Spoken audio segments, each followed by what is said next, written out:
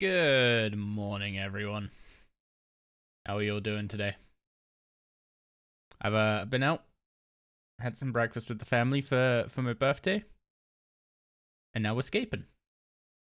There's an update in 17 minutes, and I've been promised that this is the removal of daily scape. However, after scouring all the update posts, I couldn't find anything corroborating this. So, let's see. We'll probably be updating our title in like half an hour and be like, "Ah, we were wrong." Oh well. So, since the end of yesterday's stream, I have done a ton of mining. We're almost up to 60 mining, which is one of the requirements for succession. And I think we have enough supplies to get 60 smithing, which is the other requirement for succession. So once I have 40 archaeology, 40 divination, and they remove wieldy flash events, so I don't have to do one to do Civil War, we can go and get dive, which is going to be huge. Unfortunately, we're not quite 60 smithing yet. I do have the level required to upgrade my necromancy weapons to tier 60, but I don't have the weapon to smith the orichalcum bar needed to make the unensouled bar to do so. So I still need to get 60. Or we could use, what is it called? We could use dice. Right, I don't have noted produce. That's going to be a little bit of a problem, isn't it? Also, the amount of stuff that overlaps in the top middle of this UI is kind of nuts. Anyway, intro's done. How are we all doing? Welcome in, Pato, Birdom, Jenkers. Is it pronounced with a hard J or a soft J? Hey, 36 farming.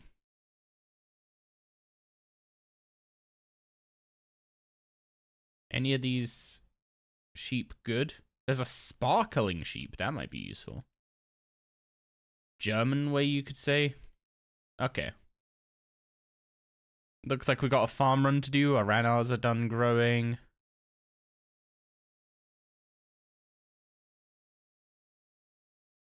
Man, not having noted produce is actually pain. I need to save beans for the breeding in pens, but man, noted produce dailies? I mean, they literally said in the daily post that farming is gonna be a daily forever because it was designed as a daily initially, basically. So we cry about it a little. We'll put a sparkling one in there. We need a male. We have a lucky male and a hyperactive male. We'll go with lucky. And 37 farming. Woohoo. Actually caring about my farming levels is interesting. So let's sell off our sheep. 366 beans. We have 623 beans now. So let's buy 4 more sheep.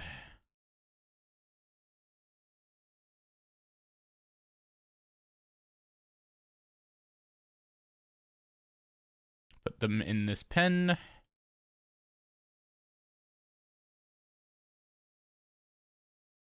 And then we'll also check our beehives. Then we'll do a farm run.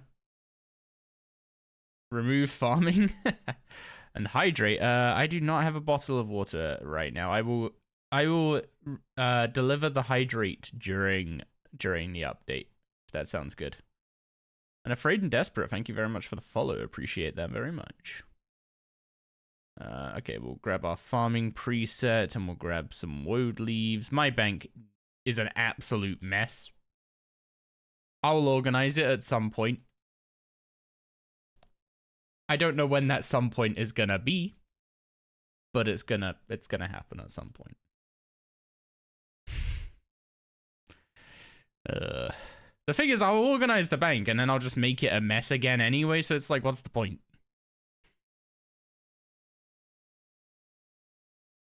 See, I can't see how quick the bar's filling up because the system update is kind of in the way. However, this does look quite promising. Beehives have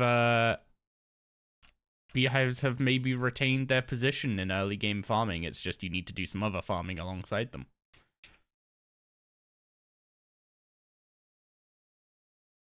It's just getting to 35 is the hard bit. They O-left it? Holy, like, Season 2 League reference? Was it Season 2 that he got gutted? Or was it Season 3? All I know is that was an old reference. But I got that reference.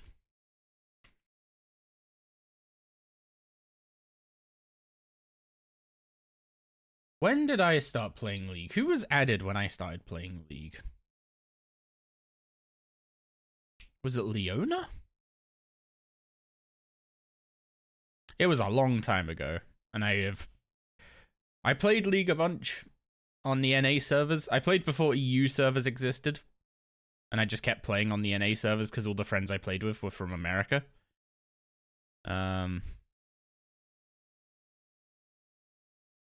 So I kept playing on NA until like Season 4 or something.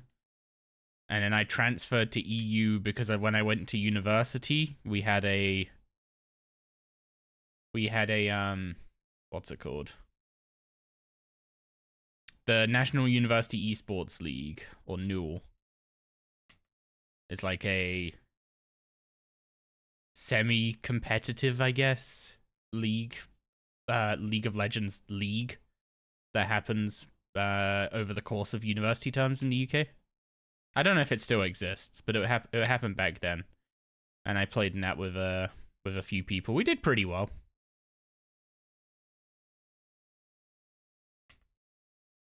I was never particularly good at League, so I was like in Season 4, 5-ish, I would have been like high gold, low plat was the lowest I ever got to.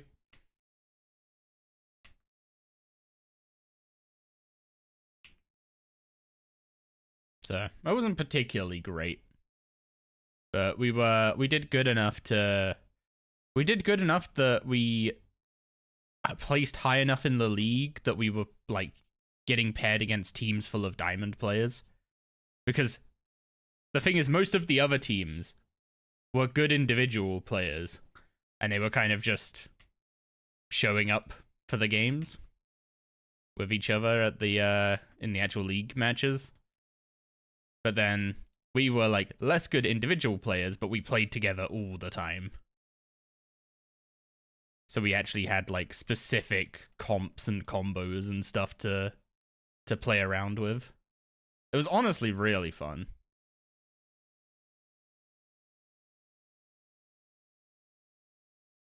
Like we had one of our favorite bot lanes was Braum Cogmore.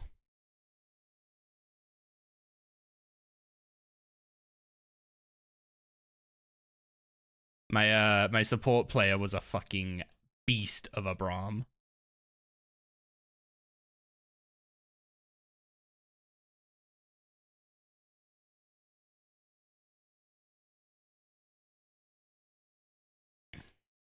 And then they did that rework to Cogmore in the middle of the season that just made him like pass even better with Braum. Because they made his attack speed double when you used the W. Just absolutely decimated people for a bit when that change went live. Fun times. Fun times. Never playing League again though. It brings out my my angry crit side, and I'm not interested in that side of me anymore.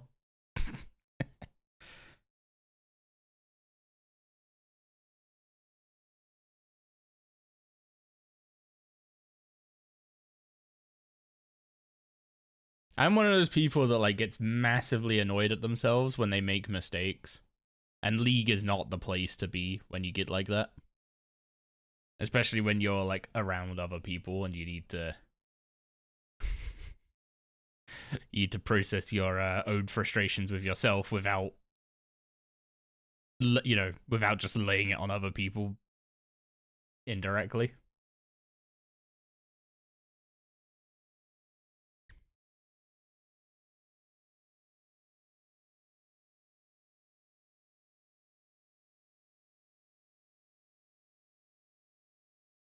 Okay, where else do I need to go? Alcared, Wildy, and then the one south of Falador.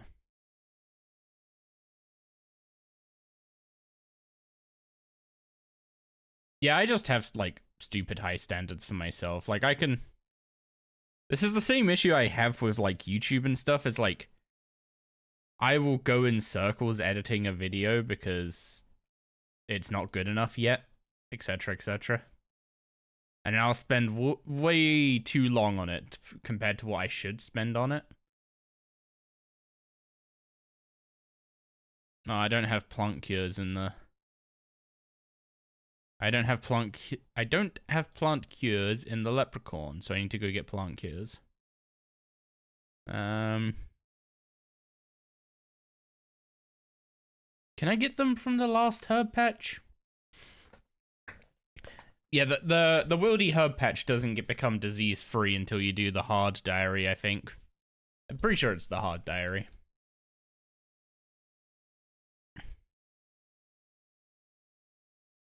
Yeah, it's like I'll re-record audio snippets so many times because like every little like slight tongue smack or click or something, or like the wind just whistling past my tooth in the wrong way, I will notice it, and as soon as I've noticed it, I can't unnotice it, so I have to fix it. Which is why those what's it called? Which is why those Yap videos I did on like the early game rebalance blog and on the combat beta actually take me more time than they should because I'm just constantly re-going over it until I get a recording I'm happy with. Whereas really, I should just speak naturally and you know, accept what comes.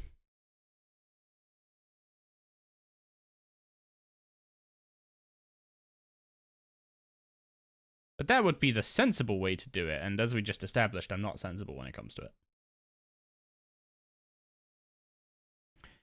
Okay, farming done for the start of today. We're up to 39. This is going to be a long journey. See you in a bit. Going to take the dog for a walk and get some lunch. Good shout, since the game's about to update.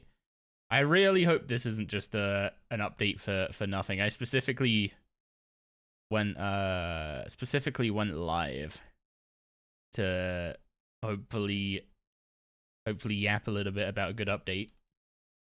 What do you need for Civil War to do Crux Farm? 50. I don't even think you can start getting points with them until 50 farming.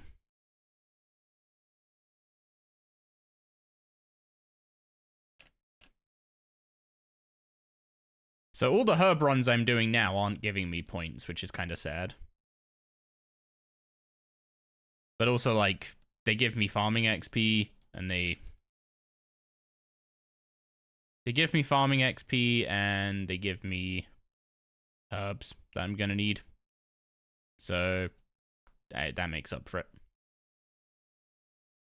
Okay, let's get back on the 60 smithing grind. Also, if there is interest in it, where is it?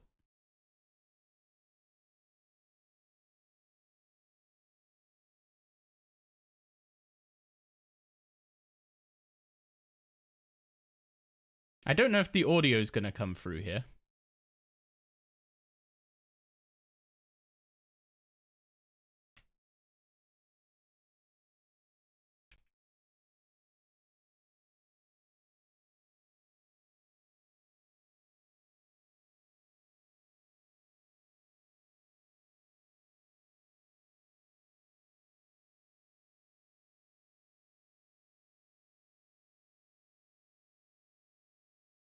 you can tell this is Oh, right.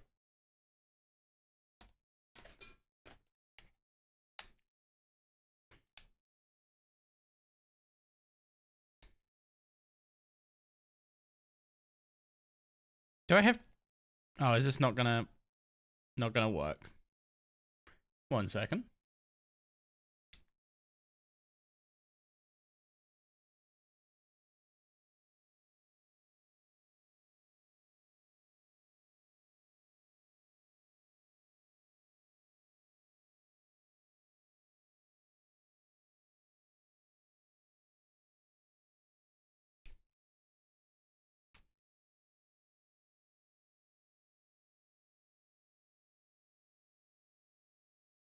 Okay, there we go.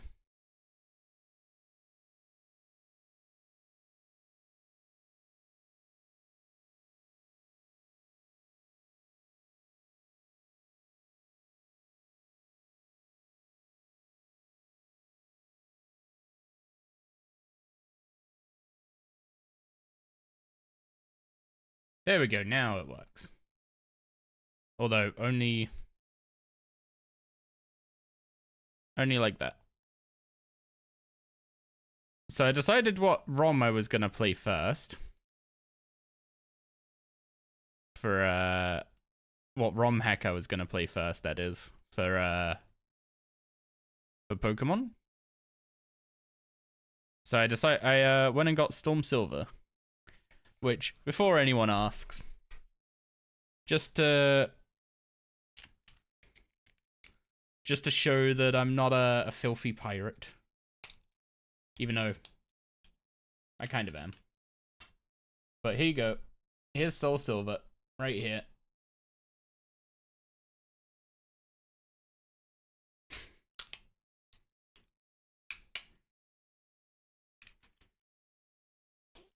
Also, I don't know how you play a ROM hack without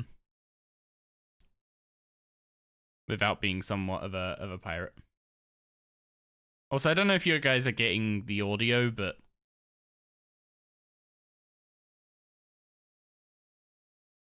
I'm assuming it would just fight with the music. Although, before we take a look, see if they actually made a post about anything that's happening this week, someone redeemed a hydrate, so I'm gonna go grab a bottle of water for that. And Pato, thank you very much for the sub. I appreciate the support immensely. 1 second.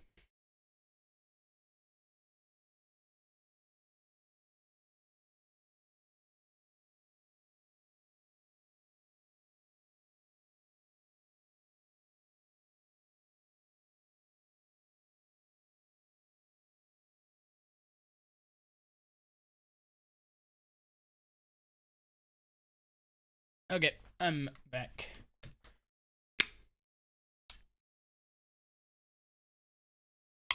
And there's the hydrate for you. So, quick check on the RuneScape homepage. I go to the wiki so much that every time I type in RuneScape it tries to go to runescape.wiki. I am not seeing a news post. So, while we wait for that, I guess we continue playing. And I'm just gonna... There we go. Goodbye, Auras.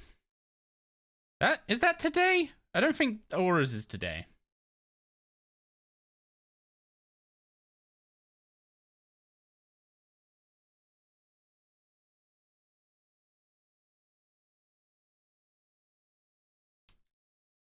I'm pretty sure Auras is coming next month, right? No news post, mass panic? It'll be fine. What's the goal on Pokemon? I'm just gonna do I'm gonna try and do a Nuzlocke of Storm Silver, so you guys are all getting attached to Pokemon.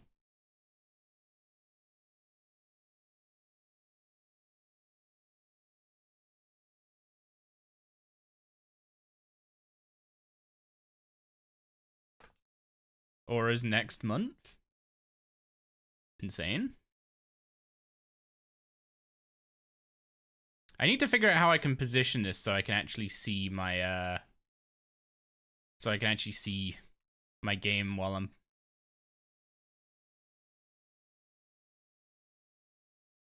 No, now? Wait. No shot are they removing auras, like, right now. Yeah, so...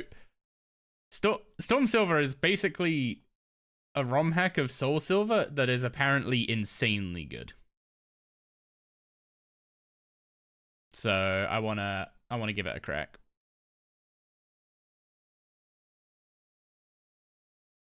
You think the earliest is next week with the combat update? Oh, the game's back up already. Huge. Oh yeah, don't mind the pink background. I use that to make sure there's no like random edges and stuff.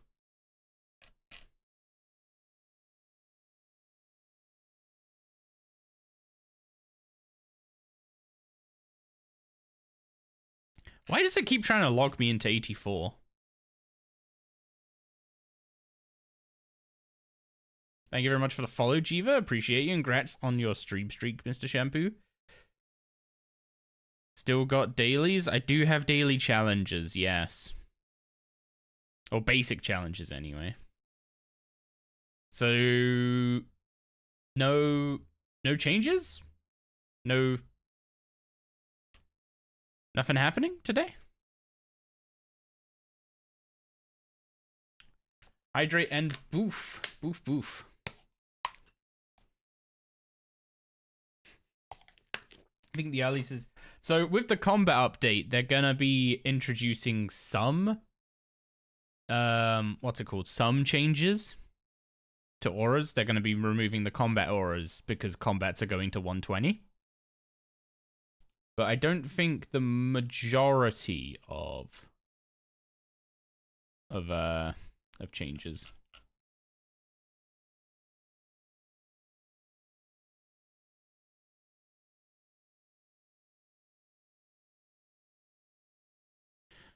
Okay, what's the happening?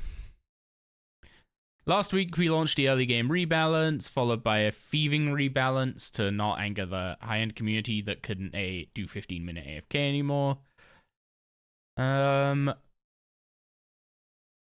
Wednesday we launched the 5th and final beta for the combat style, which is combat style modernization, which is going to be coming next week.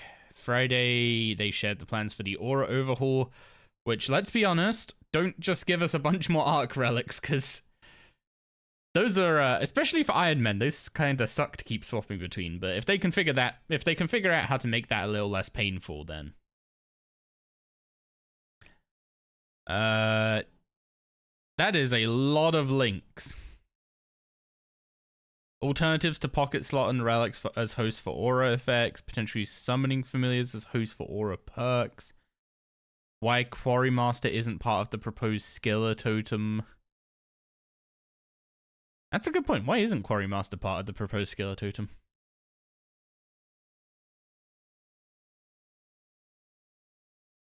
Oh, okay. So the Skiller Totem is to affect success chance of skilling.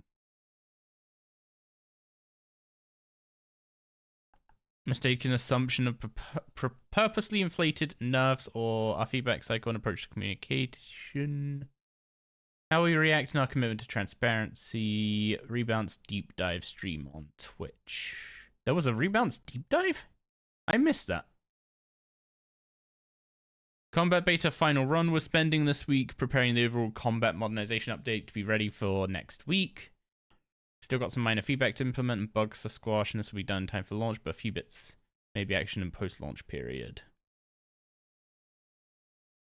GE improvements. So there's going to be a blog about GE improvements. And broken fences. Green cape when collecting the eggs for the cook's assistant quest. Yep, okay, that was a weird thing.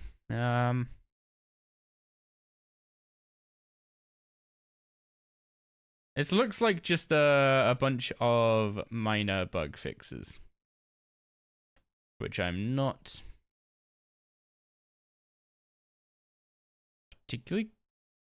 Improve the readability of text in the mystery journal during murder on the border. I didn't have to read any of that because I had already done it before, but I guess that's good. Actually, have they done anything to the MakeX interface? No, they haven't. The selected one is still more desaturated than non-selected but available ones. Okay. No news on DailyScape, maybe on the 9th of March. They need to remove the GE tax. If we're going for realism, why doesn't RS have toilets but it got taxes? The taxes are to be a gold sink, not to be realistic. Yeah. It's just small patch notes that, you know, it's good to share them. Oh, they've buffed oh wait, is this the... This is just the changes that were already live for thieving. Yeah, this is the changes that were already live for thieving. Rune arrowheads will no longer be converted to components by the spring cleaner. That's an interesting bug. Resolved an issue with the fuse guild doors being unusable. I'm pretty sure I ran into that. Reduce pickpocketing XP for targets introduced with 120 thieving. Oh, there's Rax and Chev doing the bingo that me and Silence made for them. A Tazar City locked chunk Ironman. And some art and events. Did you hear that Doris Tritos were redeemed? Did you? Do you want your Tritos? Yeah. Do you want your Tritos, B?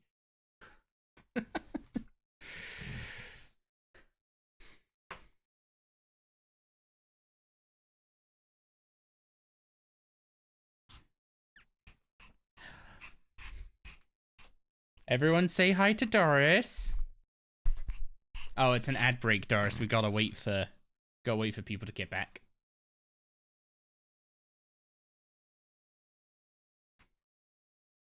Sorry to everyone subbed, but treats will have to wait a minute. Doris, come here. I don't know if you're in Stream Beast, but yes, it is my birthday today.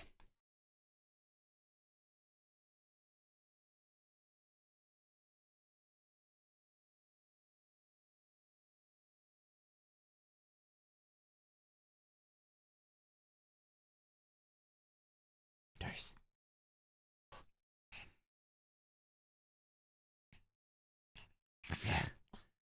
You got 30 seconds to wait, and then you can have as many treats as you want. Although, you've got a bit of a pot belly from breakfast this morning, haven't you?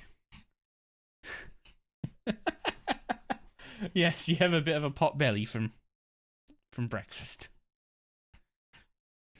The only people suffering from the GE tax are people who constantly sell gear to do different content. Hey, I was that person for a bit. Happy birthday, we'll be lurking because I got work, but enjoy. Thank you. Okay, ads are over. Doris?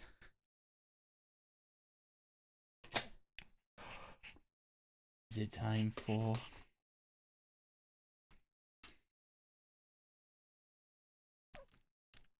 Yeah? I'm not going to give you too many because you had a sausage this morning, didn't you? You had a whole sausage. But if you give me your paw, just paw. Good girl. Yeah, she's a little Pomeranian.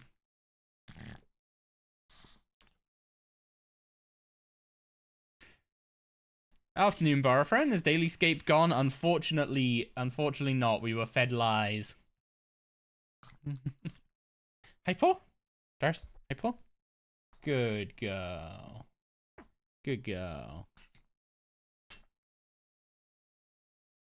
Okay, get that.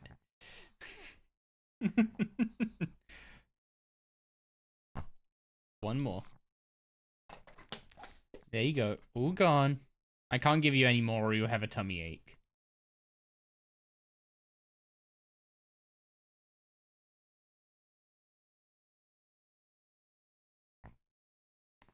Okay, so it is not the end of Dailyscape, which is a shame.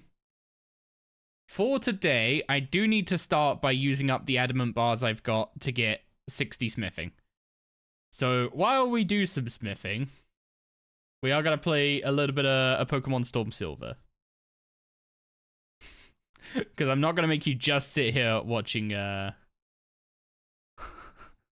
watching smithing. That would be atrociously boring.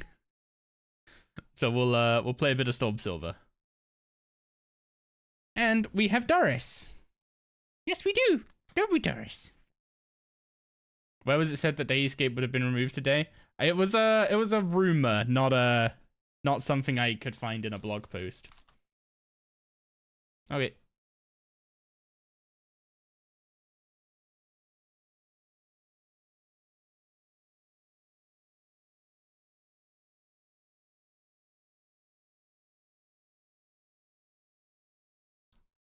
Trusted people you know said it. They also said it was delayed due to the thieving update.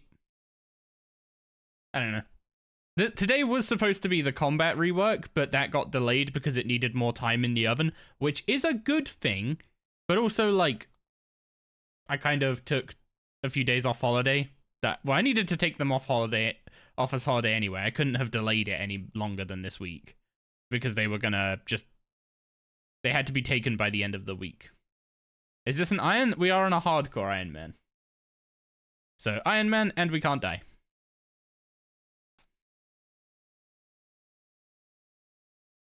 Okay. Which starter are we taking?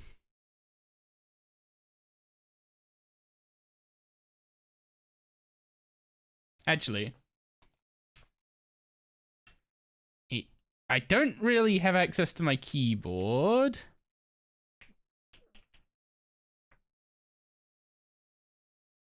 Wait, it's not a prediction I need, it's a poll. No, Doris. No sitting on the keyboard, please. Question. Which starter? Chikorita.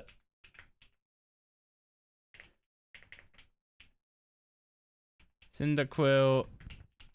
Totodile. You guys have a minute to pick the starter.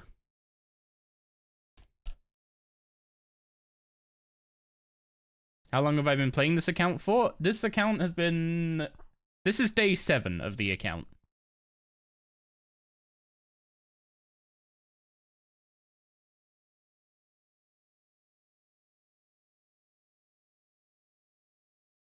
Metagaming or for the looks?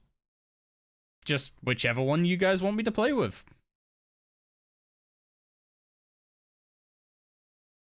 And then someone has to have their name attached to it. Because Nuzlocke rules demand that I name all the Pokemon. So Chikorita, Cyndaquil, or Totodile. Nobody likes the Hedgehog. I like Cyndaquil. If I was playing this myself, I'd probably go Cyndaquil. But it looks like the Totodile wins.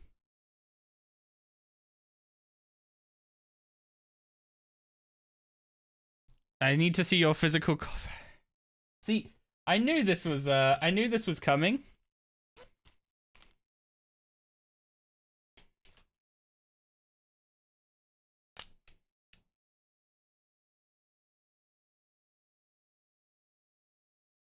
There you go, Haraby.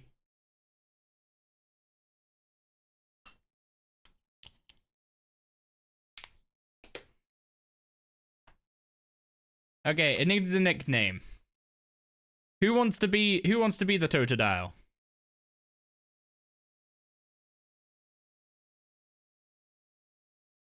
Totodile's actually OP in Colosseum? I haven't played Colosseum before. Jiva wants to be the Totodile.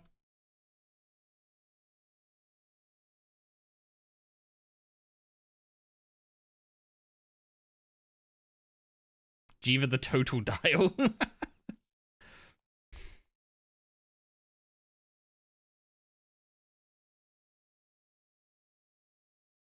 Doris. Would you be a good Pokemon? What type would you be, Doris? Unfortunately, dogs in Pokemon always seem to be normal type. So would you be like... I mean, I'd say you'd be a fighting type, but you're more loud than fighty.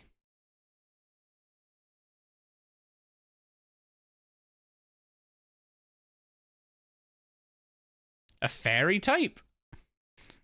Would you want to be a fairy type, Doris? Could you take down dragons? Dark normal? You're saying she'd be like a Poochyena?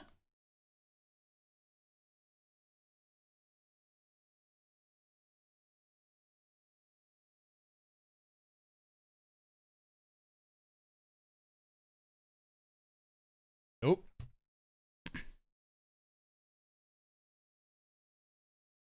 Let me move that back for you. There you go. Do you want to get down? Do you want to get down? Come on in. Go on in. Go to mummy.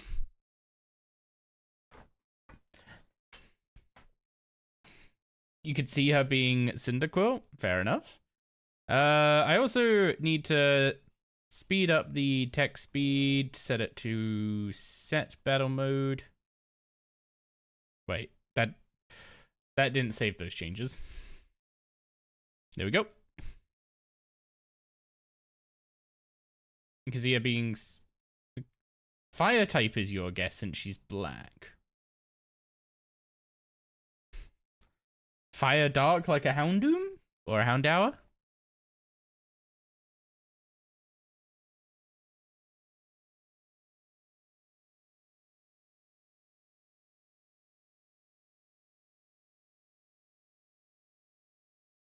Oh, do I actually need to go back to my house?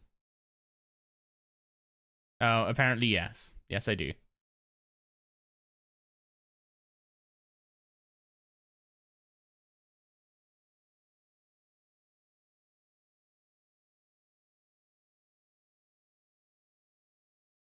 I forgot how long the start of the Heart Gold Soul Silver versions are. This is Storm Silver, which is a oh wait. This is Storm Silver, which is a Soul Silver ROM hack that is apparently very good.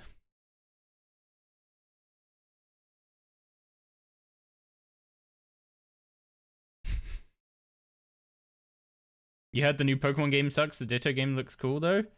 The Pokopia or whichever the new game is called, that one looks kind of interesting.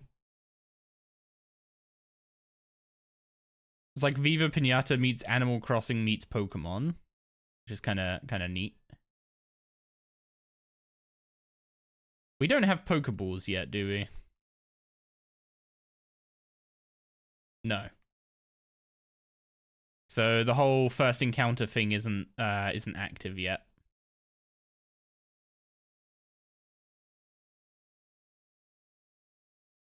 We would have been getting a Sentret though. Anyone excited for remakes of Fire Red Leaf Green? I don't know if I am.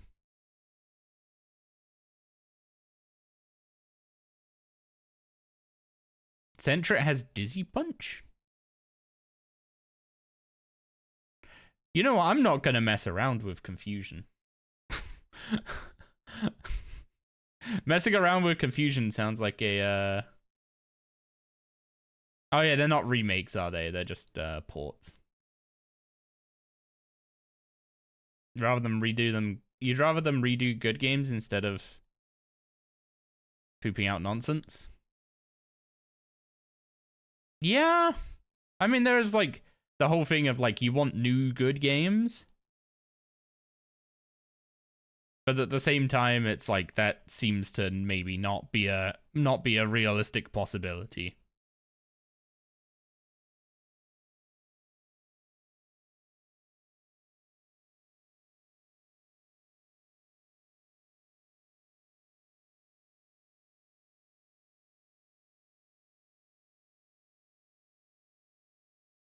Ooh. If I remember rightly, Zigzagoon is actually kinda terrifying early game. So I might just want to heal up before fighting anything. I wonder if the trainer battle was just a level 5. Oh. I can't take apricorns until I have the apricorn box, I guess.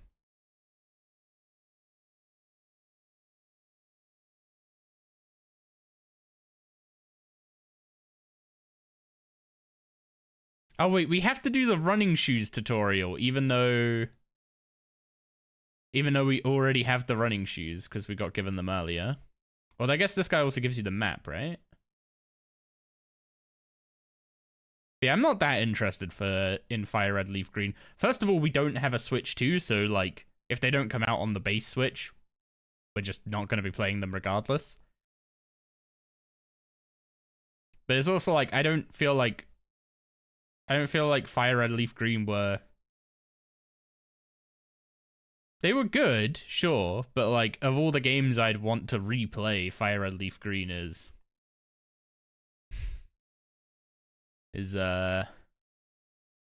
not top of my list. Imagine Pokemon with an age filter that changes the entire game. Adults get an insane version. That's called Kaizo mods. I think Kaizo mods are maybe a little harder than what Jiva has in mind. Scared of modding any Nintendo stuff? I mean, ROM hacks are easy to do.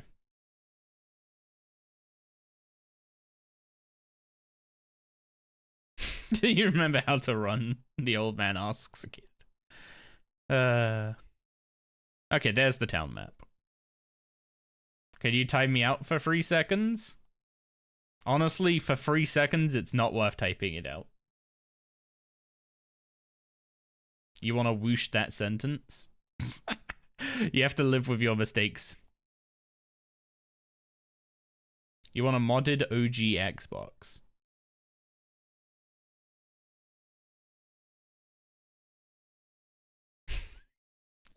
You have to live with your mistake. Also, is it just me or is Totodile Scratch doing barely anything? I thought Scratch was better than Tackle.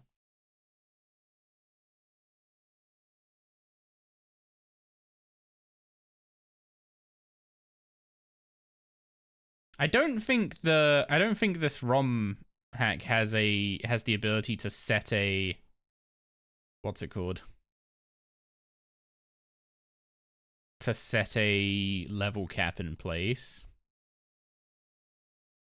I keep pressing the wrong button for X and Y.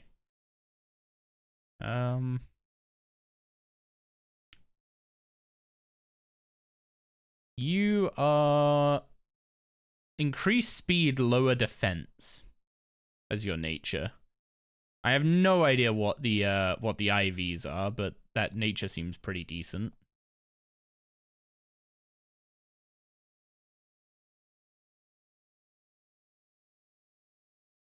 You just got Crash Bandicoot on GameCube? Huge. I think I have the Crash Bandicoot Insane Trilogy on... We either have it on Switch or on PlayStation. I'm not sure which one.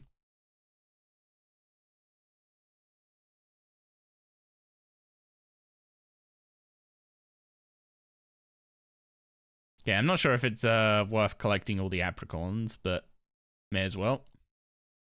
You just turn them into Pokeballs later on. Which might help. It might help having a variety of them, since I only get one chance to catch something on each route.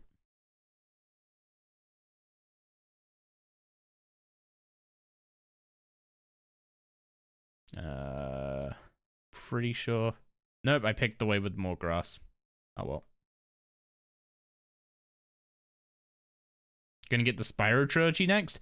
I've got the Spyro Trilogy, and I've played the first game on it, but I haven't played the second or third.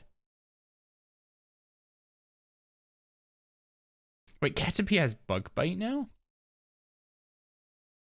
All the Pokemon actually have, like, decent stab moves, it seems. Maybe not decent. Maybe decent's not the right word, but they actually have stab moves early on. Wait, what the? Why is Cynthia here?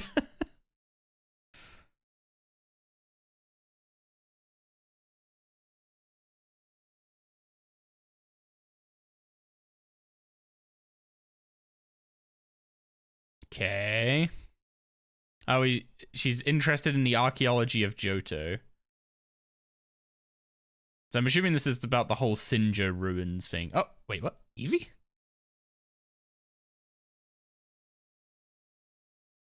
Okay, who wants to be Eevee? I guess that's our encounter for that route. Who's taking Eevee?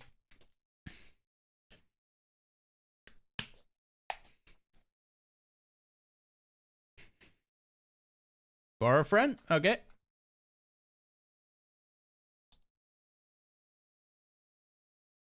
I guess that means you also get to pick what we evolve you into.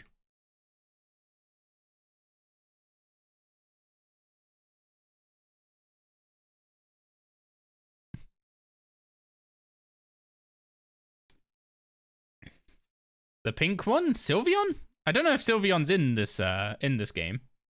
Because this is a Gen 4 game. So Fairy type doesn't exist unless the ROM hacks added it. Man, you could tell how blind I am going into this. We are so screwed. You know the options you'll ponder? I guess we gotta find when we can get the stones. Mystery egg. Oh yeah, you guys are chill with this as the idea when we need to do AFK grinds, right? Just start up some Pokemon on the site. Because the alternative is I probably just don't stream the AFK stuff. Is it a Giga Chad non-evolved Eevee? We'll see. We'll see what the points wait. I don't know what those commands are. Is there a specific bot you're trying to test for?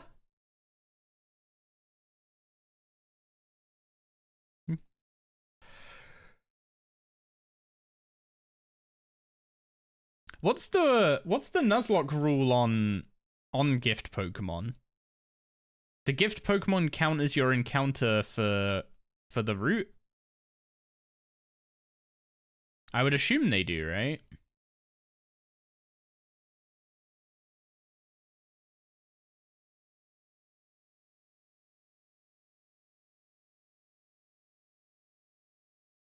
Oh, there's a disaster. Some kind of disaster going on. So, Borafriend has met at level 5 on Route 30. Okay, so it counts as my encounter for Route 30. And it has a completely neutral nature. Wait, Totodile has Guts?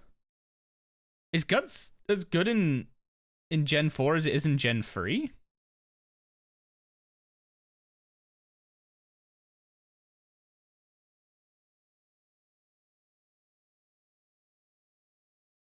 You're the only one, bougie one who uses spirit pots and incense while doing every skill? I mean, if I had them, I would. Which Pokemon gen is this game? This is Gen 4.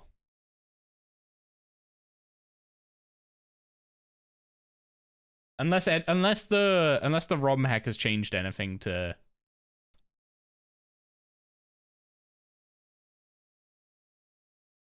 Unless the ROM hack's changed anything such that we are...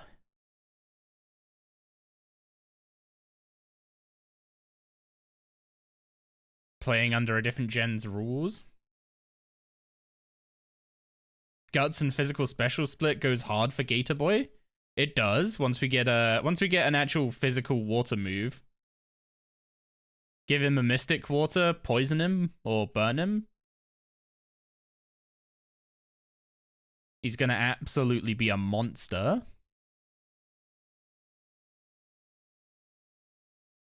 Okay, I'm assuming that that's EVs going into defense and special attack rather than his good IVs.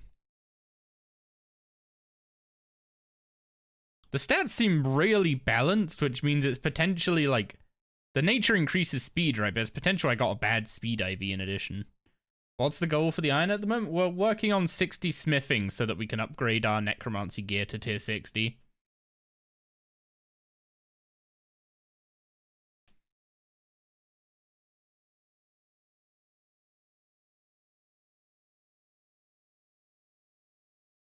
It's built for my Valentine. Is this just a Nuzlocke or did you randomize anything? It's a Nuzlocke of Storm Silver. I keep mixing that up. So, what moves do you have? Tail Whip, Tackle, Helping Hand, Sand Attack. I don't have... I mean, I don't know when we're going to be doing a double battle. Tackle's a 50 base power move in this game? I thought it was 35. What's Scratch? Scratch is weaker than Tackle. Wait, should I give Eevee a couple levels and...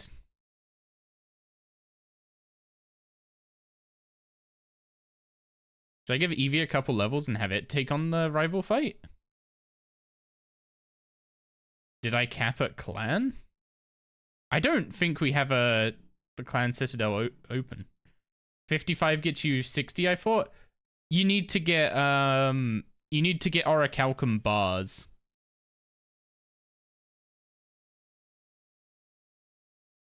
You need to get Orichalcum bars to make the uninstalled bars for the upgrades. So you need 60 on an iron.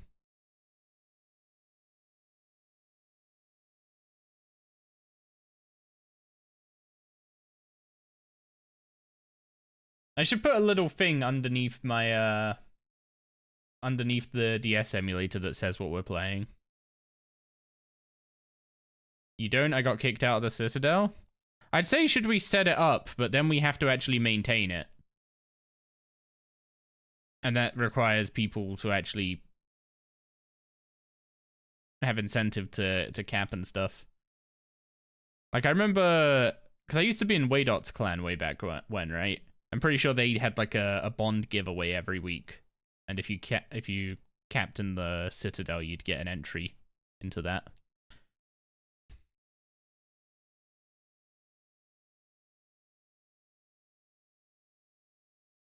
Oh, please don't poison. I have an antidote, but please don't poison. I just want to get Barfriend up to level 6 and then go do the rival fight.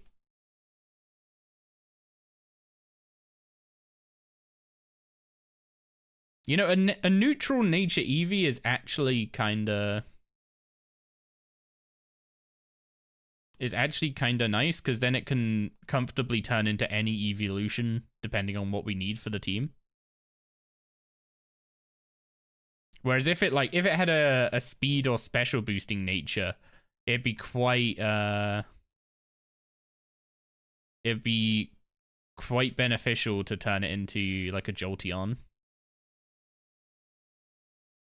I mean, a Jolteon would be really good for the first gym. Breaking Benjamin, your playlist is fire? I feel like there's a lot of people that come and hang out just for the playlist. Also, we're up to 58 smithing now.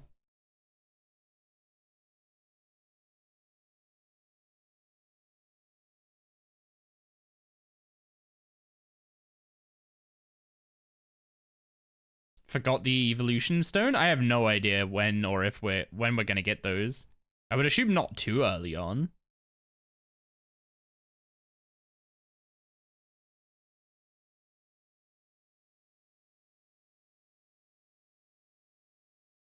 If you didn't do your oyster this month, this is your reminder. I don't even have the oyster unlocked.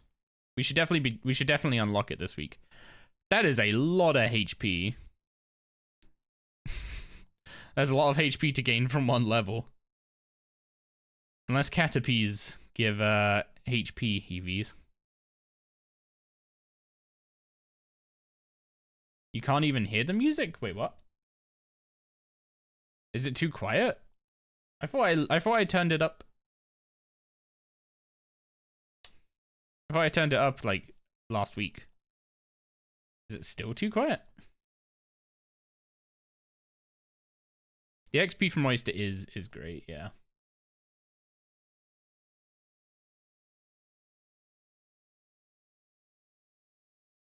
Big HP gain is definitely telling you to get a Vaporeon. As in a water type. You just turned me up all the way, you can hear it now. Does that mean I'm too loud compared to it? Should I turn it up? Okay, he's just level. It's not that bad.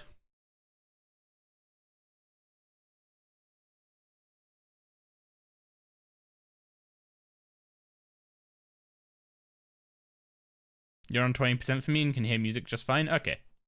Okay. Also, Borafriend is mopping the floor with the rival fight. Wait, what? I thought that was pretty much a guaranteed kill. Was that range, or did Chikorita just randomly hold on for some reason?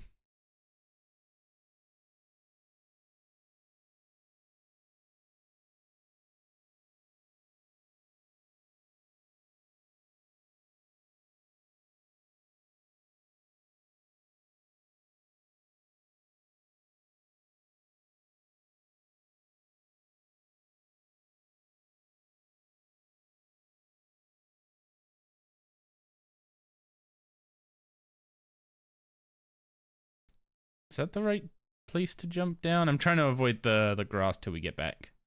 Because I think we're about to get Pokeballs, which means our next encounter is going to be a catch.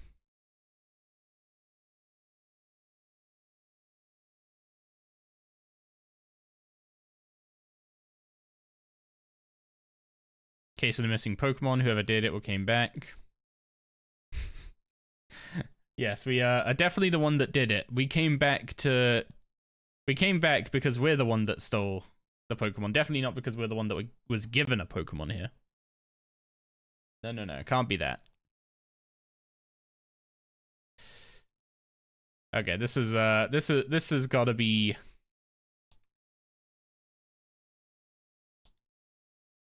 Rival's got to be Chev.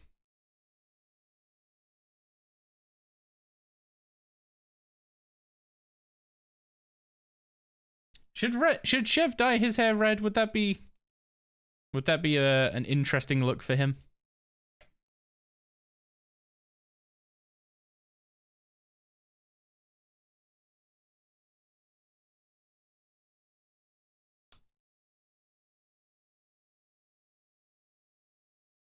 Okay, hand over the mystery egg.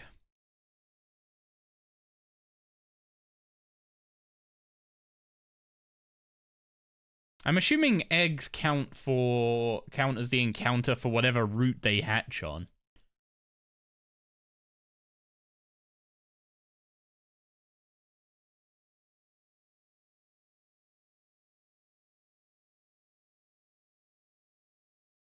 Oh, wait, we're not getting Pokeballs? Do we have to go buy our own? Normally you get given them when you leave the Pokemon lab, right?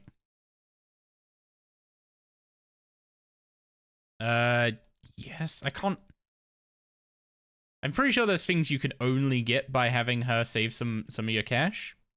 So I'm okay with that. Okay, catching tutorials here.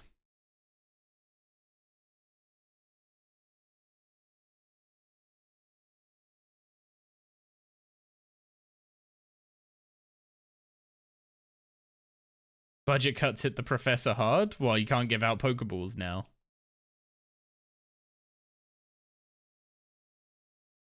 You guys want to know a little trivia about the about Heart Gold Soul Silver?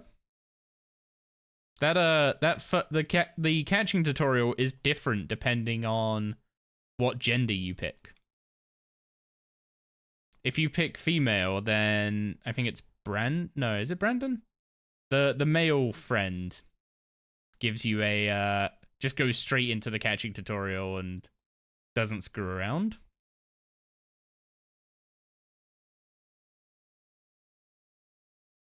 Okay, maybe I shouldn't have even bothered tackling there.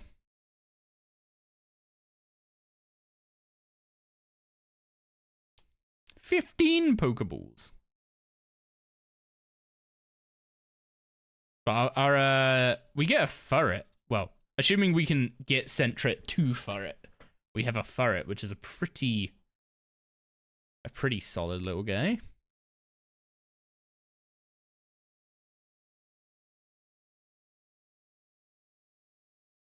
Okay, who's the Sentret?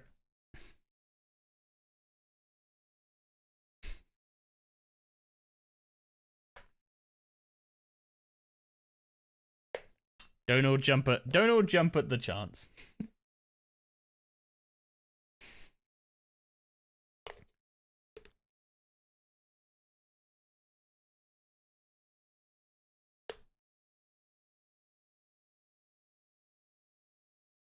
I feel like I need to save Pato's name for a bird Pokemon.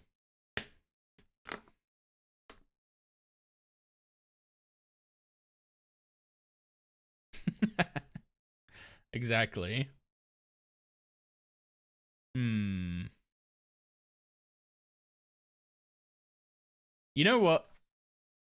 From Clan. We'll bring Beast into the fold.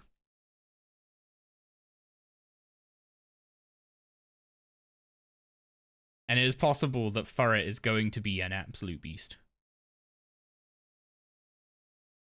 With a raise attack nature as well. With a 70 power stab move? Okay, this Sentret might actually end up being the GOAT. That is some insane early game power.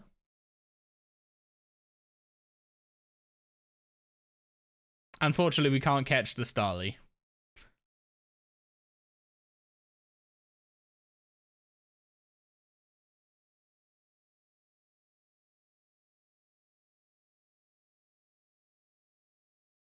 Okay, so we've done our Route 29 encounter. Our Route 30 encounter is the EV. I think we can go up to...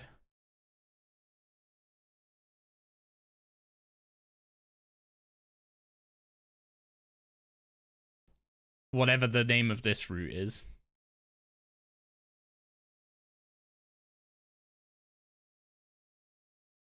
Anything to...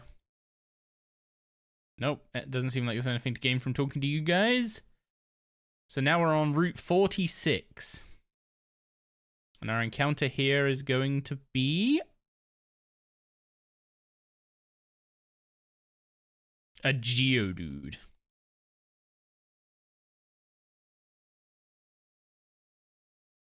I'm gonna just try and throw the Pokeball, because I'm not gonna reduce his health much with Tackle. It's level 4, so the catch rate should be pretty good, right? There we go.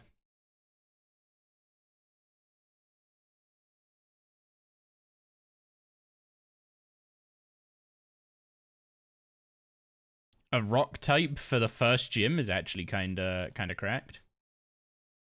Okay, we need a name. We need a name for Geodude.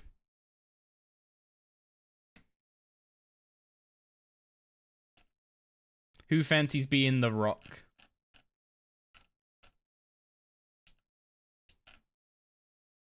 Who works out here?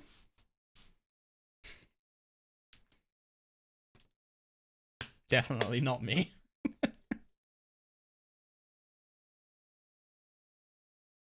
I need to save Rex's name for a spider Pokemon. God forbid I get an Ariados.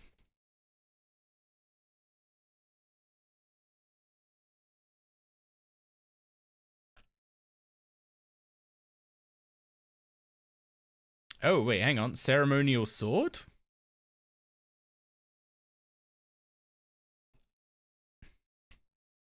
Let's quickly do these.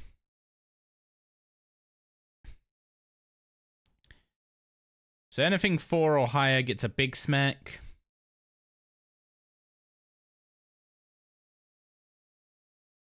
Ah.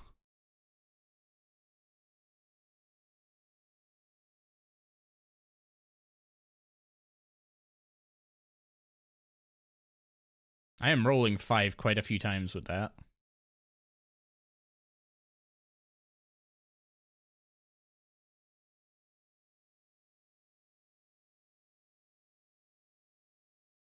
Okay, now I need to medium everything that's 3 or higher.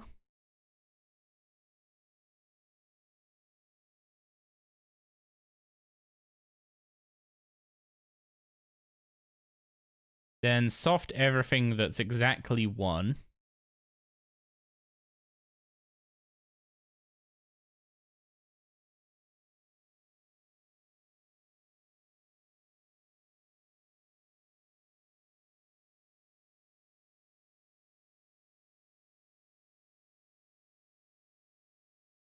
Okay, now we need to go through and count. We have a 2 there, a 2 there. We just have 2 2s to finish off. So we can do that with soft.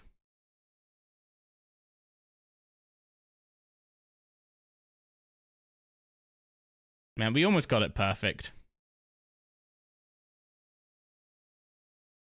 Who do you hand it into when it's not perfect? Can you rate my sword? There we go. Okay, nice little boost of XP there. Okay. Back to Geodude name. Jiva's already got Totodile, so we can't give that to Geodude.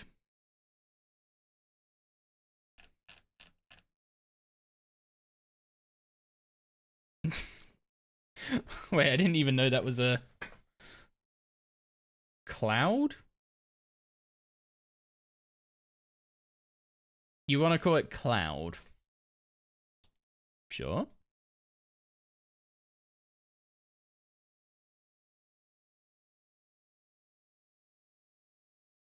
He looks like a cloud, but he's a big old boulder. Actually, are there any items here? What about just calling it the rock? That would have worked as well. Okay, we can start getting some XP now. I think we've done our encounters that are below level 5. Psychic type might have been pretty. Morning. It is. Oh no, it's just about afternoon now over here. Gonna RS for a bit, then probably go fish this afternoon. We are chilling, doing some smithing. Got a couple more levels to finish off. We're almost actually 59, so not too much longer to go. Okay, there's nothing here to.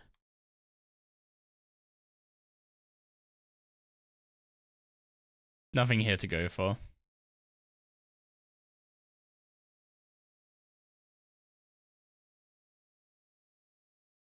Pokemon Soul Silver? Storm Silver, specifically. But it is a Soul Silver ROM hack. And don't worry, I have my Soul Silver cartridge on hand for everyone that demands to see the physical ownership. Is that one of the Drayano hacks? It is, yeah.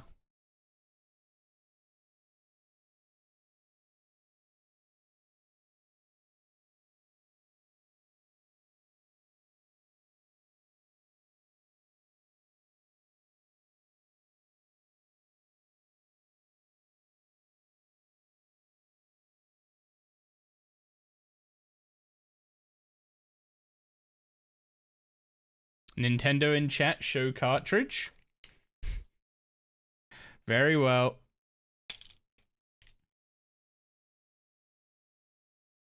There you go.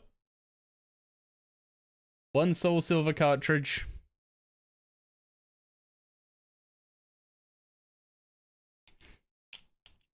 Unfortunately, don't have the box. Because no one has the boxes for these things anymore.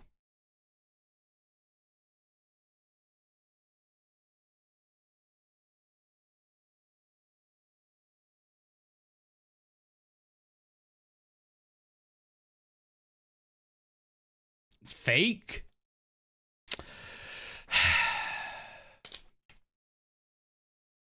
I see what you're making me do.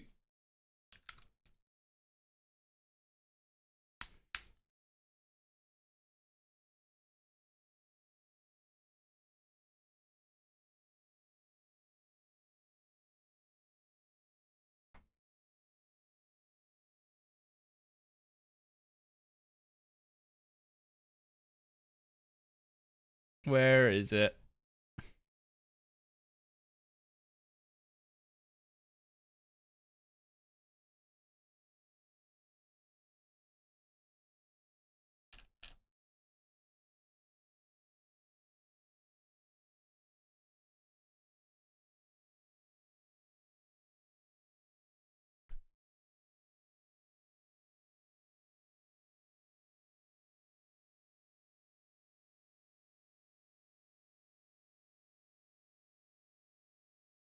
See, it's a legitimate copy.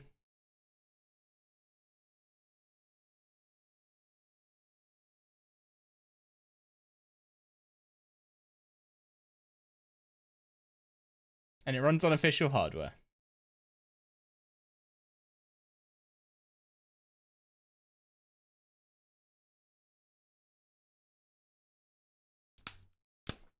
Are we happy?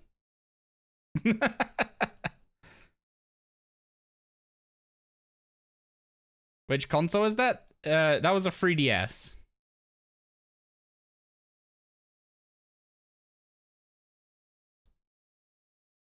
A 3DS is the only a 3DS is the only handheld I have a capture card for.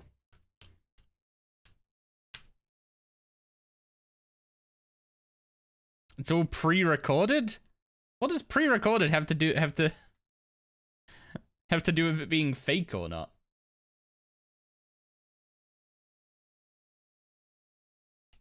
Yeah, the reason I have a capture card for my 3DS is because I used to stream Monster Hunter back in the days of 3 Ultimate and 4 Ultimate.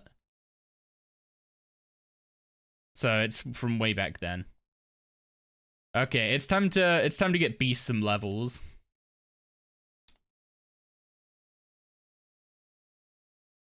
We have an attack boosting nature on a Pokemon with a... Oh, that's a shame. We already have a Route 30 encounter. Pato could have been a Guts Tailo.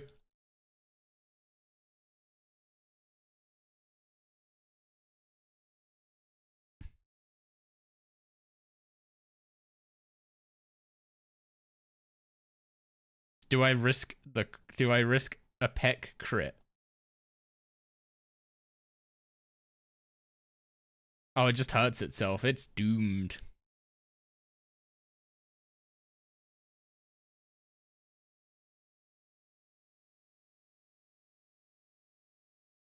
Aw, so close to level 4.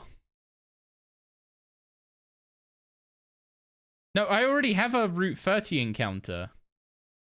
I couldn't catch the Tailo. Our Eevee is our Route 30 encounter. Which I think is how gift Pokemon work, right? If you get a gift Pokemon, then it's the encounter for that route.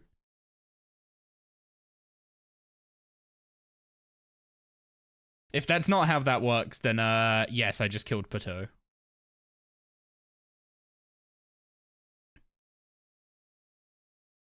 Depends on your own rule set? Oh. I didn't realize you could define it. Okay. Beast is getting walled by a Kakuna.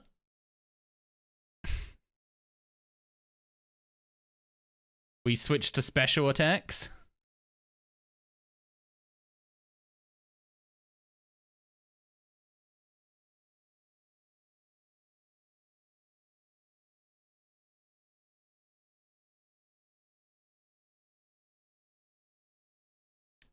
We currently have 2 good physical attackers.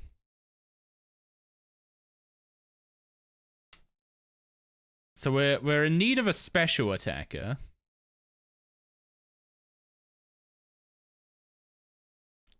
Kakuna raises its defense all day long? It does. Oh wait, why am I just...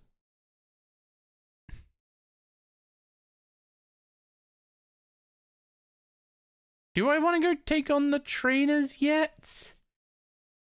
Or do I want to get...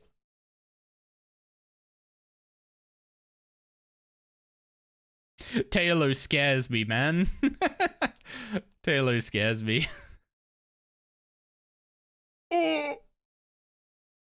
See what I mean?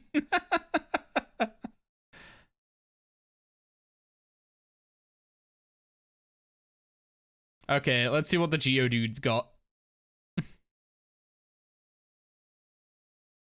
The main thing about Nuzlocke is just have fun. You can fiddle with the rules all you want.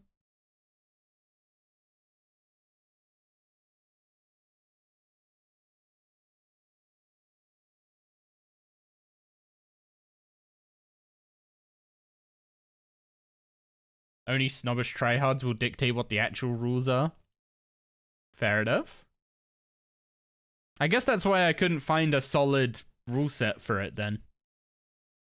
Okay, let's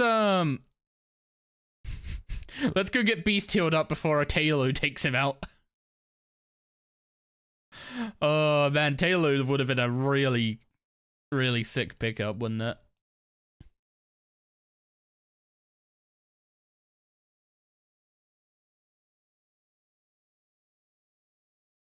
I guess I've already committed to the gift Pokemon count as your encounter. So I guess we're playing with that for this run.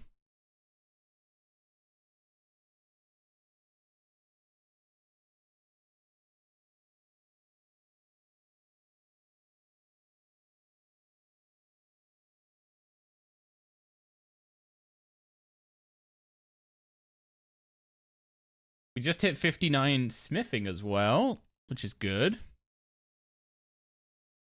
Actually, that's a good point. What is Cloud's nature? Oh, I can't check that from here.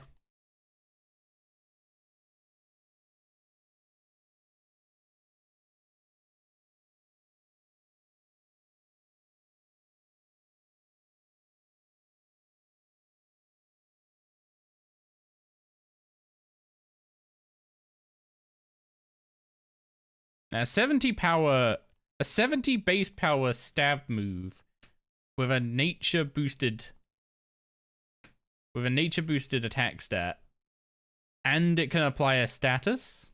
I guess not a hard status. Confusion's like a weird like semi status or mini status or something.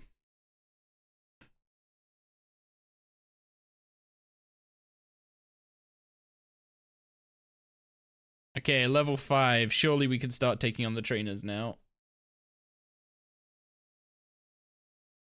Only sad thing is Sentret has no base attack. Furret should be good though, right? Once it evolves? I just need to keep it alive till then. Like, isn't Furret also really fast? Oh, it's level 7. Oh, a defense drop.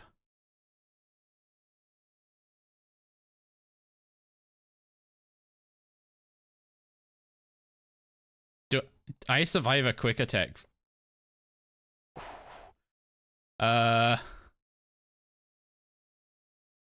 don't know if I survive a crit quick attack. So, Geodude, time to tank.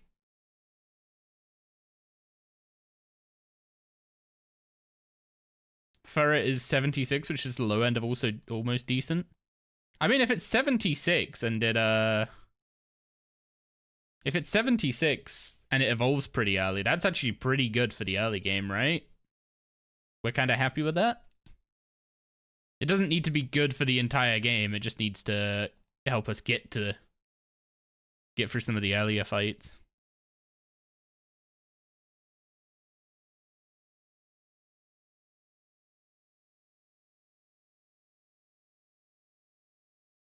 Okay, youngster Joey down. Unfortunately, I don't know why he kept tail whipping so much. So Toshdar is speed boosted, Sentret's attack boosted, Eevee's neutral. Geodude loses special attack and gains special defense. And he's got sturdy? In Gen 4, does sturdy protect against any kill from full health? Or just specifically one-hit KO moves? I don't remember what generation that changed. Only one-hit KO? Oh, that's a shame. Also, Sentra has pickup as well. Only one-hit KO, but Drayano may have fixed it. I'd have to check the docs to see if that was updated.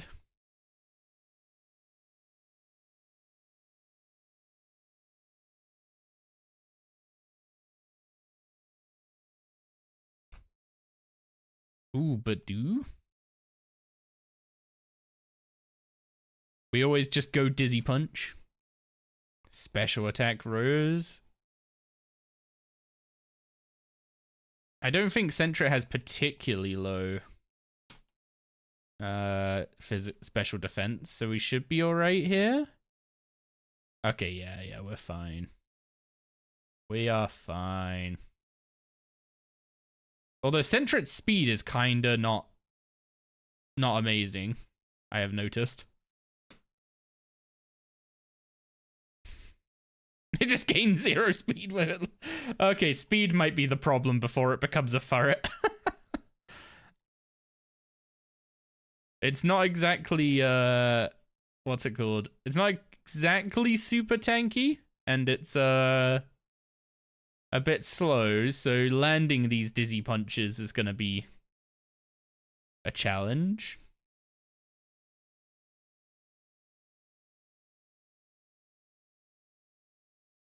Okay, what do we think about looking up about reading the docs for the milestone fights and actually seeing what we're going up against? Sentra has Babymon stats, like 20 speed. Oh, yeah, we need to get it up to Furret. When do you evolve, dude? Okay, you have to kill here, or Bide might just annihilate. Okay, we're good.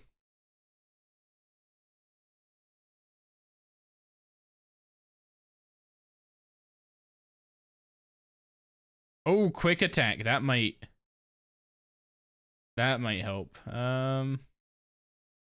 What does Foresight do? Enables the user to hit a ghost type with any type of move. It also enables the user to hit an evasive foe. So you can't... if I use Foresight, the enemy can't evade, and I can also hit ghost types? Ghost types don't have good physical defense, typically. Foresight on Furret might actually be a way to... I'd say it might be a way to deal with Morty, but you'd have to Foresight every single Pokemon.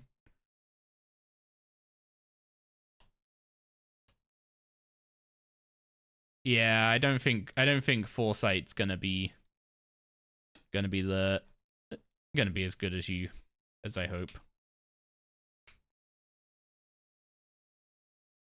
Okay, sending out Cherubi. Route Dizzy Punch. PP will hit it with a quick attack and set it up for Eevee to. We'll set up for Eevee to get the kill here.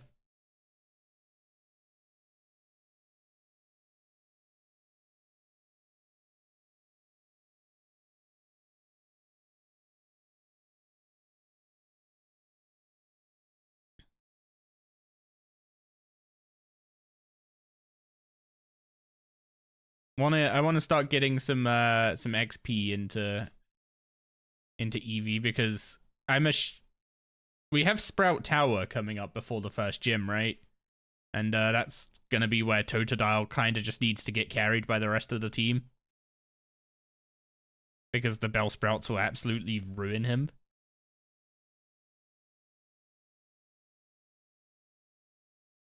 Okay, let's get Barfriend up in the front.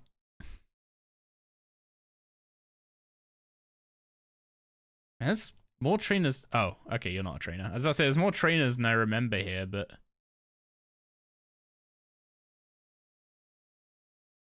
that one wasn't a trainer.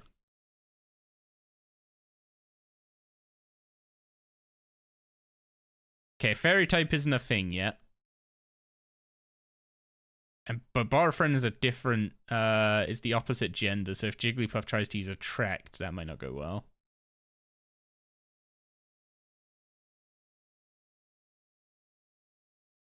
Oof. Okay. You still live another crit pound. Okay. Eevee got this.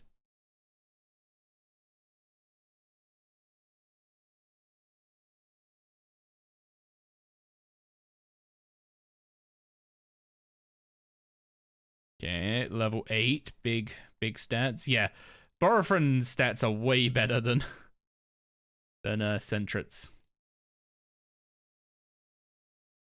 Get by a sand attack strats.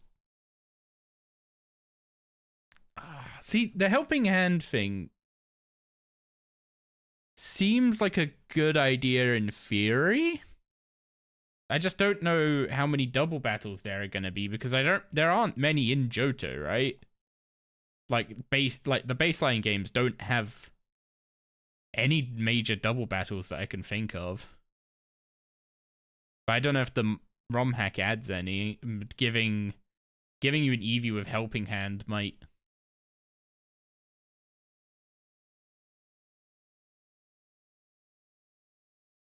be hinting to that. I'm either giving up helping hand or sand attack here. Yo, old Sisyphus, thank you very much for the follow. Appreciate that. Okay, we're just over a quarter of the way to 60 smithing. So we're almost done with the smithing grind.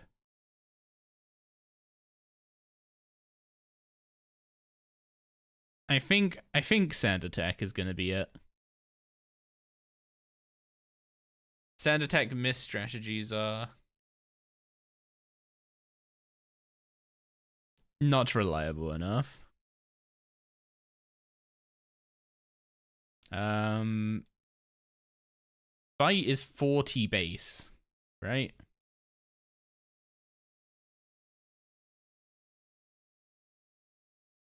Oh, it's 60. I mean, tackle still does more because of stab, but no fairy types in Storm Silver. He added it to Renegade Platinum though. Ooh. Oh wait, hang on. What was that? Cute Charm infected. Oh, it does the whole attract thing. Okay, Champ went straight through it. But I should switch out so I don't just get stuck into missing.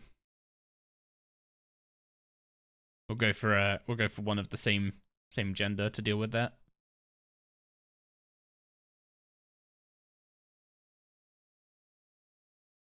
Man, Geodude early game is such a...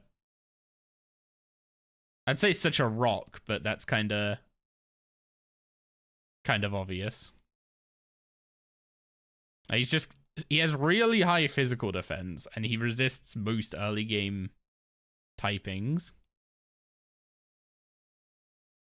Just need to get him an actual good move. Because he obviously doesn't have stab on tackle. Oh, what the? See what I mean? Definitely doesn't have stab on tackle.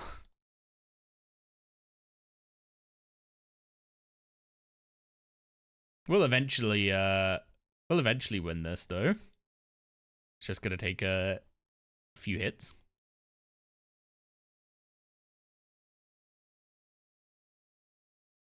Okay. That was more than I was expecting, but it was a crit. We've been crit quite a few times already. It's like, what, 1 in 16? So I guess you should always be aware that crits can happen, and they're not that rare.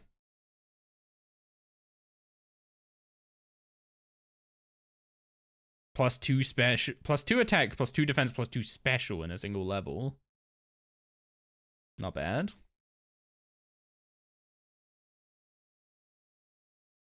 Okay, is this another route? Yes. So this is Route 31, which means we can get another encounter.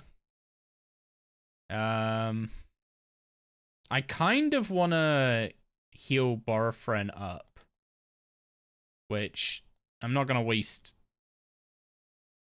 I'm not going to waste a potion or anything on that. I'm just going to quickly run back to the Pokemon Center. Because I'm pretty sure you can get Bellsprout there, and I don't want to send Geodude or Totodile out to try and catch a Bellsprout. Because if it knows Vine Whip, that could be a very quick... Oh wait, Vine Whip's is Vine Whip a physical move now? I guess Geodude could still tank that. Oh no, he has a 4x weakness. Because ground and rock. I think that's a 4x weakness against grass.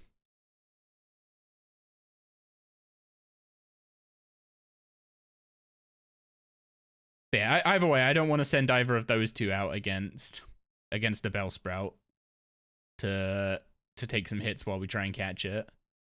And I don't know what else is in the route.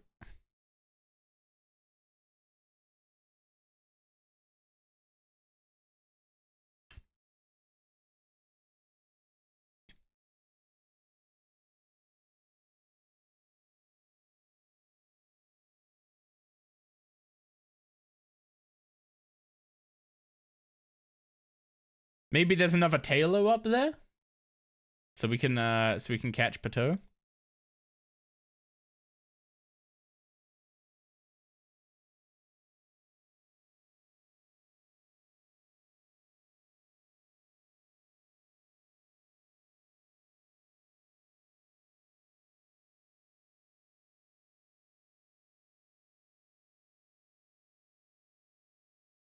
Okay, Route 31 encounter is gonna be... Oh.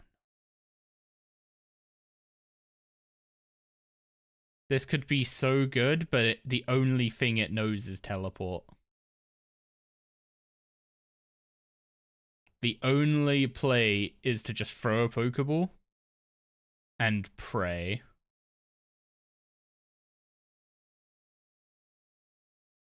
No! Oh. Why'd it have to shake 3 times? If it just shook once, I could have accepted it. As obviously it wasn't gonna happen. But that was cruel. It was actually brutal.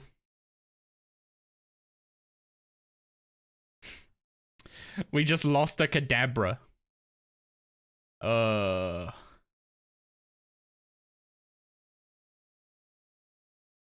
Okay, Dark Cave is gonna be a Bronzor. Oh, it's level 8.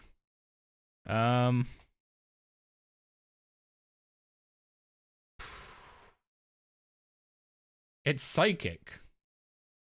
So Dark should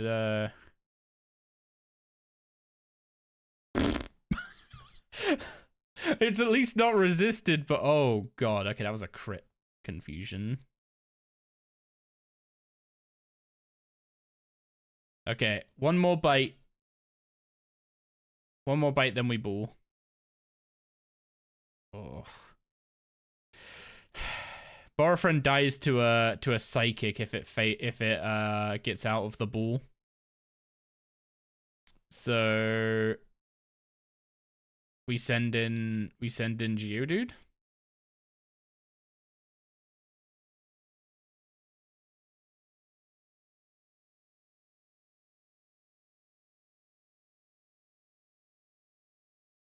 Alakazam Evo, all trade Evos are available. Oh, true, yeah. Normally you're limited to Kadabra because you can't do trade Evos in Nuzlocke, I'm pretty sure. Okay, we got Bronzor. We at least have a Psychic type. It's not like gonna be an Alakazam, a Kadabra or Alakazam, which would be freaking incredible. But we have a Bronzor. Okay, who likes Bronzong here?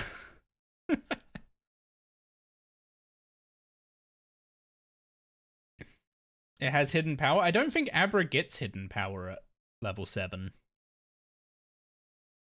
I'm pretty sure if you catch an Abra, it doesn't have anything but teleport until it becomes a Kadabra, then it gets confusion.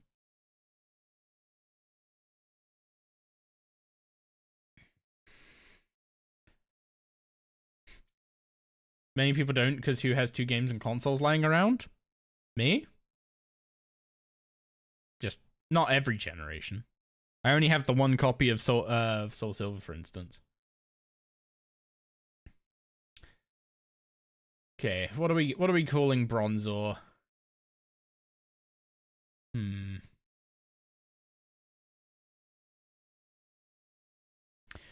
Okay. So the achievement to kill Rax in bronze is called Lumbridge Strikes Back. The Duke of Lumbridge is Duke Horatio. So we call Bronzor Horatio? Or should we just call him Duke? Duke might work. I like Duke.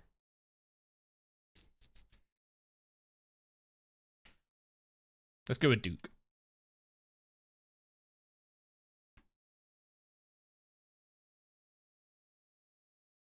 You only miss OG Ruby? I had red, blue, yellow, gold, silver, crystal. I had sapphire, ruby, emerald. I lost my ruby. I had diamond and pearl. I didn't have platinum. But then I ended up giving all of those games away, which was like, I feel kind of sad about having done that, but yeah, at the same time, at the time, it was like a really nice thing to do for someone who was much less well off than I was. So it's one of those things where I feel personally sad, but like also someone else got a. Wait, he has a metal coat. Doesn't that boost steel moves? Yes, it does. That's actually kind of sick. Okay, what's your nature? You have a neutral nature. But your attacking stats are kind of atrocious. You know, confusion, hypnosis, and tackle.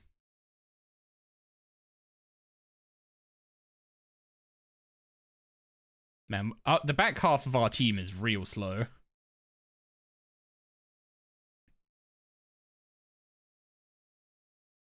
When the Pokemon is gone, do you delete the item it was holding as well? I don't actually know.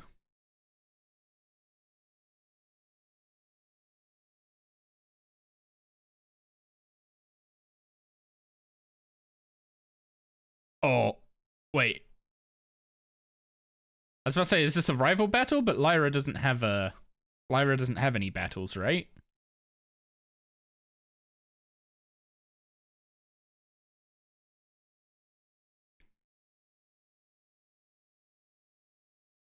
Once again, that's up to the player. I would say keep the items.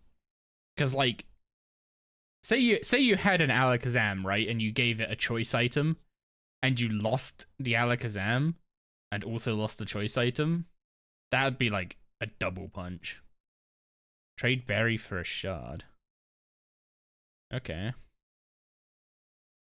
Reports of ghost types appearing in Sprout Tower. Wait, does that mean we can get a Ghastly?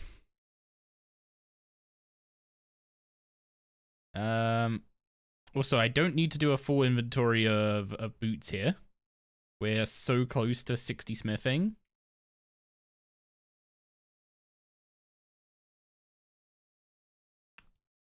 Oh, EXP share. Okay, it's the held version. It's not the OP EXP share, the group version.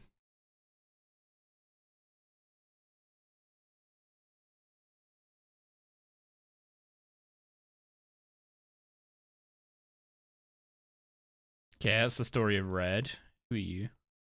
Would you like to take a quiz?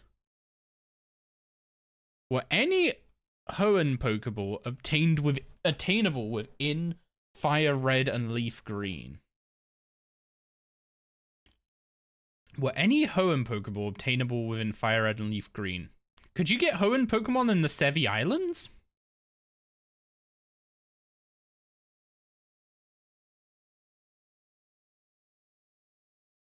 Because the Sevi Islands were supposed to contain Johto Pokemon mostly.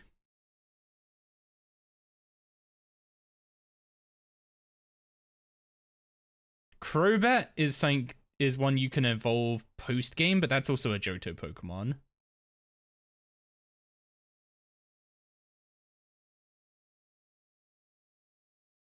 And I'm assuming this is excluding trading. Were any Hoenn Pokeball attainable by Leaf? Yeah, the roaming dogs as well, but again, Johto. You didn't have the roaming Latis.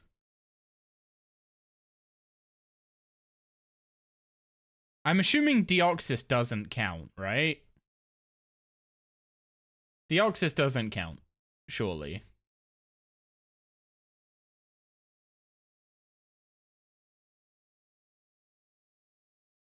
I don't think any Hoenn Pokemon were in Fire Red and Leaf Green, unless you traded them from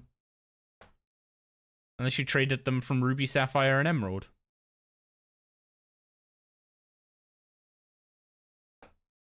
Unless Deoxys counts. Ah, I was wrong.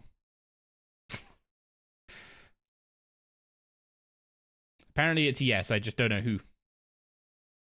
Is a Dragonair more than 13 feet long?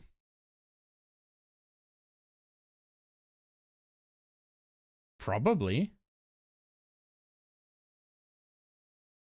Is it true that Bulbasaur was the first Pokemon created? No, that was Rhydon. Can Tropius be found within Diamond and Pearl?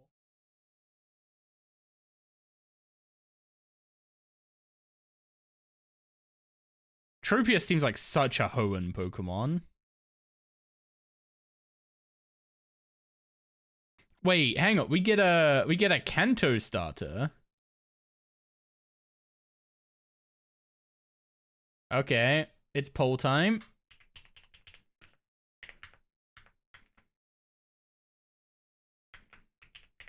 Kanto starter.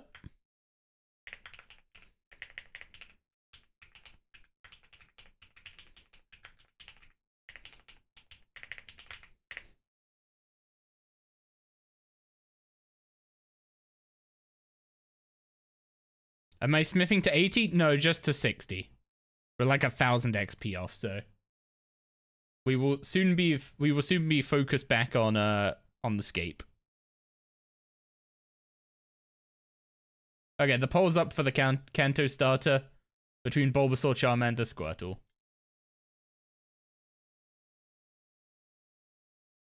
Oh wait, hang on. This is our Violet City encounter then. There's a trade here.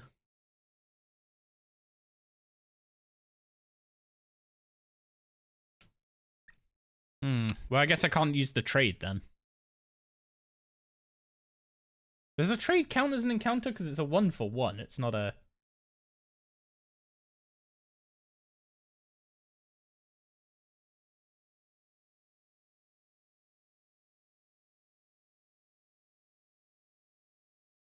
It's a tie between Bulbasaur and Charmander, and Squirtle got no love. So we're flipping a coin between Bulbasaur and Charmander.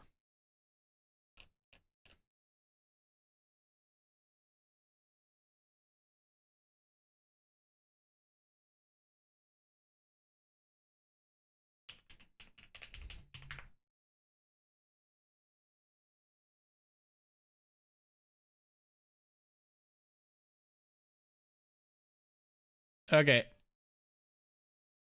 Heads. I'm gonna click flip again. Heads is Bulbasaur, tails is Charmander. It's heads. It's Bulbasaur.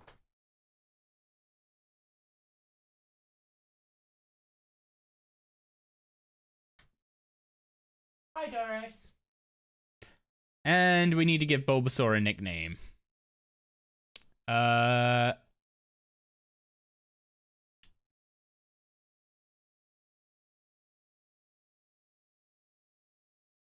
Should we call him Renner? Is that a little mean?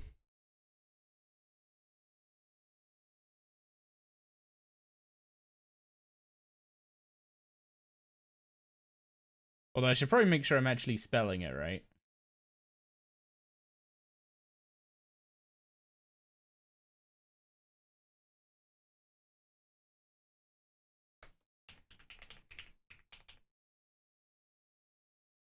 I am spelling it correct. But a Ranar is useful? What the flame? He's level 10? With lower attack, raised defense. This is a tanky little Bulbasaur. Man, it would be insane if he had raised special attack, but... Nah, this guy's a tank.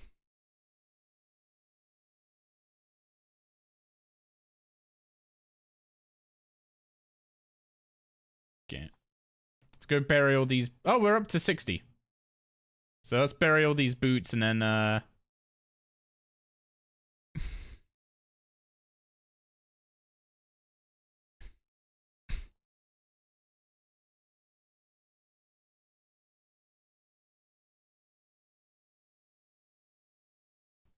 He is clearly the baby brother.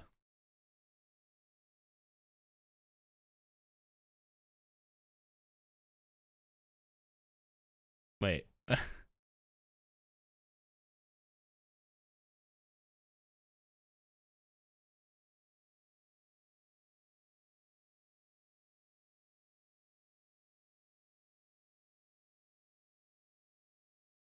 I have no idea. I'm assuming what you put in this doesn't matter. Okay.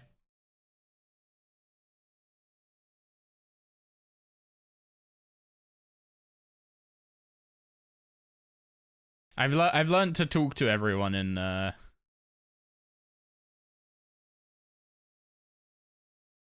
What kind of trainer would you like to be? An ace trainer, school kid, psychic, or black belt? I guess ace trainers have the most like varied teams.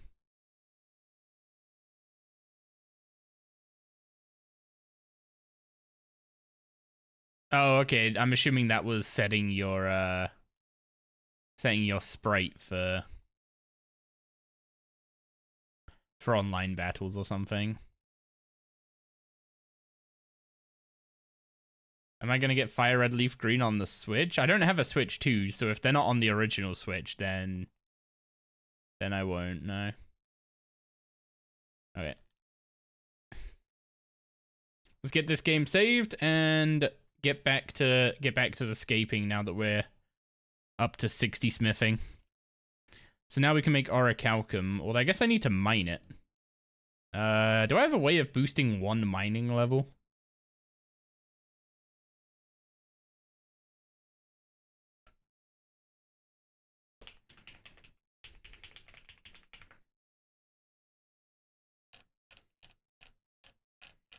Mining boosts.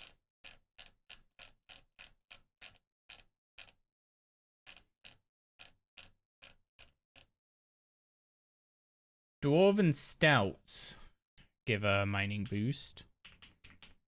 Okay, I have a couple dwarven stouts. Perfect.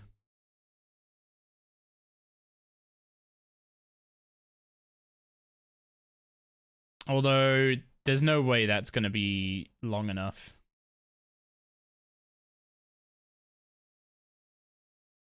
This save did go through, right? We're streaming early today on Pokemon. Feels like I missed something important. We were doing some smithing before the update today. So while we were smithing, I was starting our Pokemon Storm Silver Nuzlocke, and I'm just gonna stream that when I There we go. I'll save that as a save state as well, just in case.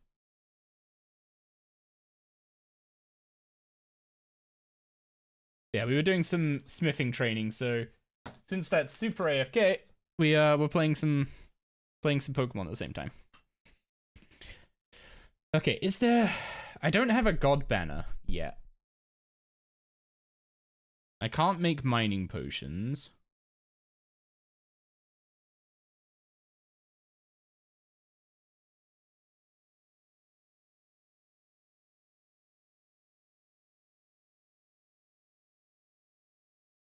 Okay, I don't have a way to get +1 mining for a, like, extended period of time, so I might actually have to mine...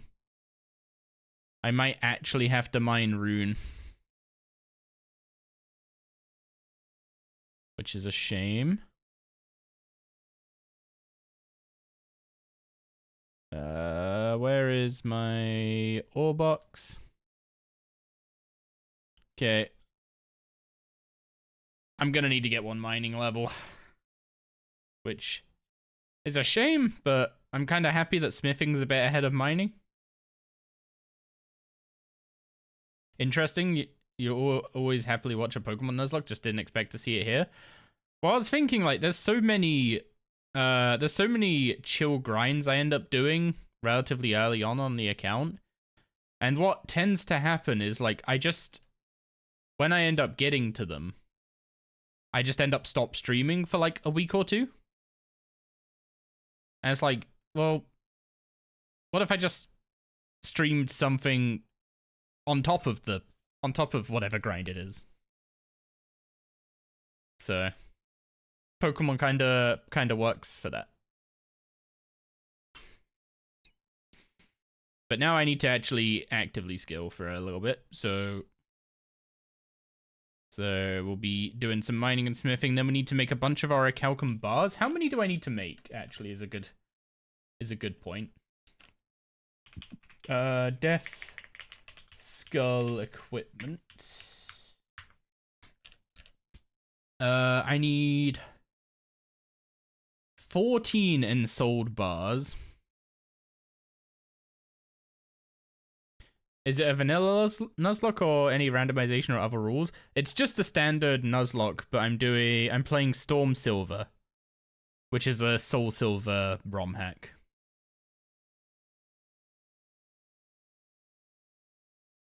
It's not one I've played, but, like, basically I've played all, like, the base Pokemons enough, and also I kind of know that they're a little on the easier side, so I wanted something a little more challenging. Like, I'm okay failing a Nuzlocke run and having to restart.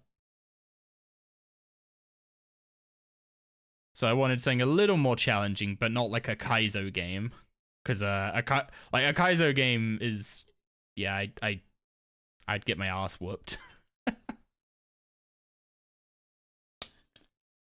So yeah, we'll play through Storm Silver while we do AFK grinds on the account. There'll probably be a point where I just end up doing a ton of rituals and we'll make some good progress. But yeah, I'll try and I will do AFK grinds off camera as well to speed them along. But I don't want to just be like, oh, I'm doing nothing but AFK grinds this week, so I'm not going to stream.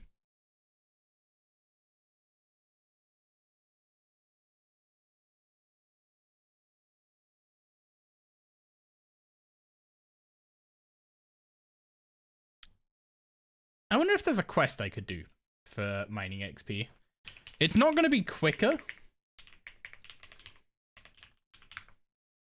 It's not going to be quicker than actually just doing a bit of mining.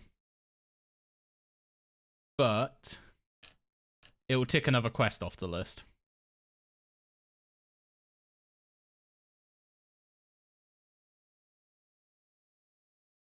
There is no singular quest I can do for 20k. I could do Kenneth's Concerns for 12k.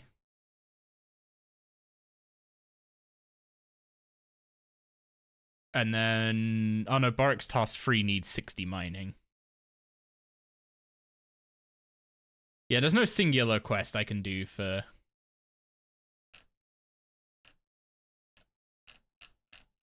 20k mining.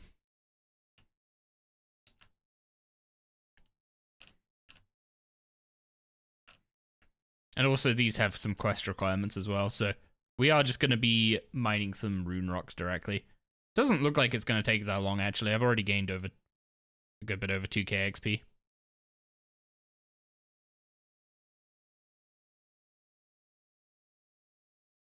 The only downside is banking. There's a deposit box right there. Because I don't have the ore box made yet.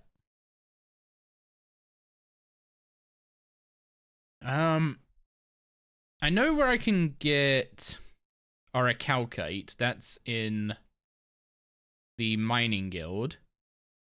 But where can I get Dracolith? Because I can't get in the resource dungeon.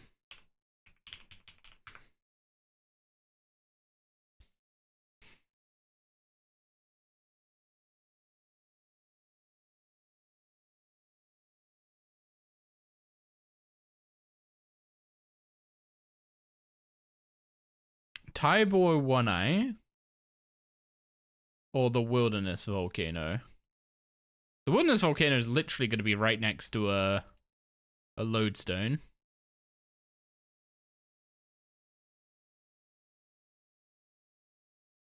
There is a spot in the Wildy, you are correct. So we'll go there. Yeah, I hope it goes well as well. We've got potentially a little champ in our initial team. We got a Sentret with an attack boosting nature, and it knows Dizzy Punch right off the bat. Now the problem is Sentret's stats are terrible, right? But Furret's pretty solid for an early Evo. So that could get us through some otherwise difficult fights early on. It's just getting Sentret to that point is gonna prove to be a challenge. Sentret evolution level is looks like 15. I mean, yeah, we only have to get him up to 15, which I think is that actually before the first gym? I don't know what the what the levels are and what the level caps are going to be for the gyms.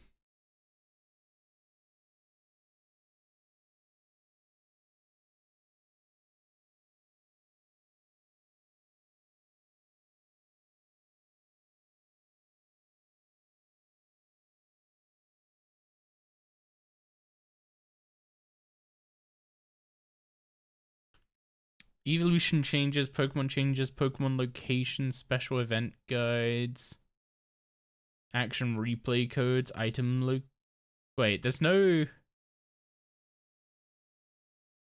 telling me the gym levels.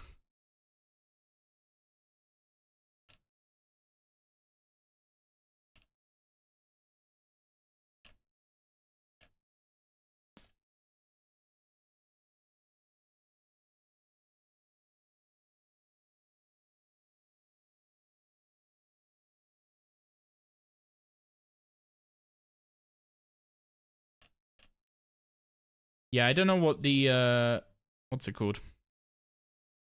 I don't know what the level of Falkner's highest Pokemon is going to be. I'm pretty sure it's a... Well, I'm pretty sure in the base, like, gold and silver, it's like a level 11 Pidgeotto. But that seems a little low for Heart Gold Soul Silver. I mean, I'd normally expect it to be like 14. 14 is just before you get access to some of the stronger Evos, so you have to beat it with base Pokemon. And then we'll get like Croconaw afterwards for it. I don't know when Eevee's gonna evolve. I think you can get access to the evolution stones in Goldenrod. So maybe we just have to carry an Eevee through to Goldenrod, and then we can get whatever ones evolve from stones.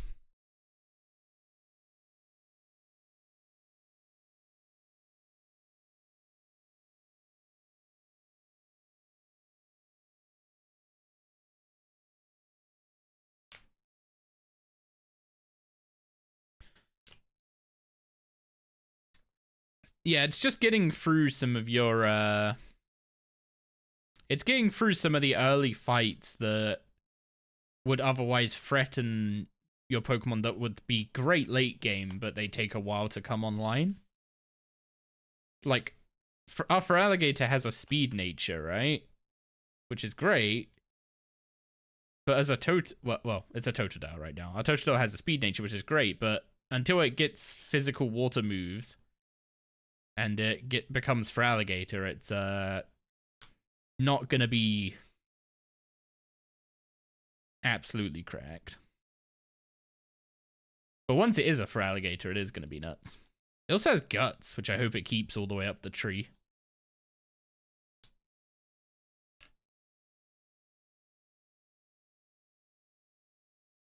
But Umbreon? Umbreon would evolve maxing Eevee's friendship and then leveling it up at nighttime. I guess there's no reason we couldn't do that. Do we need a dark type though?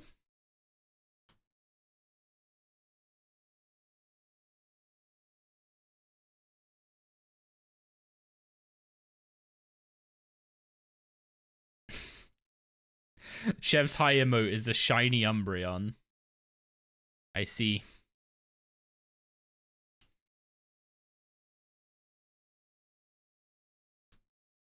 You need a cool type? Is a Nuzlocke tracker for Storm Silver?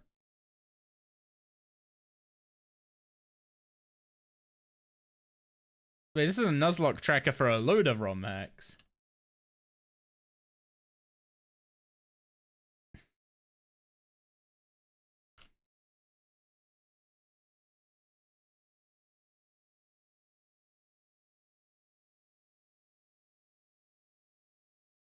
Oh.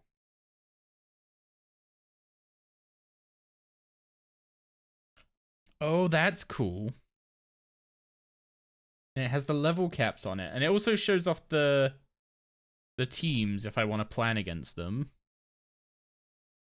That's actually super, super nice.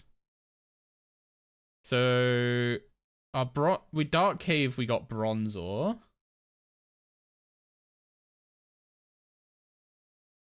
Which we did capture. Our starter was Totodile.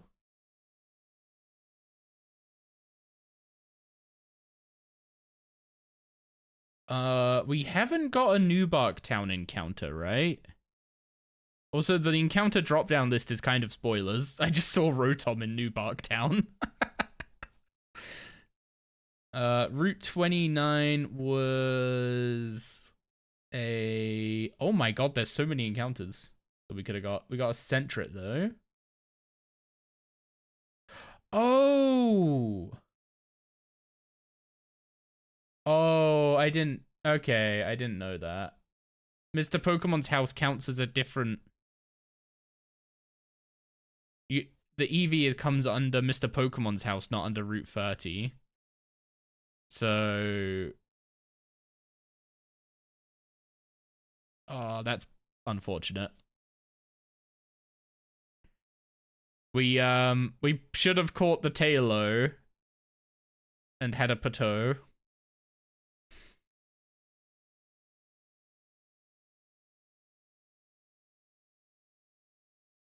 Our Route 46 encounter was Geodude. We could have got a Houndour.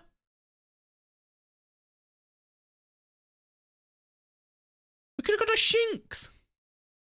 Or a Swablu. Okay, the Swablu's probably later game up the top of Route 46, but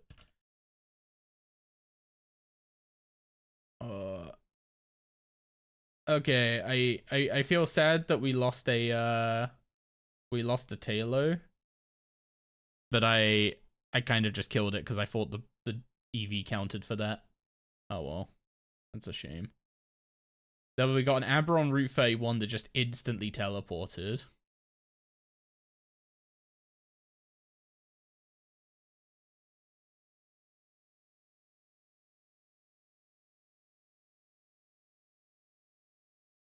So we haven't got an encounter in New Bucktown, Cherry Grove, Violet City. Okay, yeah, so we've missed out on a fishing encounter, it looks like, by taking Bulbasaur. And then we've got a Sprout Tower encounter, and that's our last encounter before... Unless we can get a Rod, that's our last encounter before Sprout Tower and the Falconer fight. So Totodile was...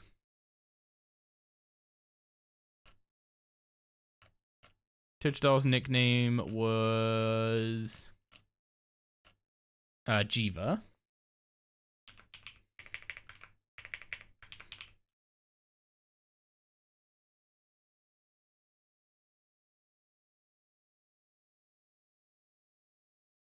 Sentret was Beast. Eevee is Barfren. Geodude was Cloud, although we could have called him the Rock. Bronzor is Duke.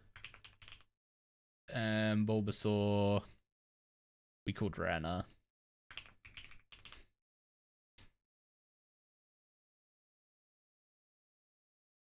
I could even set their natures.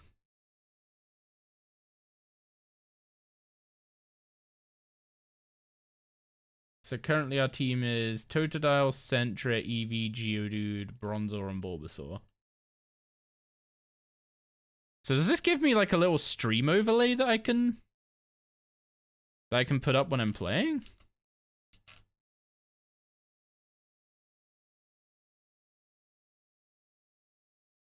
Check your bag. Didn't you start with a rod? Oh, I don't know.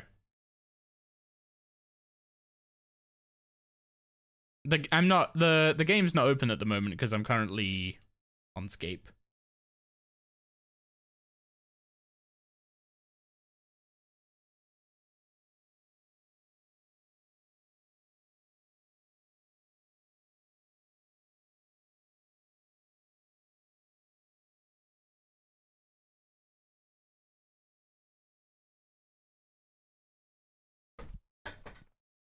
Does Storm Silver disable EVs, or are they still a thing?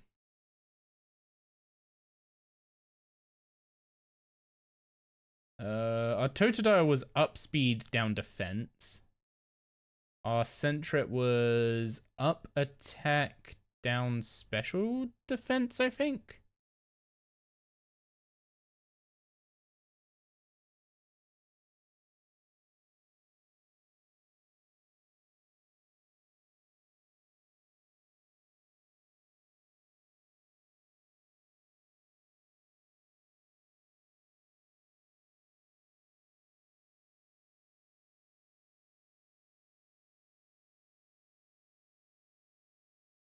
Oh, okay. SPD is special defense, not speed.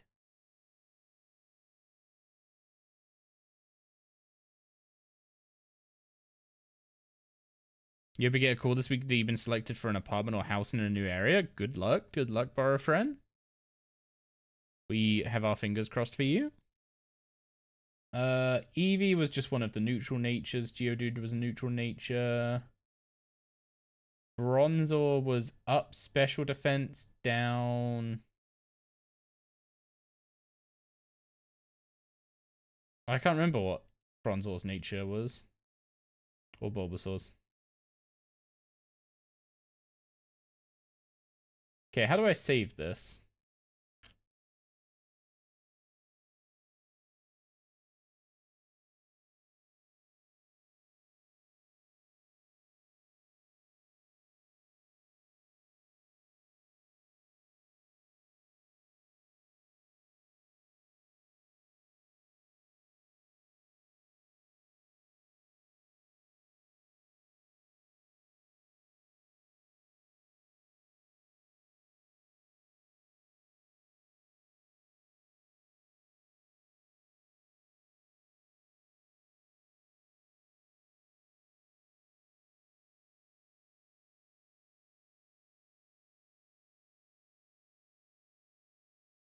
I don't know how to save this.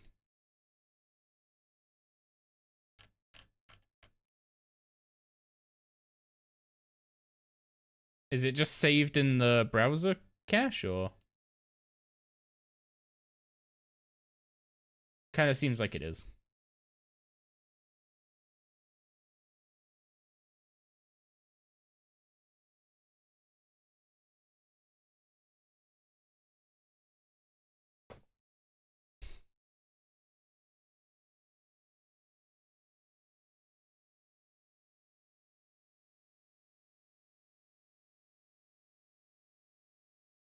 Website saves it in cookies? Okay, cool, cool.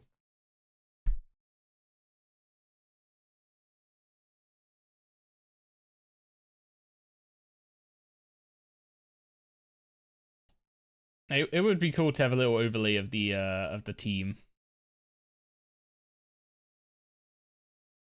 Wait, is that a sealed? Is that a sealed crystal and emerald? Or just in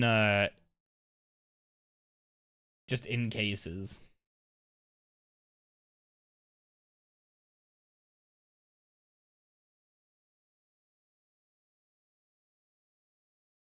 I'm actually kind of kind of jealous, Seagull, that I miss my all my old cartridges.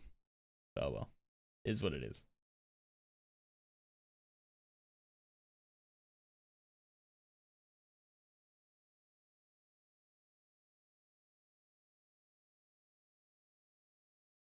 Okay, only 3.5k XP to go, and then we can get to work.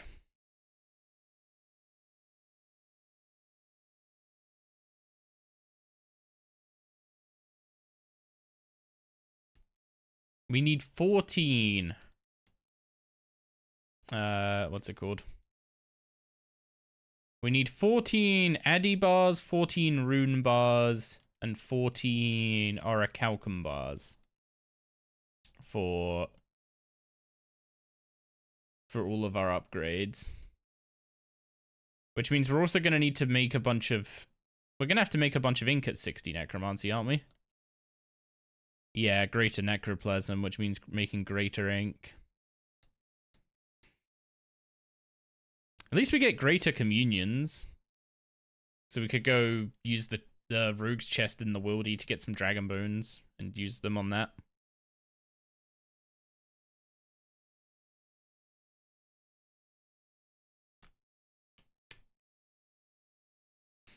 Yeah, my mom was like very much a like didn't like hoarding anything at all. So when it came to stuff like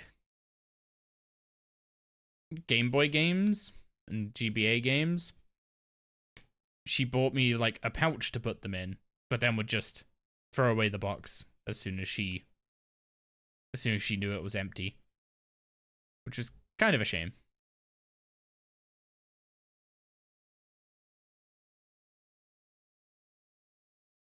Would have been OP to have kept them all.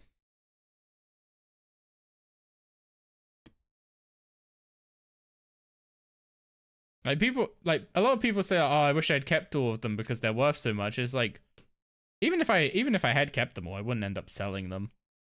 If I sold them, I would just regret selling them.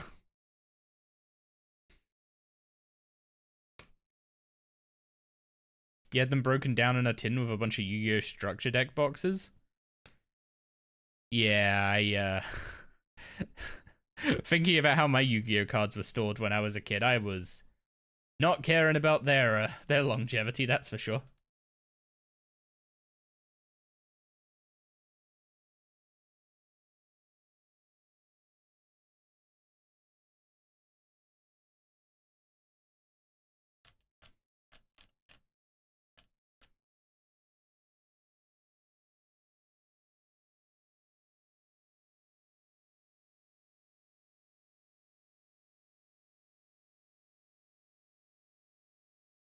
Yeah, this is the part that doesn't make it to videos. The slow bit of an Ironman when you've done all the like early game, get the free levels in each skill, but then you start needing to get up to like 60s in certain skills to either get a quest requirement or be able to make or upgrade something, and the game suddenly becomes quite a bit more chill, actually.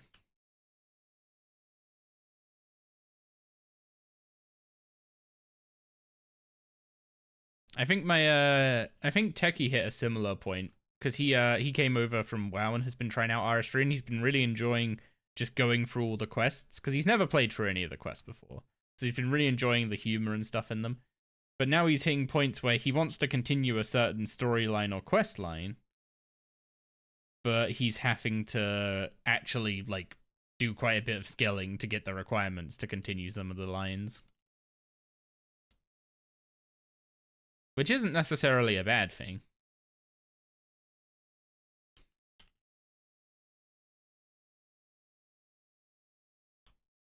It feels like you hit that point very quick on an iron. Especially with Necro, actually. Like, 60 mining and smithing are the level requirements for Succession. So I was going to get them relatively early on anyway. So having to get them for Necromancy doesn't feel too bad.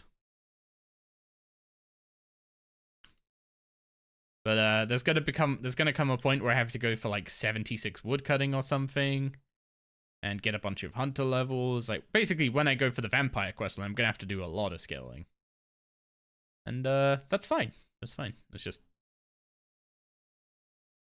yeah, I wanna find a way to actually like make that.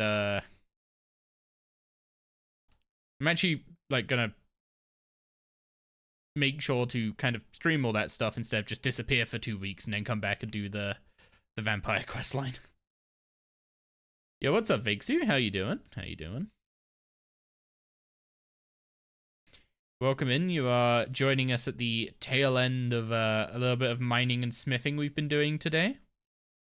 Got up to 60s so that we can make orichalcum bars.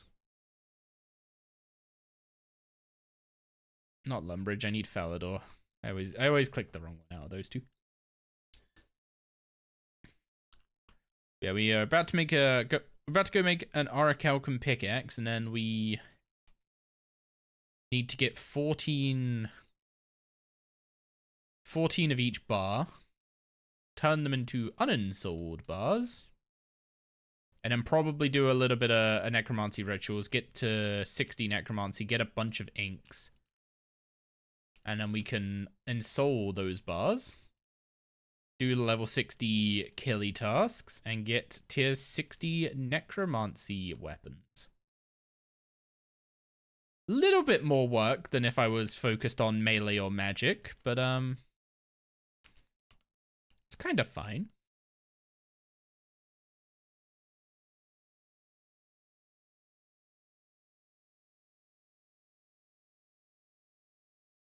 The necromancy adventure continues.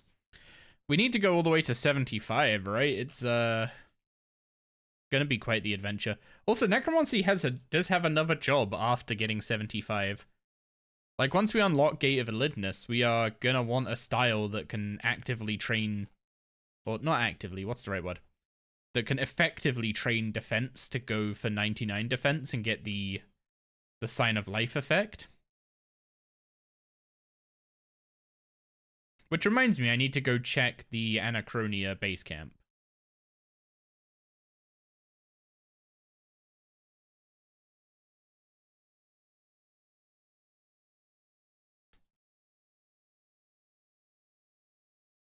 Have I done shooting stars? I haven't. I've just been mining the ores I need for smithing. A shooting star's good?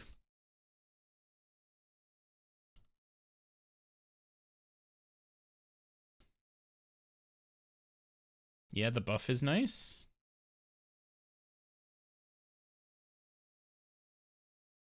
%25% chance for a double ore and good XP. Okay, I'm intrigued.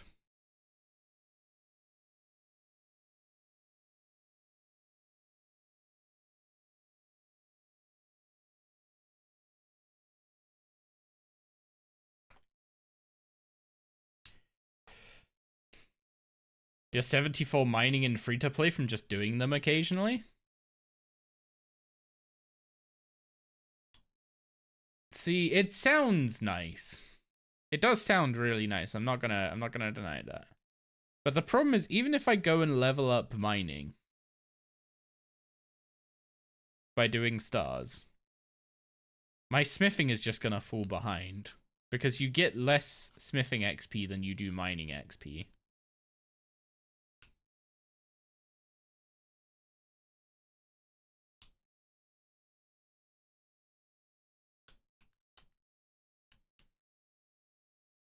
Which, while unfortunate, is intended.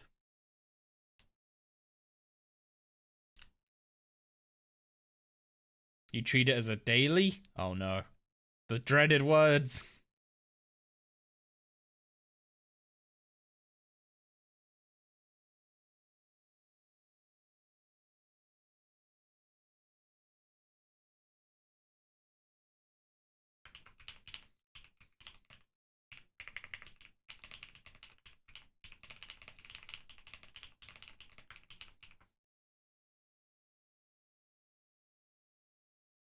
'86 Arch is just so annoying for Gate pre-invention. I mean, it's not the nicest skilling requirement for a quest. I will admit that. But we'll make do.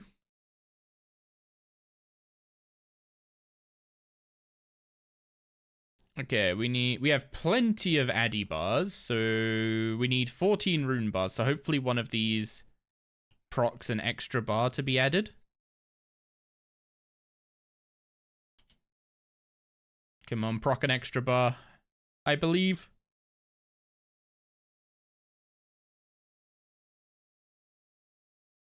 Come on, do it. Do it. It did not happen. So I need an extra Luminite.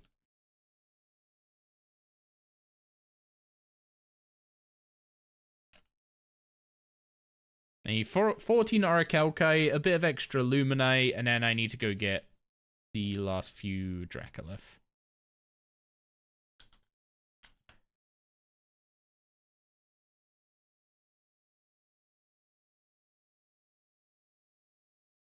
Yeah, getting up to 60 Necromancy is going to be kind of big because we have a Mole Reaper from yesterday. We did a Mole Reaper yesterday, but that was from the day before. So we have the Mole Reaper from yesterday, so we can do this Mole Reaper, then roll another Reaper, do that, and that should give us 10 boss kills. So we get War's Retreat teleport, which is going to be a nice safety button to have bound.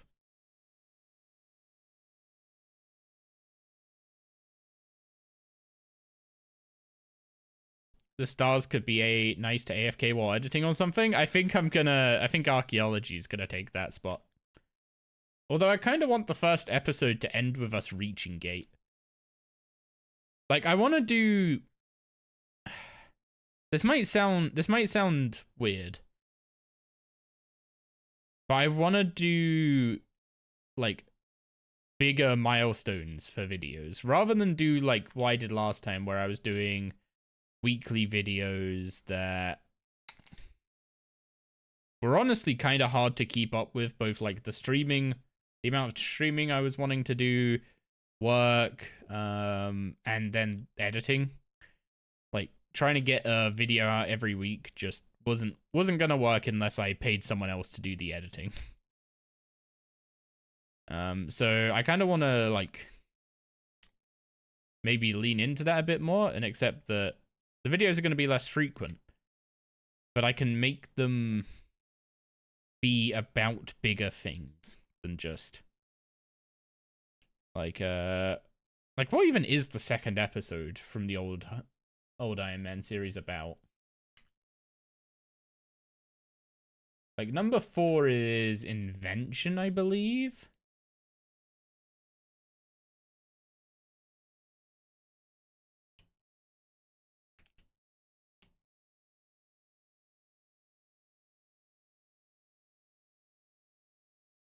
Is number 4 and number 4 should be invention?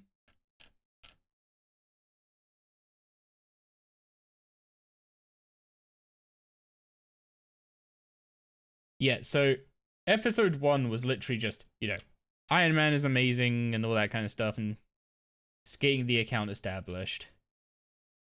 Episode 2 was basically a tick list of, these are the things you need to do on your early Iron Man, which could have just been, those two could have just made one episode. And then episode 3 was going over how broken Slayer is. Episode 4 is just going for just going straight to Sunspear, which honestly, that was, now I'm looking back at that was an incredibly fast Sunspear run. And then number 5 is invention. Number 6 is getting into Prith. So the first 6 episodes before cover the first 2 months.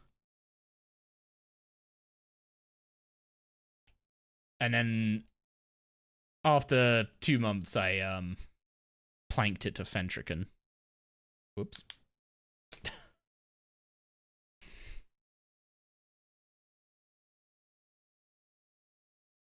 To be fair, that was because I wasn't planning on pulling Fentrican, and I had foolishly... That was a load of mistakes I made there. I left Auto Retaliate on in a bossing arena, which is an instant no-no, because the amount of control you lose when you have Auto Retaliate on, and you're taking damage constantly.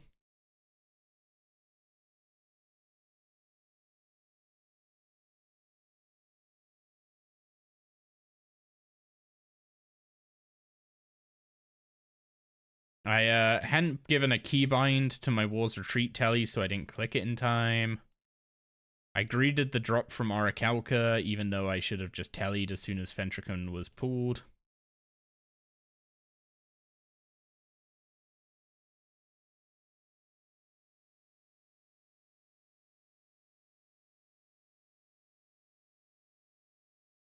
Oh yeah, and I also fat-fingered changing my prayer when I went to open the loot interface, which is actually, unironically,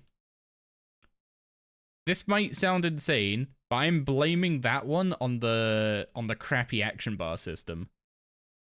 Because you can't set number pad bindings for these. Because you can't set number pad bindings separately from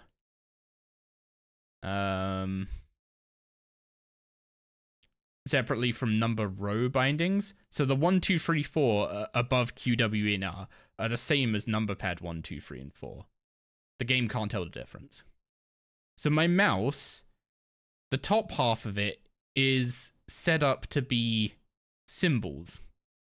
Like open bracket, close bracket, backslash,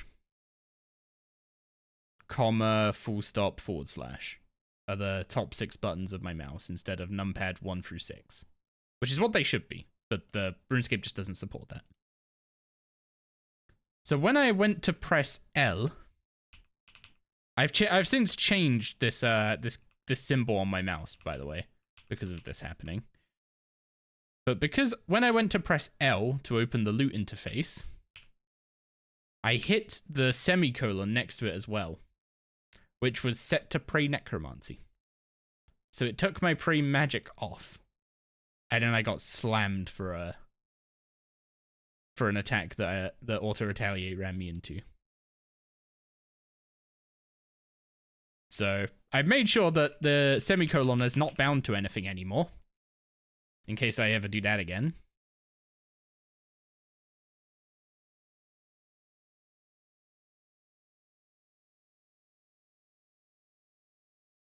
And I will bind War's Retreat teleport as soon as we get it.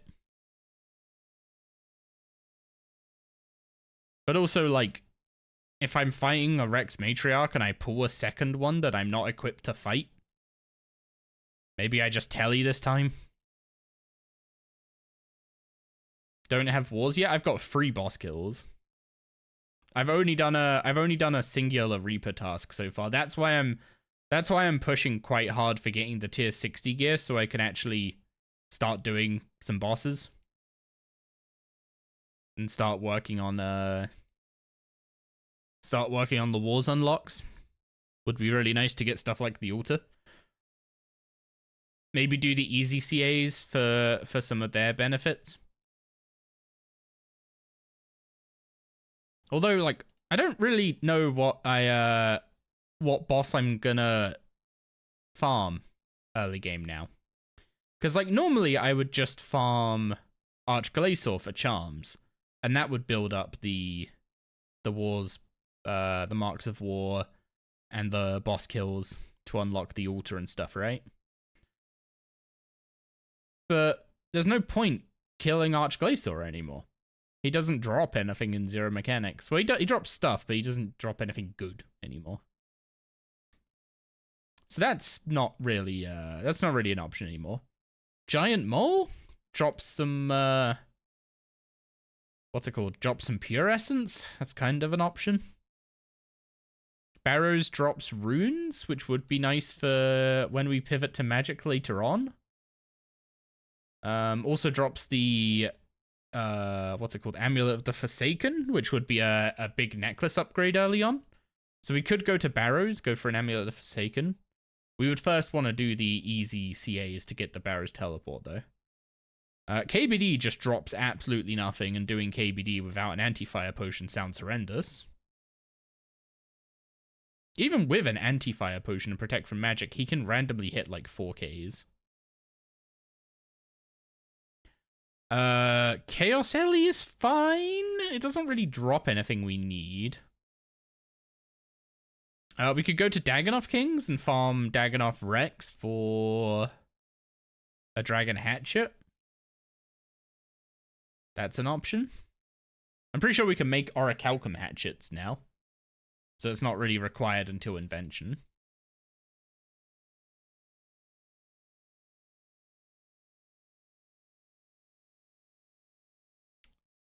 So I'm kind of running out of like early game bosses that are worth farming for the wars kills.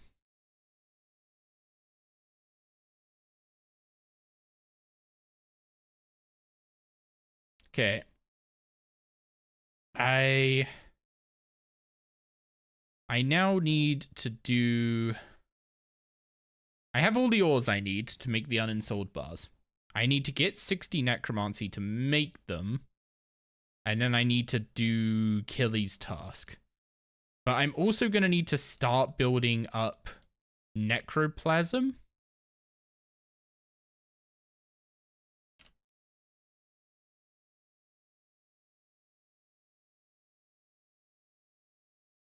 So if I need to start building up necroplasm,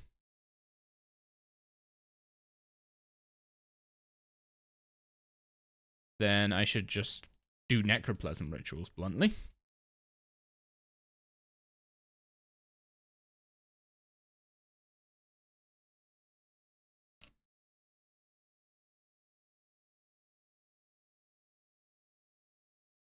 Wait, do I not have any...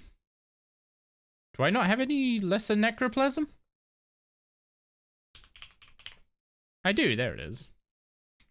I think I will need to buy more than this, though. You need a Forsaken Amulet for the relic as well, right? I mean, what I would do with the relic is I'd get one, I'd use it until I get something better, and then I'd just repair it and use it for the relic. But yeah, we could do barrows for an Amulet of Forsaken. That wouldn't be a terrible idea. And barrows also gives... What's it called?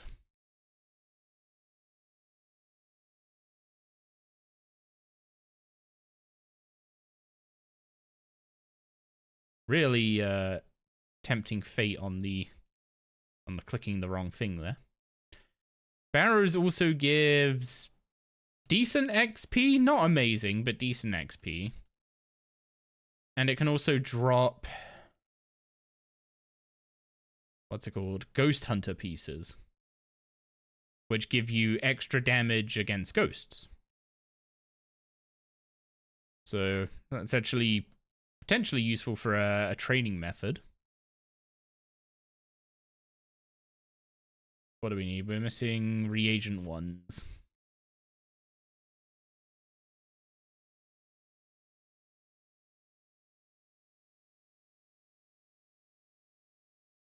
Okay, let's I'd say let's speedrun 60 necromancy, but I'm not sure if this is going to be particularly quick. I just need lesser necroplasm to turn into greater ectoplasm.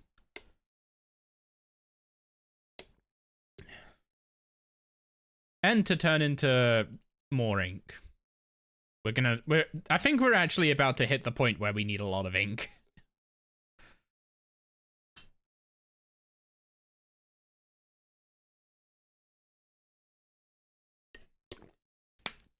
More Pokemon content? You know it. I'm after XP though, so I'm paying attention. I'm going to be paying attention to all the, what's it called? So I'm going to be paying attention to all the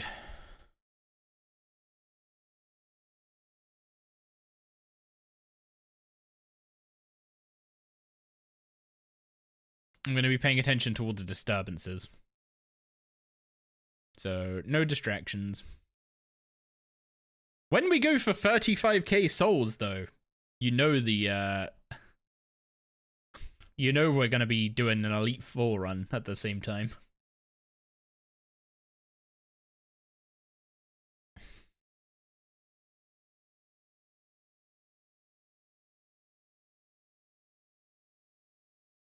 Okay, I need genuine opinions because I was mistaken about the Route 30 and Eevee thing. Do I allow myself to go and attempt to catch a Tailo because that was our first encounter after we got Pokeballs, or do I just accept that I'm an idiot?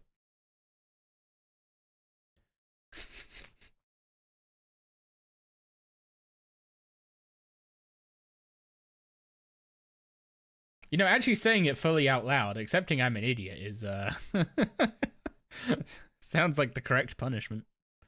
But Pateau really wanted to be a Tailo.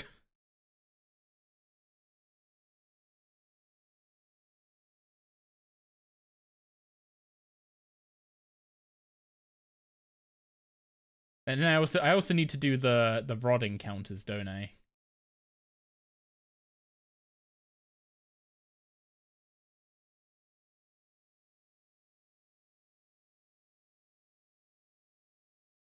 Also, I'll say it's kind of insane that assuming you get a rod immediately, your Nubark encounters can be like Magikarp or Chinchou or Shelter or Tentacle. But then there's also just a Rotom in there. Just like, I'm assuming that's a post-game thing, right?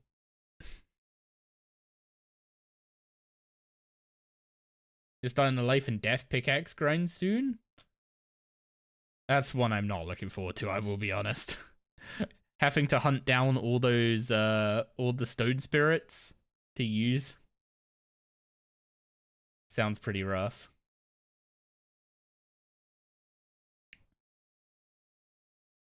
Yeah, the requirement list is kind of nuts, but it's also like the best pickaxe in the game for now.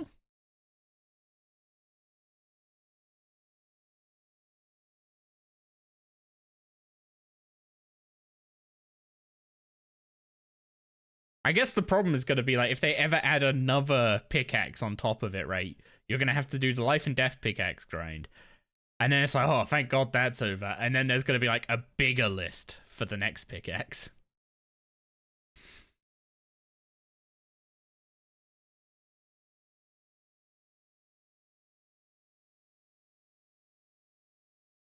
So it's going to be quite the grind to get whatever the 120 pickaxe is.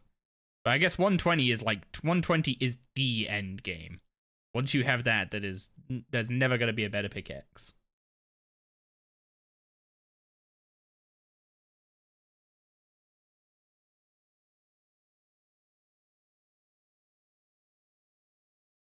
But also, like, going from a pickaxe that has power over life and death, based on its name, like, what's the next step?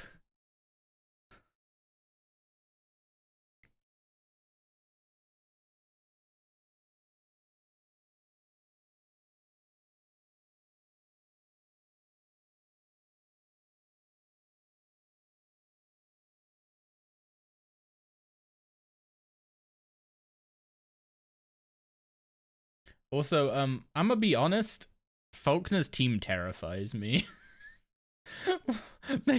they all have aerial ace. Oh god.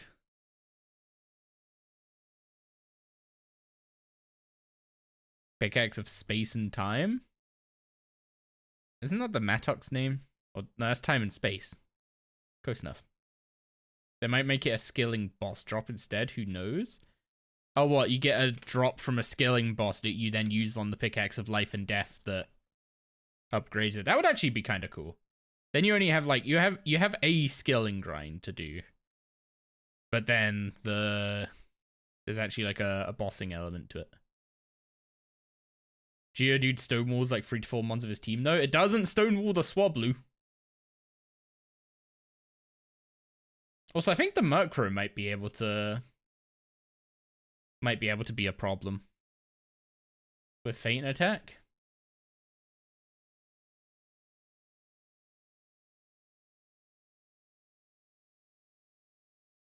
Also, Chatot is insane for this point in the game.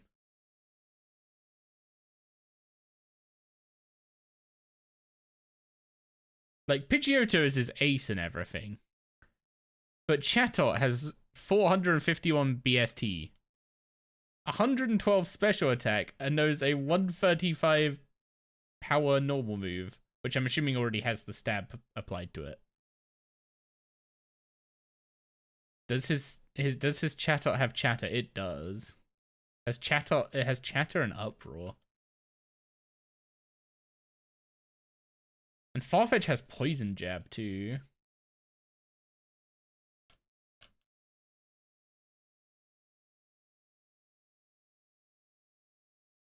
A 100% confused chance. So I need to bring in something that he won't use Chatter on. But then that thing has to live Uproar.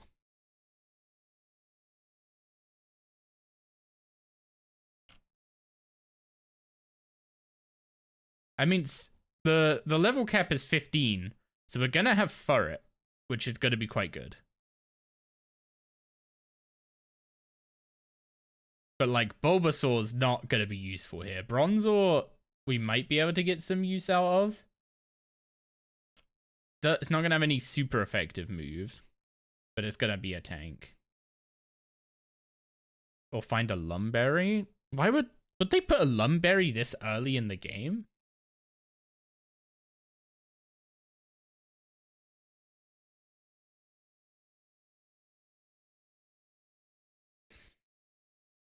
Most of the weakness of his mons are that they are not very durable, though.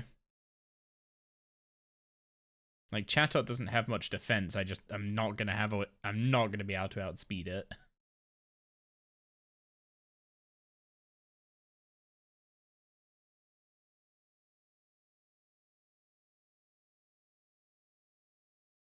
Oh wait, actually, is that the problem to solve of Chatot then?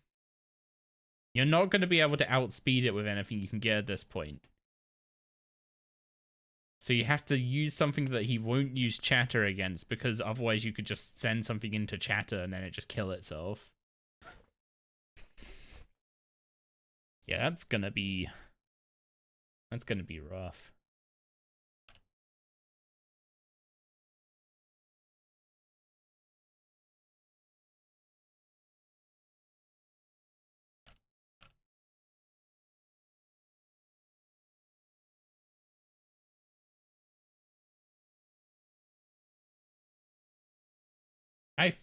I don't think any of our Pokemon evolved before this gym other than Sentra as well. Like, Sentra would go into Furret at exactly 15. Eevee we need to get a stone for. Geodude goes into Graveler at like 20 something.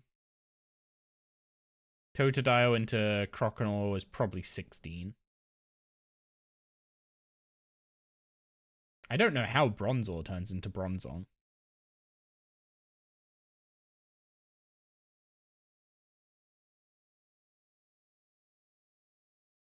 I think Bronzor is my answer to Farfetch'd, though. Because Steel can't be poisoned, right?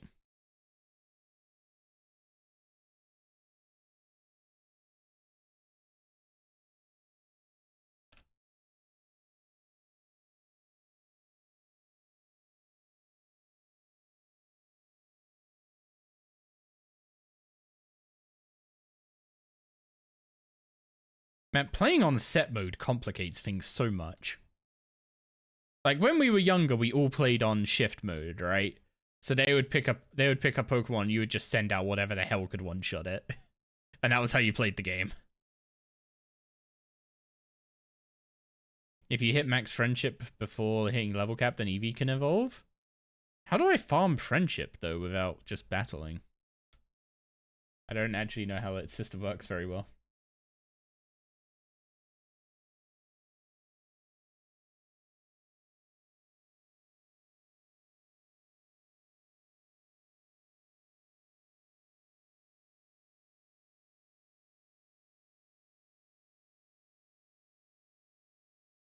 Just walking around? Okay, that might take a while.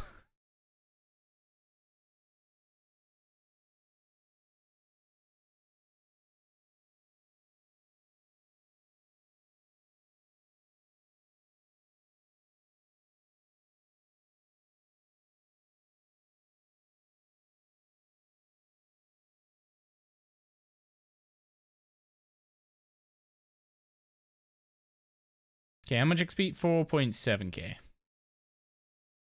One friendship per 250-ish steps.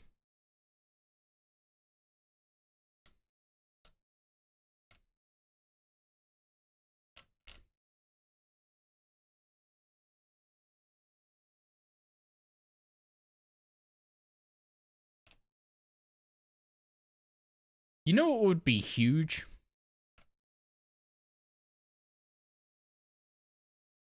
Oh wait, Swablu doesn't have dragon typing.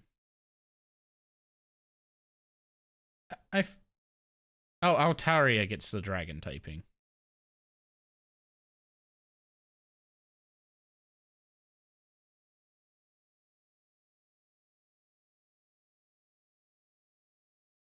The problem against any tough battle is to find the line where you can safely set up switches to counter enemy Pokemon. Honestly, your Geodude can safely come into most mons. Green Bulbasaur might be a good option to bait flying type moves to bring Geodude in. Well, when he brings out Farfetch'd, I can swap into Bronzor.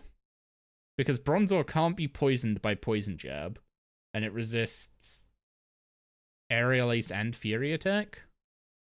And it just has high defenses. The problem is I don't know how I then get off of Bronzor, or how Bronzor's killing Farfetch'd with Roost. Because that's the problem. All of them have roost, right? So you can't just do tank strats the whole time. You won't actually end up killing them.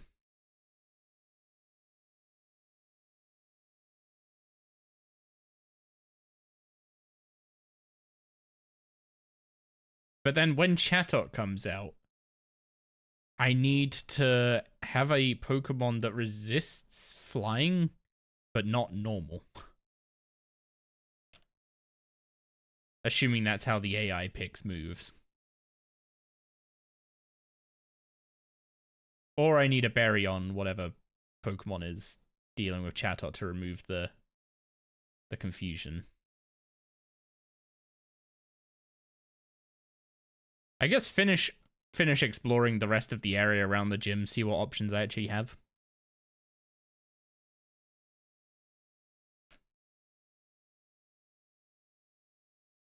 I'm also going to be like 3 levels higher than 3 of these Pokemon, which probably helps.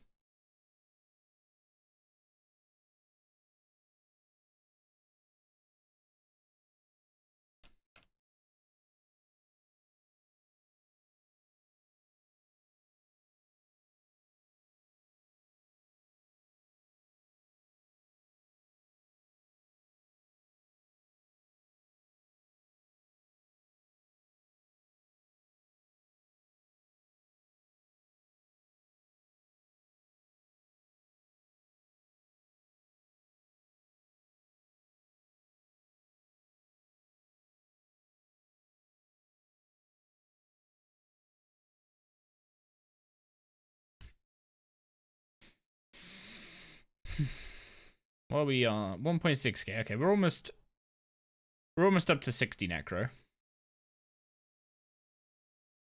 So then at 60 Necro, we have to grab the Killy task. And the tier 60 task is gonna be... Is it to kill things on a Slayer task? Or is it to kill things of a certain level?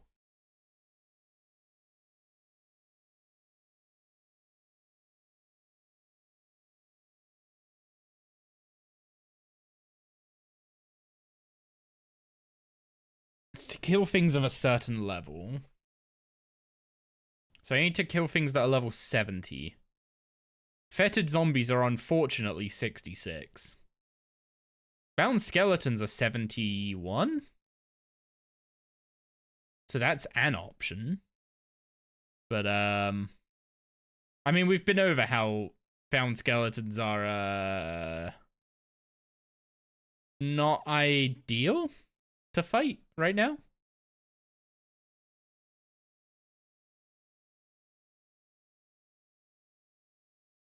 So I need to find a level 70 that's easy to kill. Or I could just do the communion rituals, which is more boring, but might actually be quicker.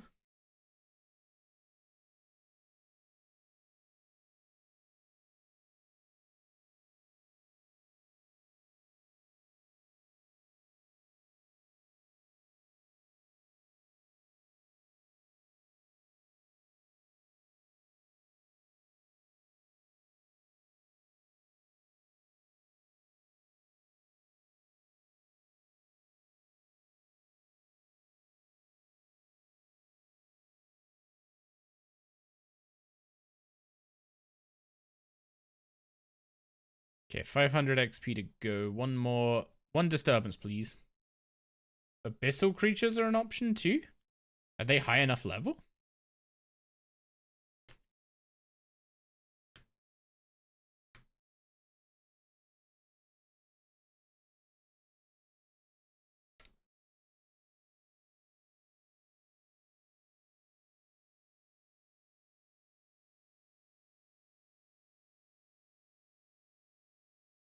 Okay, no disturbance there, unfortunately.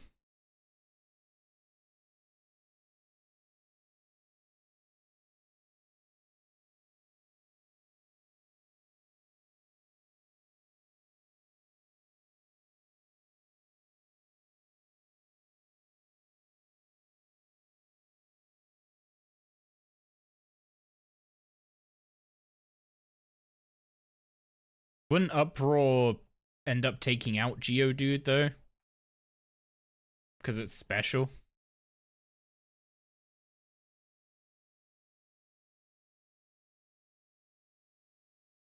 There we go, 6D Necromancy.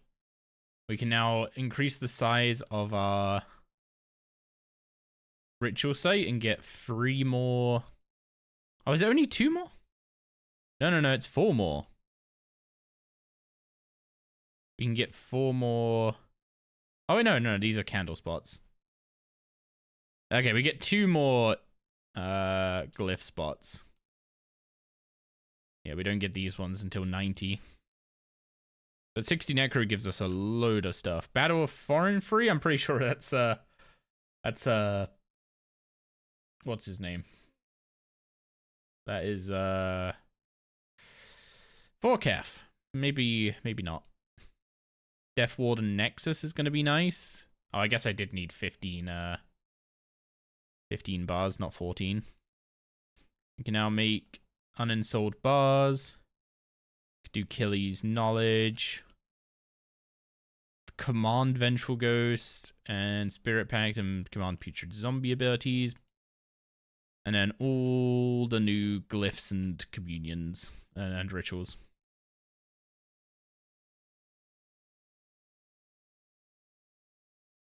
You still need to get Spoon 2 items at Raziel?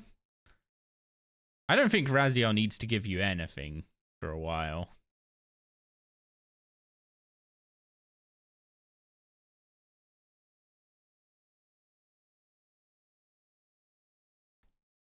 Okay, let's go to the Smithy and start the tier 60 Killy task.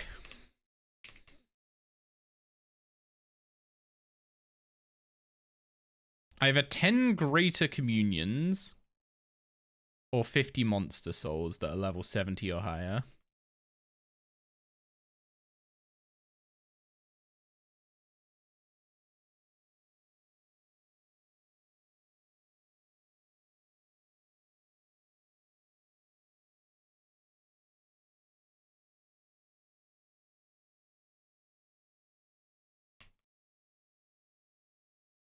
Okay, just smelt 2 rune bars to get that up to 15. And then unfortunately I only have 14 Orichalcum bars. So I do need to go get another Orichalcum bar so I can make the Nexus.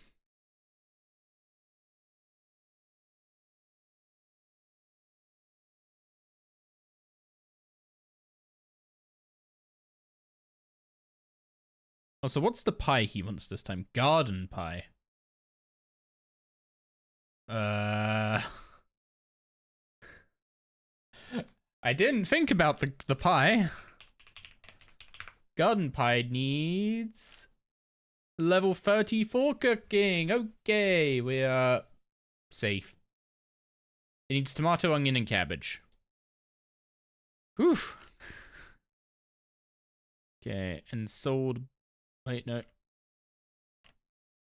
Make unensouled bars.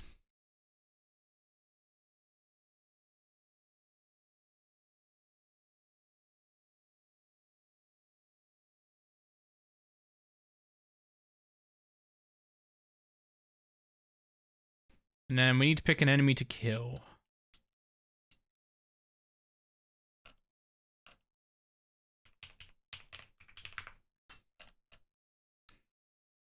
Monsters of at least level 70. Let's order by level. We have baby black dragons, bound skeletons, chaos dwarves, cockroach soldiers. Can I make carapace armor yet? Armor. I can make carapace armor. Hello, hello, multifaceted grind time.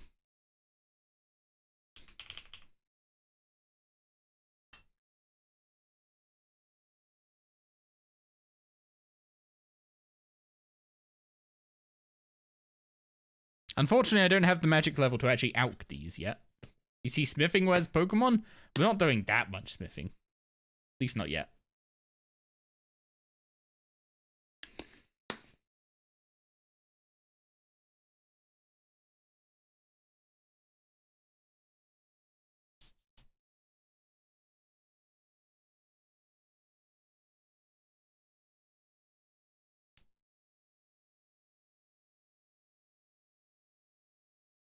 I just realized I've got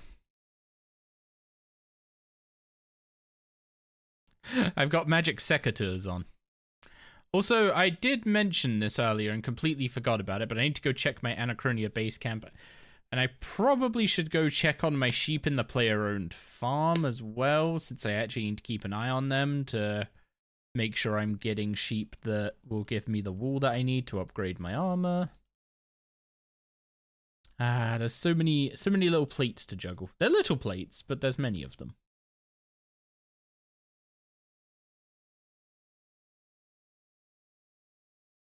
Wait. Oh, I'm a moron. I put them into the wrong leaves.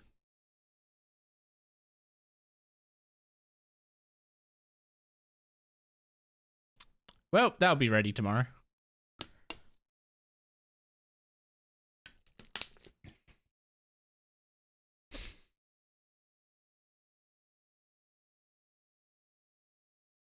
That's embarrassing. I'm pretty sure I've done that before as well.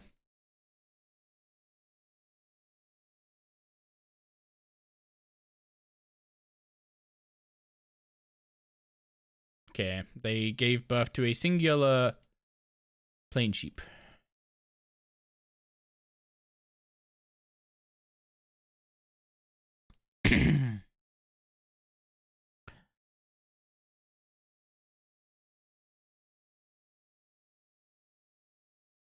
So I'm back and forth on the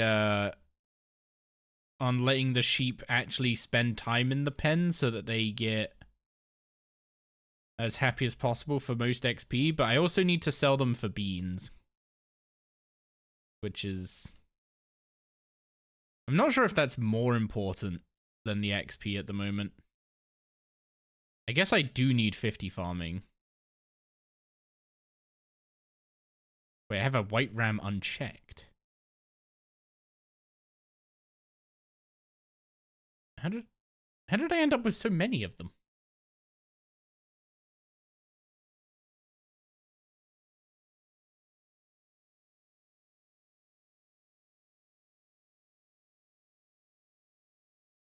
Ooh, that guy is a virile one, so he'll replace one of the other two sheep.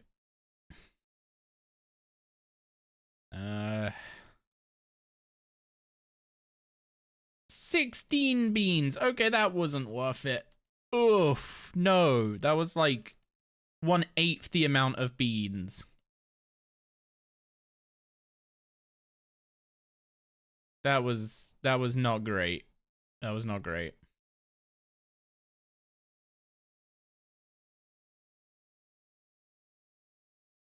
Farming is is going to be slow going for a while, I think.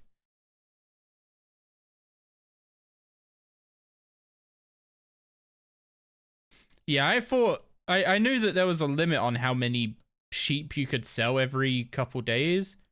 Beehives? I already did the beehives this morning. We got a couple levels out of it. Oh, I didn't grab my death guard again.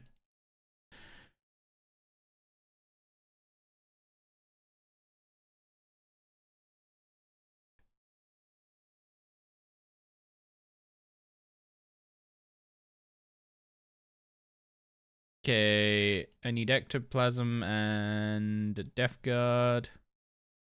And probably a little bit of food. I don't know how much these guys are going to hurt. Yeah, I was debating not bothering with the skeleton warrior. But these guys are quite healthy, so... So, the reason why I'm killing these for the level 70 mob is because they should, in theory, make me a decent bit of cash while we kill them. They are also gonna need the ghost. I'm unfortunately realizing. So carapace we can turn into carapace armor, which I might bank until we get what's it called? Until we get a few more. I might bank until we get a few more magic levels to alch it instead of directly sell it. Also, these guys hurt way more than I remember.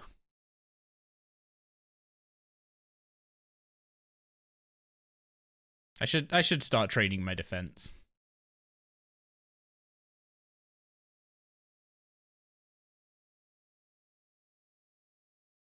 Yeah, these guys hurt a lot more than I remember.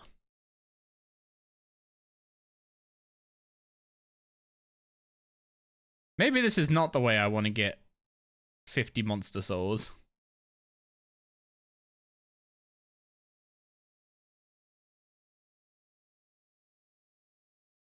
Because even though we can turn the carapace into armor and alch it later, slash potentially sell it, they also used to drop rune simmies.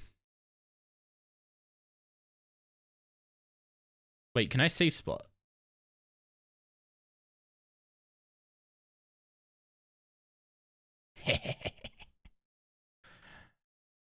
Okay, problem solved. No ghost required.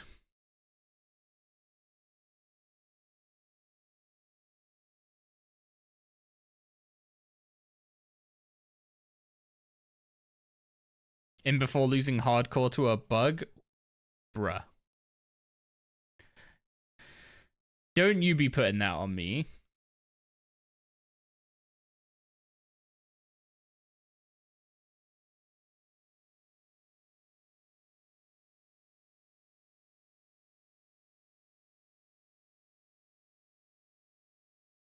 Apparently you can moonwalk spirit conjures. Worth noting for PvP, I guess.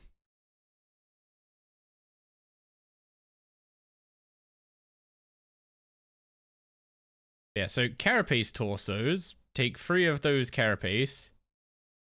Wait. The alch price is 360. Oh, oh wait, what? What happened to them?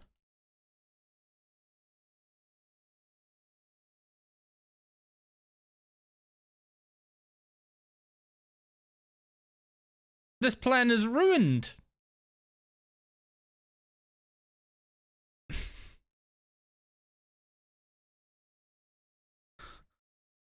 Oh, I thought this was gonna be like a reveal of super old school tech.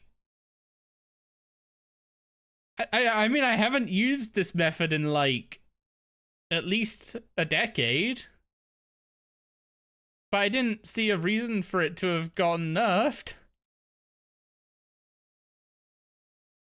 Do I still do them because they're level 70s I can safe spot? Maybe?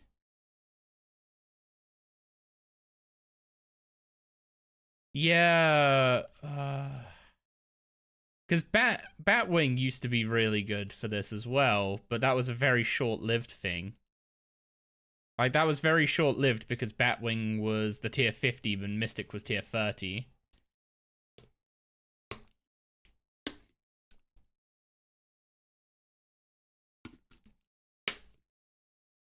So I guess this just got... I guess this just got butchered with all that other stuff changing.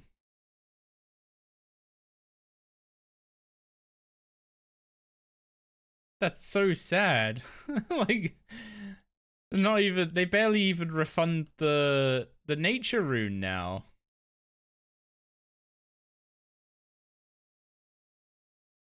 Maybe they were adjusted? Maybe. Also, I'm swapping these around. It's annoying to pull an enemy with Touch of Death on... with Conjure, Skeleton Warrior in the first slot. Yeah. I was sitting on this method for a while, and it's like, eventually, at some point, I will need some GP on a low-level account, and I can use that method again. And I can be like, hey guys, look at this, like, insane niche method I know. Instead, I am just very sad. Do they even drop rune scimitars anymore, or the equivalent salvage?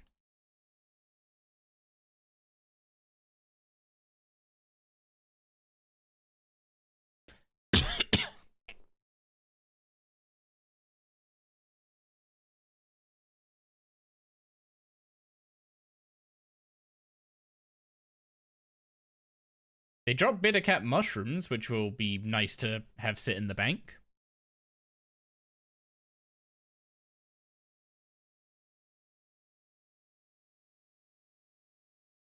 Man, I can't believe Jagex would do this to me.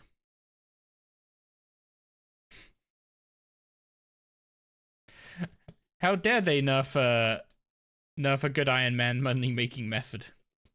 This is outrageous.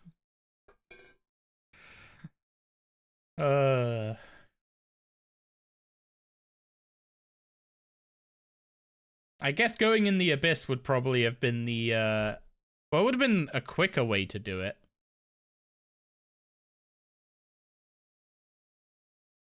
Would have cost me some supplies to do though.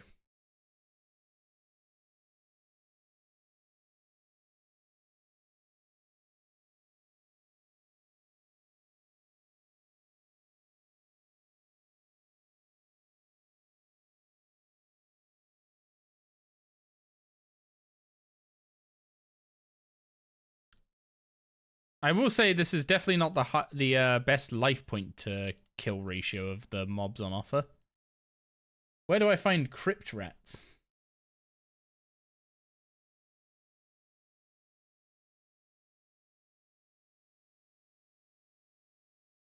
Yeah, I'm not sold on this. Crypt rats are in the Barrow's crypt. Giant ant soldiers. I found in the Jade Vine maze during Back to My Roots. Okay, time to just leave.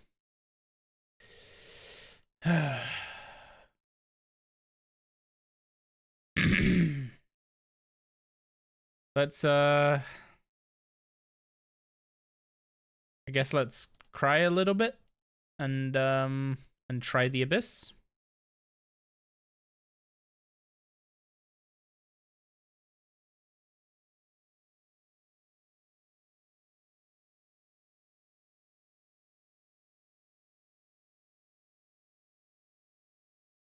I'm definitely gonna need super restores in the abyss.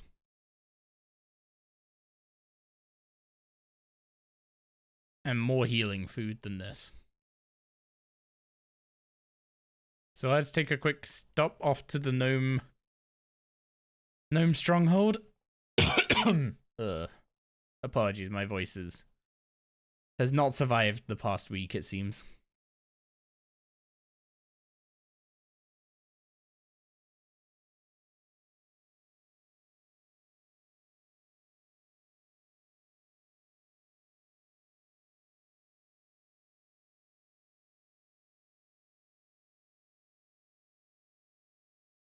Okay, I'm gonna have to change up my revo bar for the abyss as well.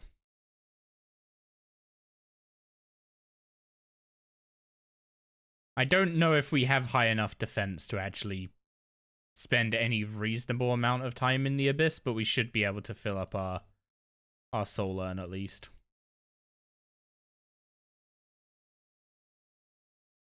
So if I make action bar 16 my abyss one.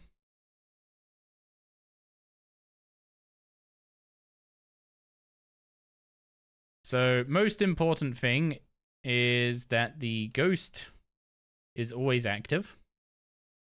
Then we want to be generating souls, spending souls for AoE, healing with Blood Siphon,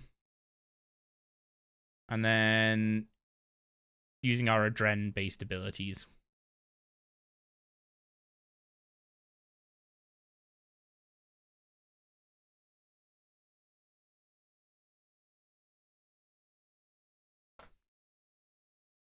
Okay, let's go.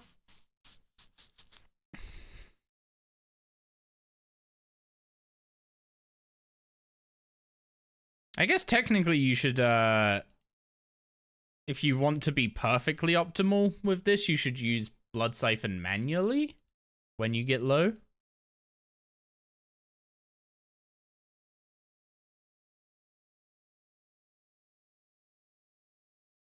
But it should basically full heal us when it procs.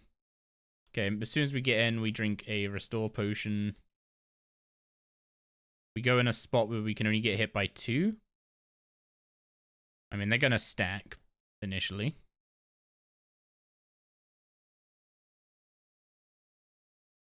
Your Necro AFK bar is just use magic. Fair enough.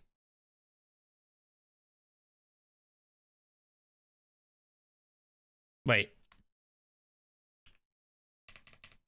Have I overestimated the abyss? No, I've just ended up in a spot where I'm only getting hit by 1. Oh, there's tiny tendrils there.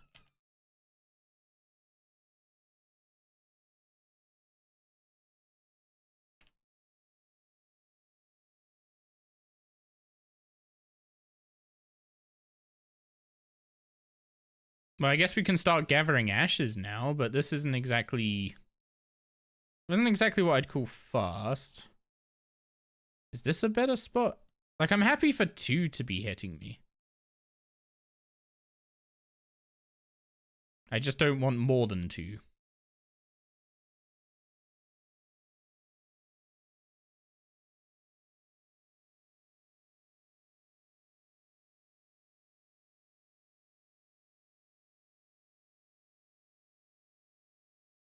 What level is the zombie conjure? I think I just need to go spend a talent point on it. But the zombie conjure does poison damage. And I don't think that you get XP for... It does AoE, but its damage is poison. I don't think you get necromancy. I don't think you get combat XP for damage done by... a zombie. No, if you use weapon poison, then the damage done by the poison doesn't give you XP. Because when you're training using a necromancy weapon, when you kill something, it takes the damage you dealt to it.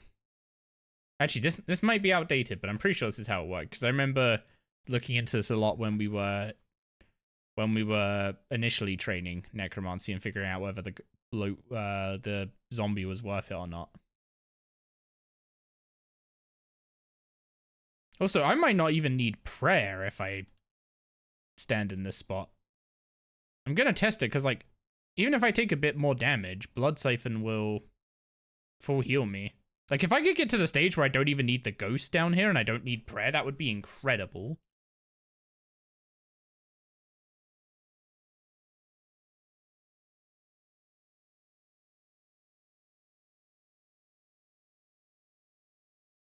You logged in and lost trim cape? Wait, what?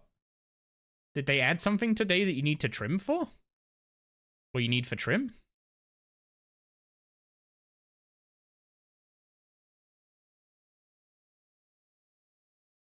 A new music track. Oh.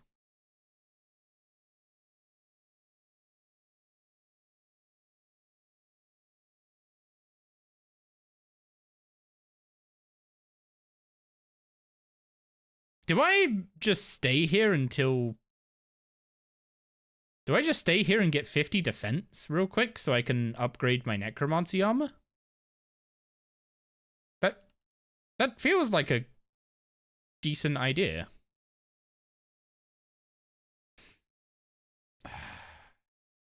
Can I use the good spot? Or will this kill? Or will this do too much?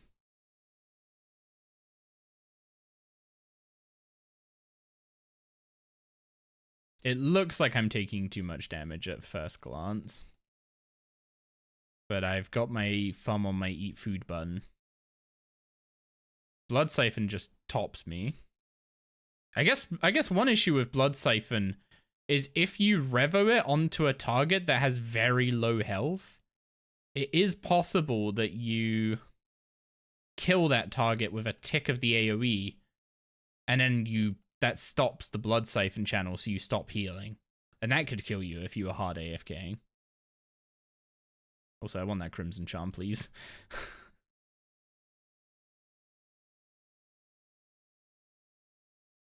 Yeah, I'm not quite at a point where I can do the good spot without prayer.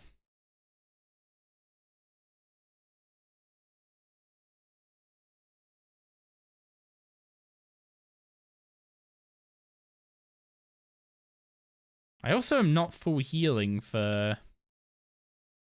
I'm not full healing off of Blood Siphon, which means my weapon's not high enough yet for this.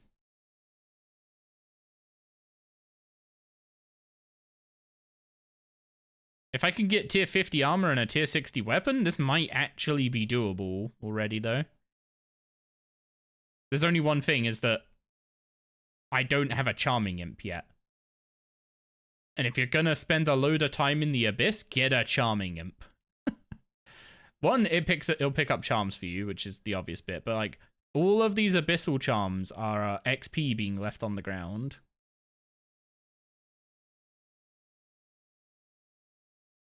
Although, I was about to say, why are they not dropping talismans? They aren't dropping very many talismans. Like, normally this would be full of... This inventory, like, this loot display would be full of talismans at this point. I guess I'm just picking them up as I eat food, and they don't drop as many as I thought.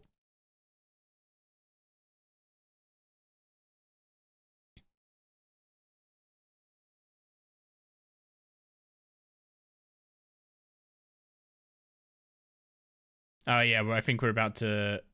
Oh, you don't deal AoE damage to the one targeted by Blood Siphon.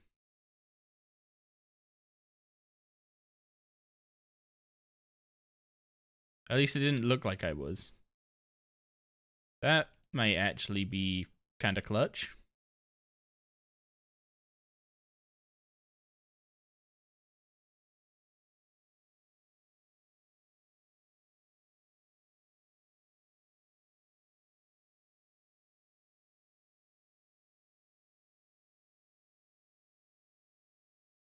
I guess I am also killing them quite slowly because I only have 50% accuracy.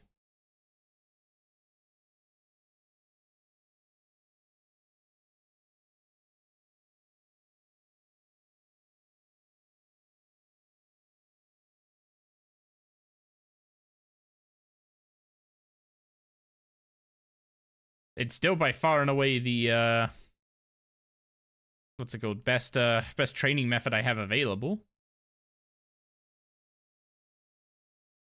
In terms of XP per hour, anyway. Although, why am I still wearing my Ghost Speak amulet?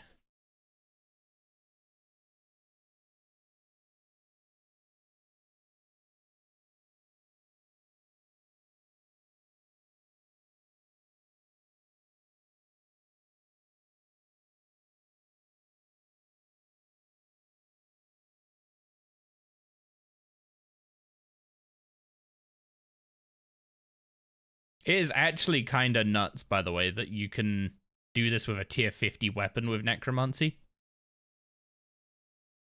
I guess you can kind of get away with it. Not really. I was gonna say you could kind of get away with it with like a rune halberd, but not wearing adamant armor, which is essentially the same tier of armor I'm wearing now.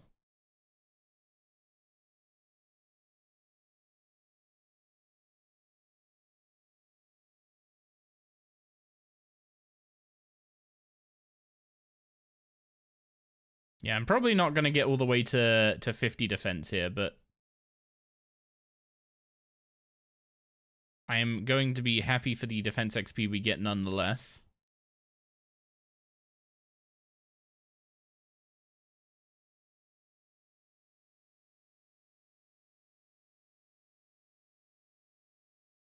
Every tier of armor is just like another 500 hit points or something, so...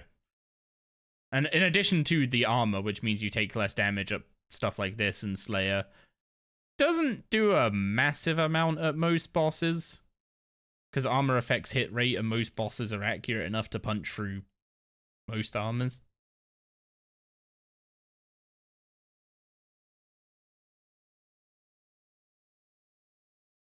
Which is one of the many reasons why power armor just kind of wins everywhere.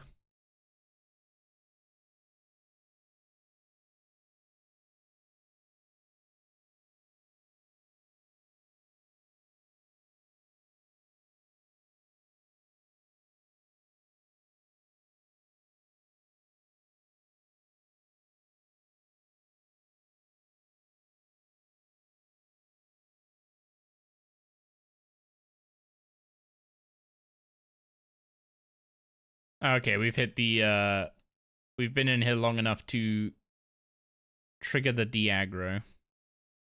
So I guess we will take a port out. Which, now I'm looking at it, because we don't have War's Retreat telly yet, we don't have a good teleport out.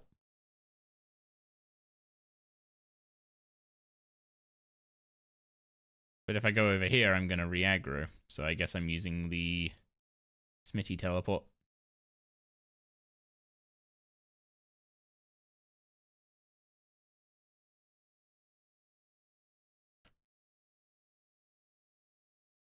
Okay, Soul Urn is done. We now need to do the Anku Agitator and get the Garden Pie. So let's put on the Salve Amulet. Take on and off the Death Guard to go back to our default... What's it called? Our default action bar. And we'll go get the Anku residue. Get the Garden Pie. Then I need to do a few more rituals. Which I don't know if that's going to be enough rituals to... What's it called? To bring out the Pokemon, if I'm going to be honest. But we do need to ensoul a bunch of those bars. Also, I think I need to get some Impure Essence as well. Because I'm pretty sure... the tier 60 equipment is when it starts needing runes, right? Yeah, I need 50 bone runes for tier 60 weapons. And I'm assuming I need spirit runes for the armor when I get 60 defense as well.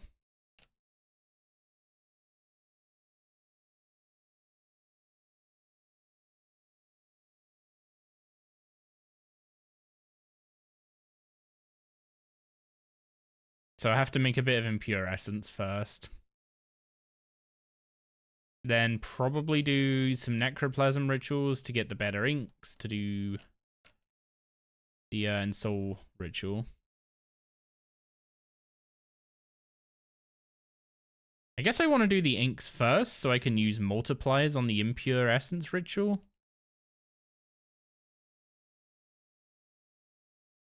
Yeah, I'm just now realizing the absolutely silly amount of... Why am I just killing these? I'm supposed to be using the agitator on them when they're not in combat.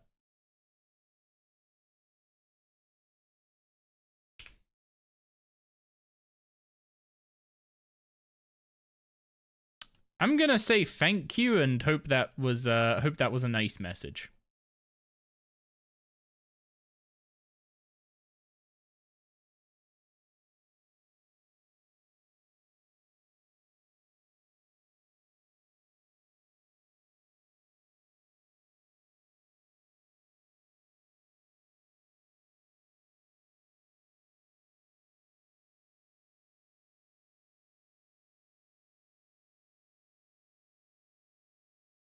I'm sure it was a nice message, because Harabi wouldn't be mean, right? He wouldn't flame me for multiple times forgetting to... What?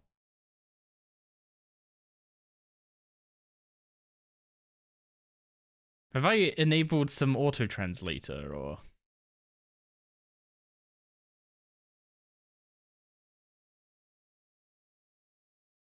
Why am I being Why am I being accosted in other languages?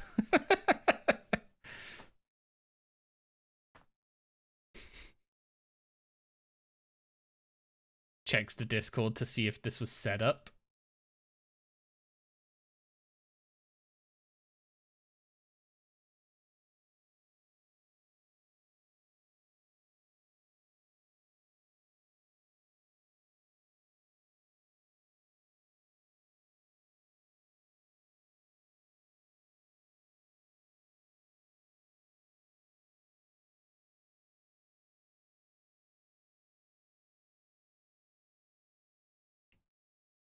I am confused. Maybe a little worried for you guys, but mostly just confused. Also, I just remembered I don't have the crafting level to what's it called? To actually make any better armor yet. Oh no. I need to get like 55 crafting. I mean, 55 crafting is not that bad. It's part of the reason I got the mystical sand seed after all.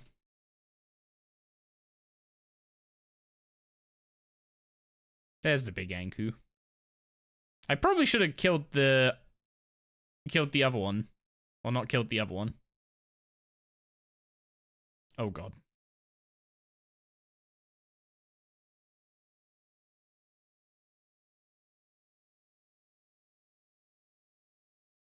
Try going for 87 on old school? Why, what do you need 87 for? Someone asked me what a Zenite ring was, the level was for a Zenite ring, and I got that wrong because I said 87. Oh no.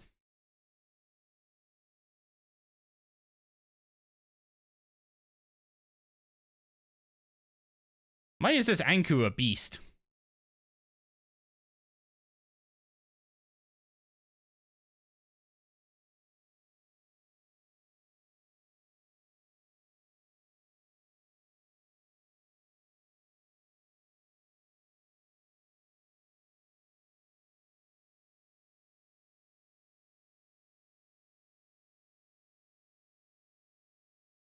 Okay, we got the residue, so now we need the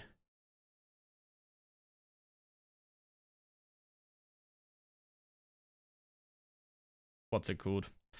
Now we need the garden pie. Back to gem mining? What do you mean back to it? I haven't started it at all yet. Also, I guess I do have 60 mining and an orichalcum pick.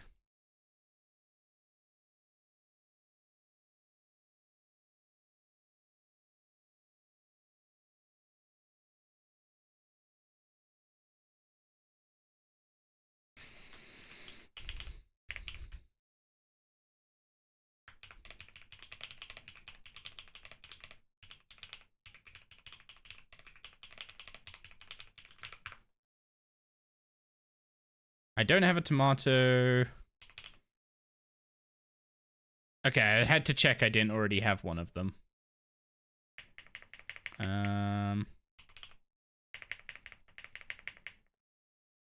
What else is in a garden pie? I literally just looked this up.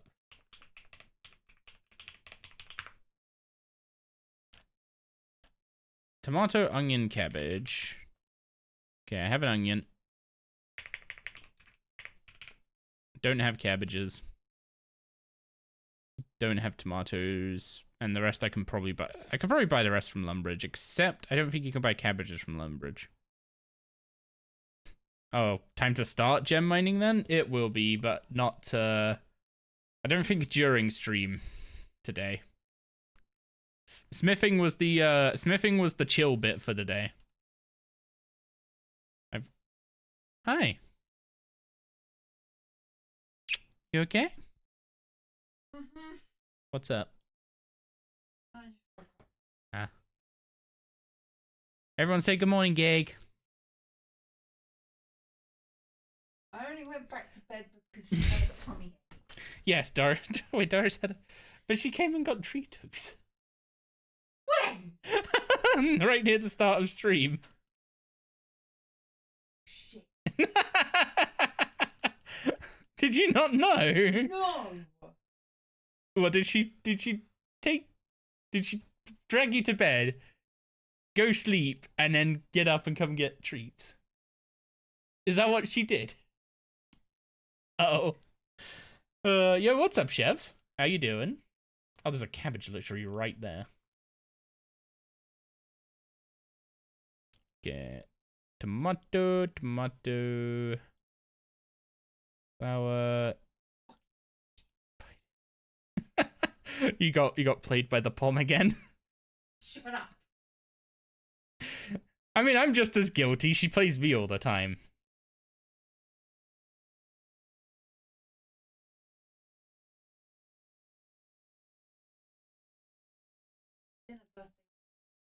I don't know. What do you want to do for dinner?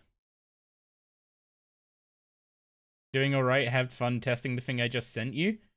I've been, I mean, we can talk about the launcher, right? Is it Bolt Launcher or Volt?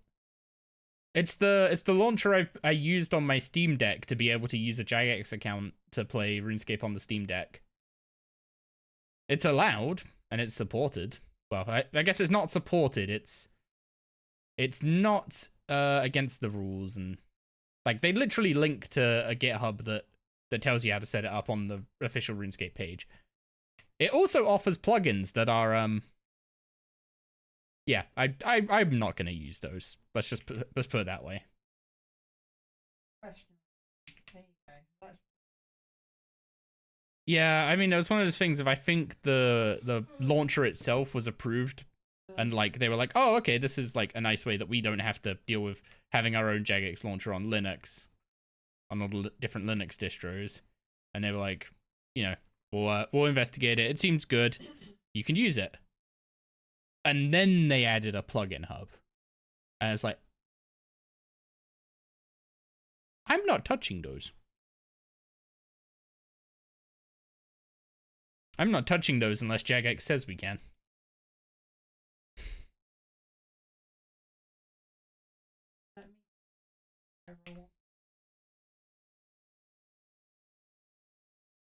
I get to pick whatever I want for my birthday.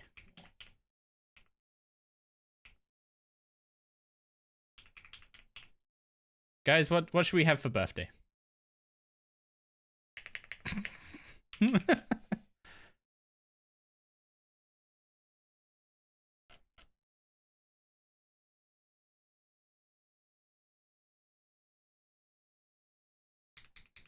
It is my birthday. We should have steak. We have steak every week. We have it every week. It's not special anymore.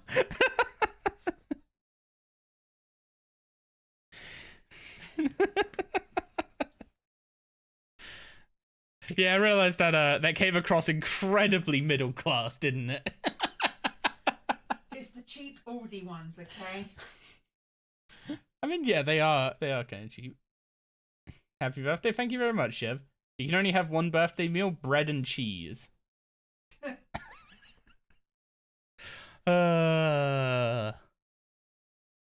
That's Chev's everyday meal. His favorite meal, just bread and cheese. He's not the charcuterie kind of guy.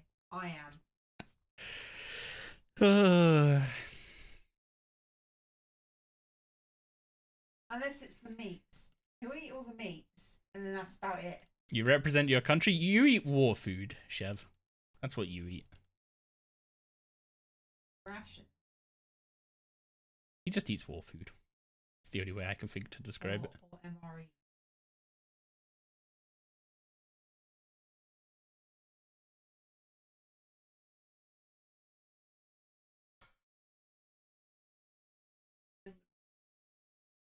Will do. Is there a specific time you want to eat today? Like, do you want to eat later because we went and actually had a filling breakfast, or? Because if you're okay eating later, then I'll order it between stream and Gloomhaven, I guess. Not Gloomhaven. Arkham.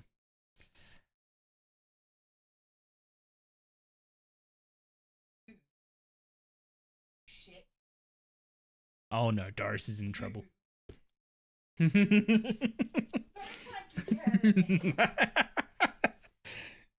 Oh no, Doris is in trouble.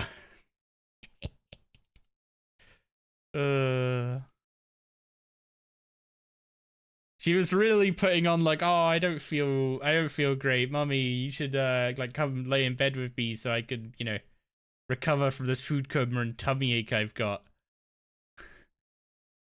And then so Gig went and laid in bed with her, and then she came to us and got treats from us. It's like, you little.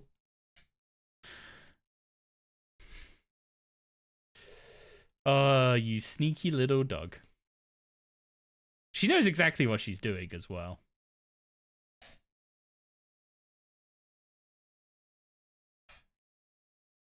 Okay, do we have...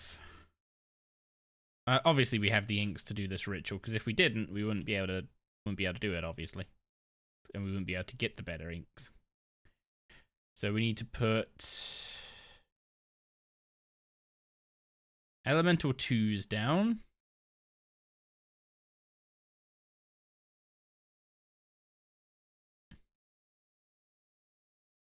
And reagent 2s.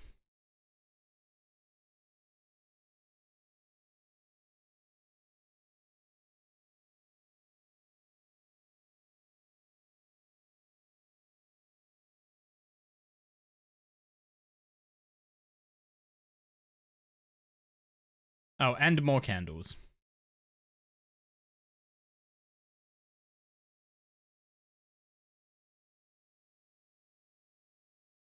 Is she begging you for dinner? After pulling all that?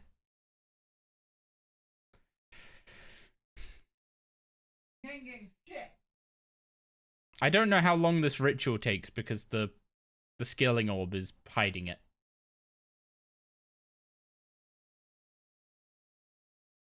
Good UI, by the way. I can turn off the skilling orbs, can't I?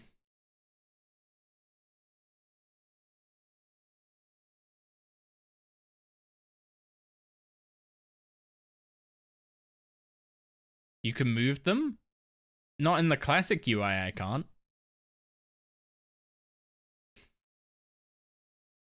Are they called orbs? No.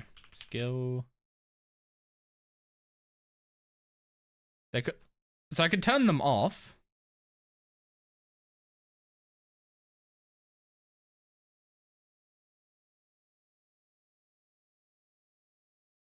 I can turn them off, but I can't do any more than that.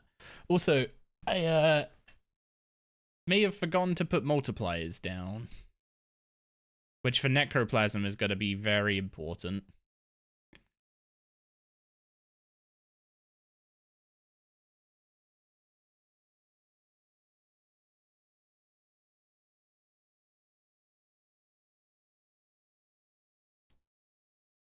Okay, we can make 5. We can make 5 inks off that. Wait, why am I teleporting to Draenor? I can just go through the portal here. There's a bank literally right here.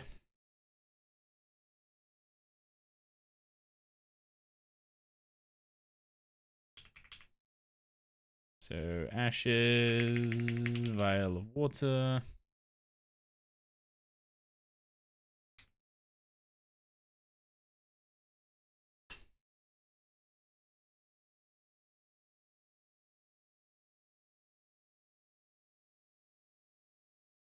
And I guess I'll take 10 of each so I can make a few more inks without having to come back to the bank.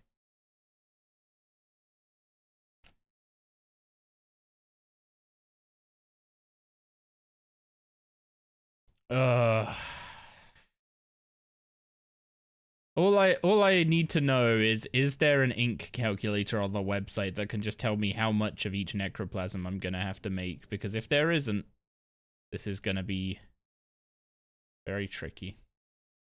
I do not have the necromancy level for that, but I can boost for it.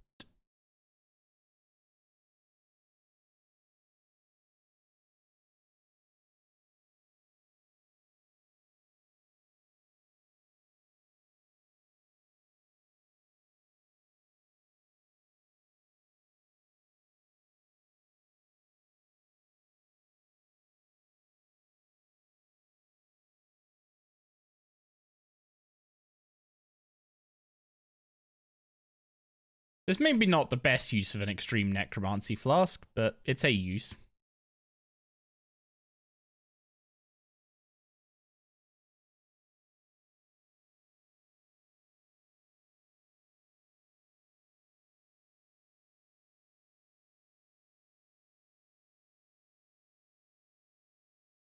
Oh, it just uses regular and basic ink. I thought the multiply 2s would have taken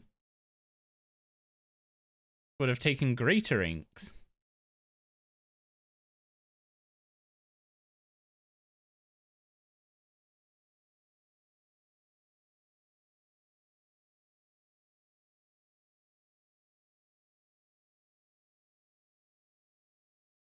Okay, if I do this ritual twice, then I can make at least the starting amount of greater ink.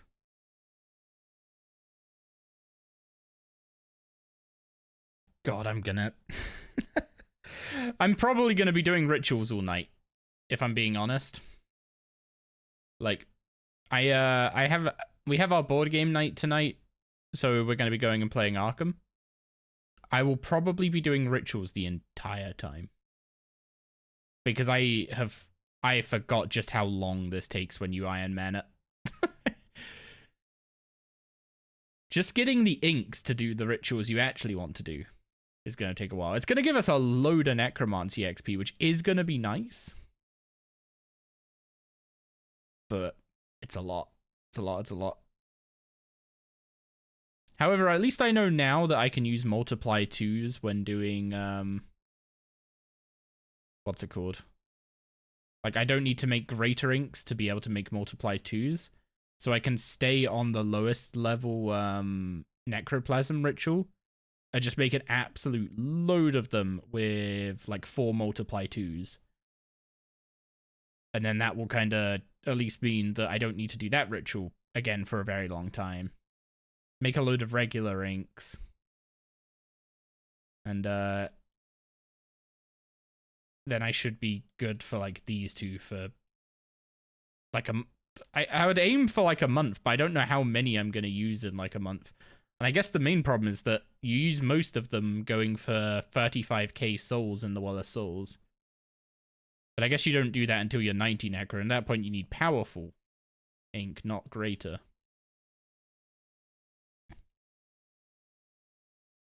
Also, there's going to be so many disturbances as well to get XP from.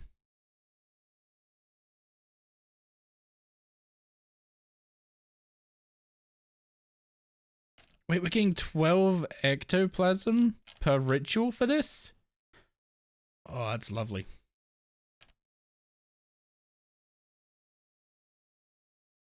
I'm just about keeping up with the ectoplasm I'm using.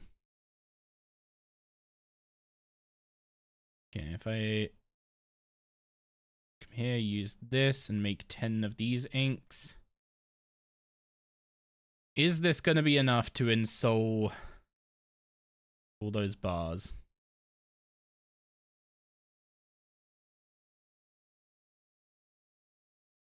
Oh, I don't have my unensouled bars.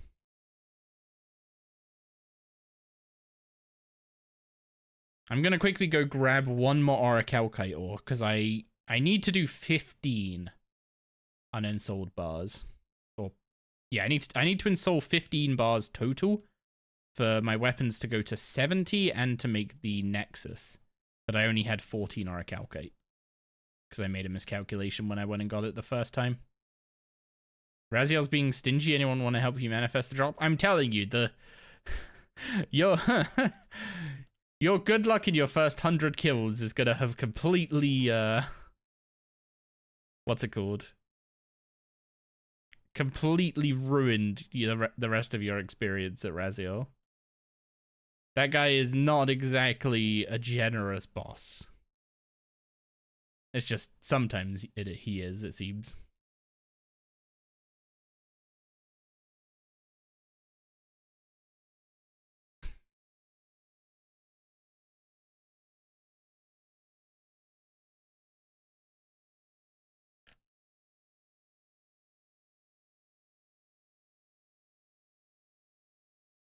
Okay, I need one more orichalcum bar. One more unensouled bar. Then I go get my unensouled bars out of here.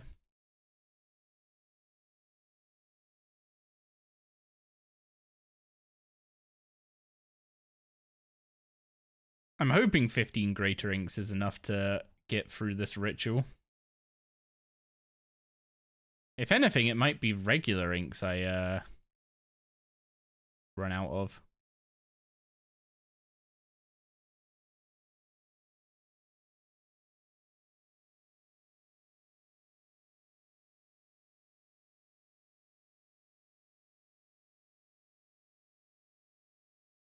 Okay, and soul material. So we have the 2 elemental 2s and the 1 elemental 1. It needs 2 change 2. So we need to get rid of these reagents. And change 2 is gonna need...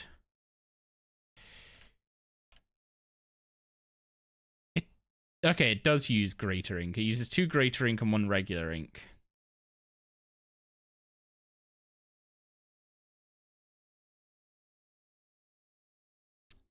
So I'm not going to bother repairing the multiply 2s once they're used up. I'm going to use them for their soul attraction at first. But then after they're depleted, there's no point having them because 180% doesn't do anything for this, what's it called? For this ritual. It just turns 1 into 1.8, which then gets rounded down. Kind of sad it doesn't get rounded up, but I'm assuming that's balancing reasons.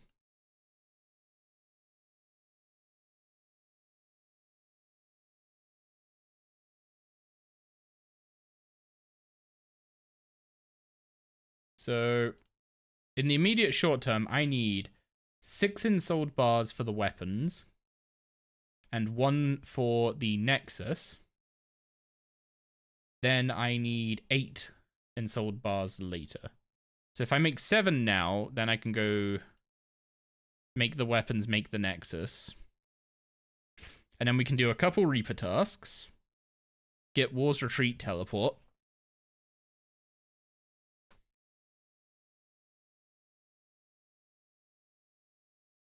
and then, I mean, after that, it would be grind up to 60 defense, grind up to 55 crafting. So that is probably going to be buying a bunch of gnome food and going in the abyss for defense, so I can get the ashes from doing that.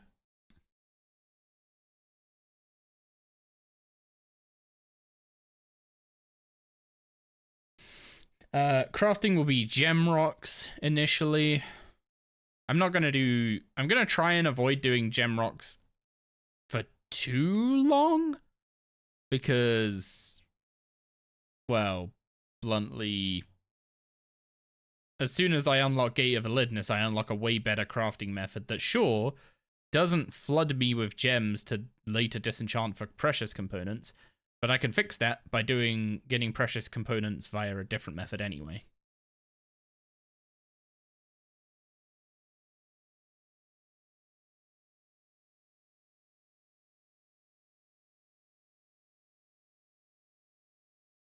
Yo, he just gave me 20 greater necroplasm. Keep that up, boy. I know that's literally 1 greater ink, but Everything helps.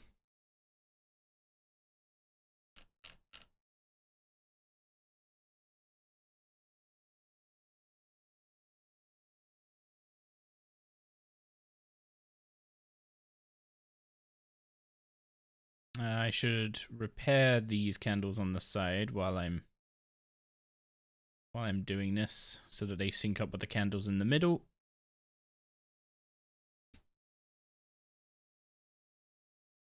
This is the main issue I have with rituals, is that as you try and change between rituals, you want to like use whatever you have that's already there, so you save inks. But then it causes everything to get desynced, so you end up spending a load of time running in and repairing, running out, running in, repairing, running out. And yo, what's up, Sawyer? Happy 53rd birthday. It's 54th. Thank you very much.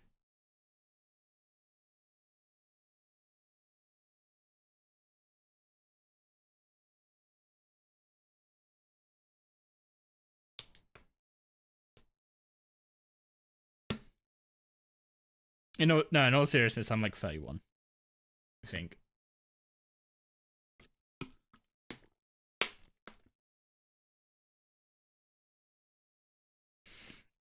Yeah, 31. I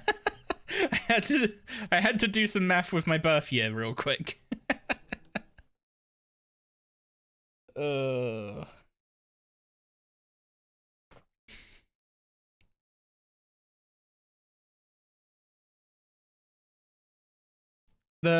The sad story behind it is that I have personally never cared much about my birthday. I've never really cared about it until I started going out with Gig, and like she cared a lot about it, which made me care more about it.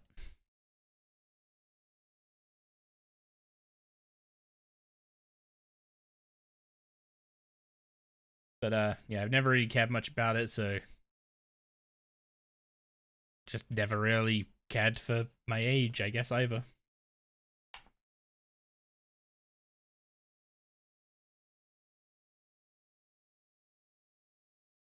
The shambling horrors are appreciated. Give us that Necro XP.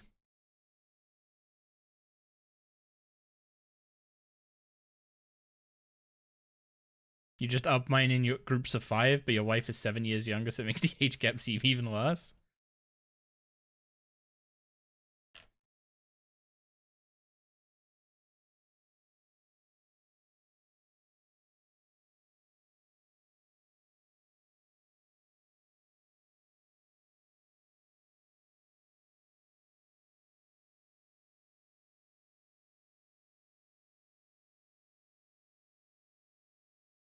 Okay, get rid of these two. I guess we can put down...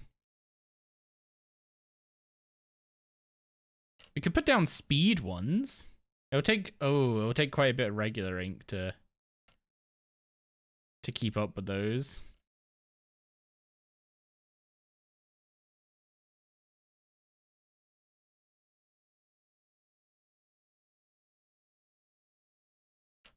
Because these only last for...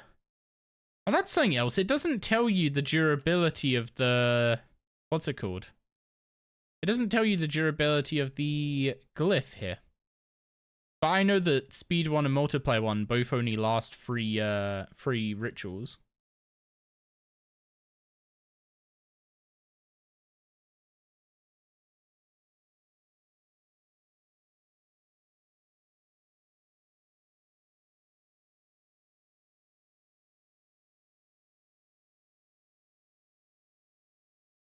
We have 10 uninstalled bars in storage, so this is our 5th one. So we need 2 more after this. Oh, I forgot to make the essence. I forgot to make the essence so I can make the bone runes. Frick. I do not want to destroy the 2s either. I guess I could destroy the elemental 1 and use the other 3 slots to make the essence. I would have wanted to do that with multiplies as well, but I mean, I'm not going to send a ton of impure essence until I have access to powerful.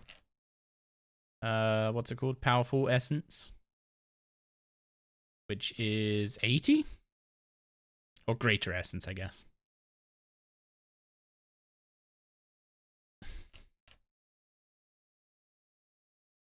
Yeah, there's no powerful essence ritual, right?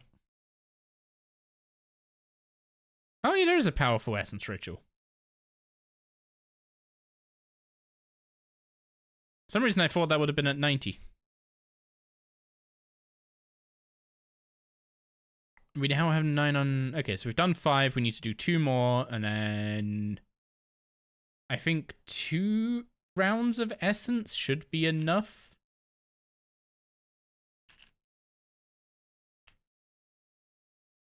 At least for now.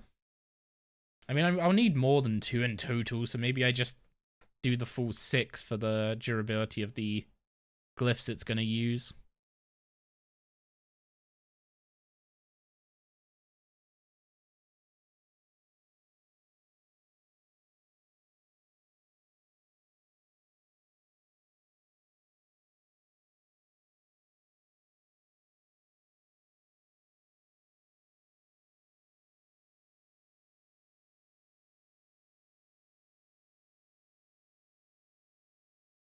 They managed to put a lot of upkeep in necromancy, didn't they? Like, you have ectoplasm, essence, inks to make both of those.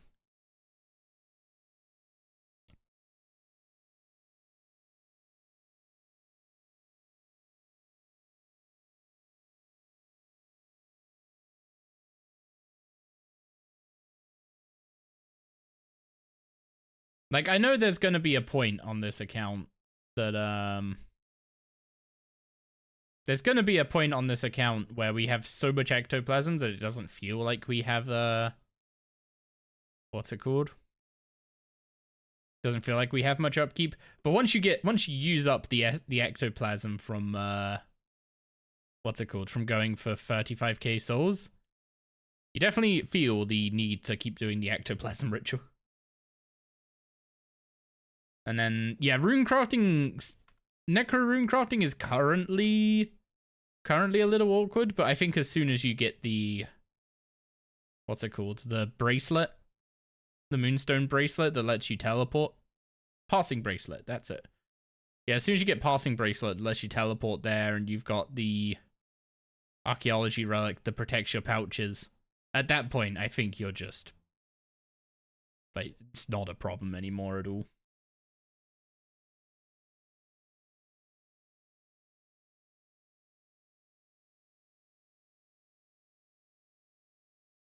So runes aren't a problem. It's just need a source of pure essence, which I guess you can do AFK now with the pickpocketing in the wizard's tower.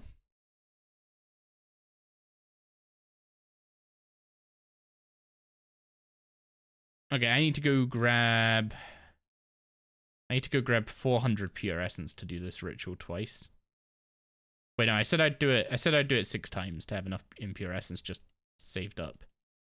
So it's 200 per ritual, 1200 essence. Got the initial ritual for this is not great rates, is it?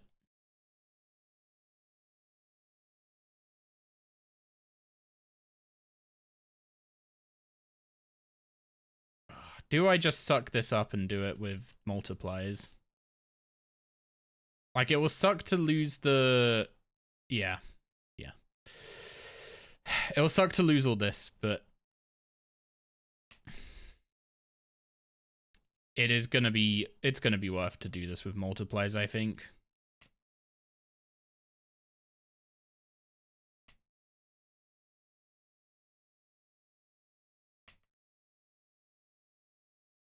I don't need 4 candles. I don't know. 6 candles. I don't know why I'm placing 6. So if I go put the essence in the focus storage.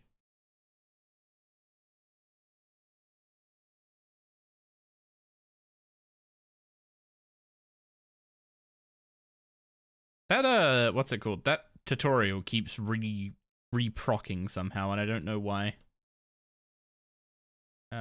So 2 elemental ones and 2 change ones.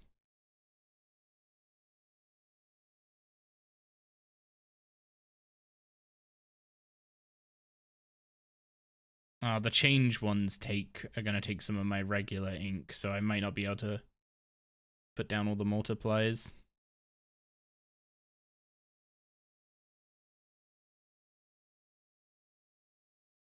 Yeah, I'm just gonna use a dose of this to put down the better multipliers.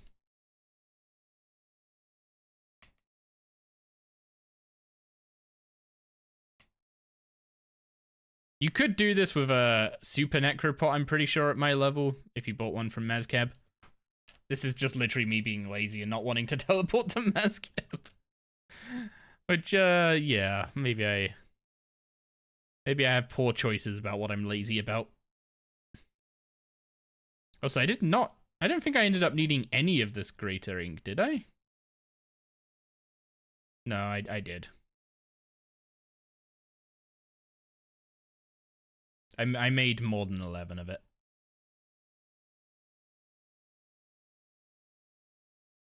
Oh yeah, I need to do Vessel of the Harbinger at some point.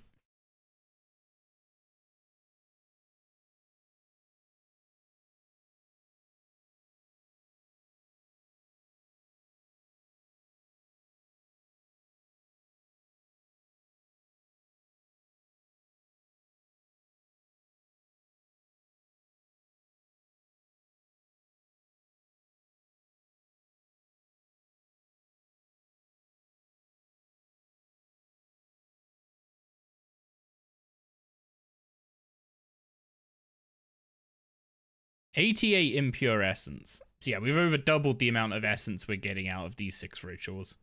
That's 100% worth it.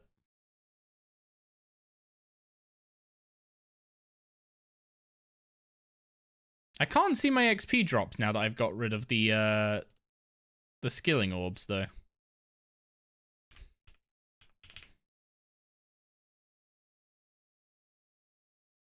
So I can't see how much the disturbances are giving.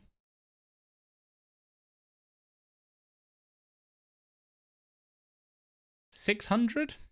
It's definitely worth a click.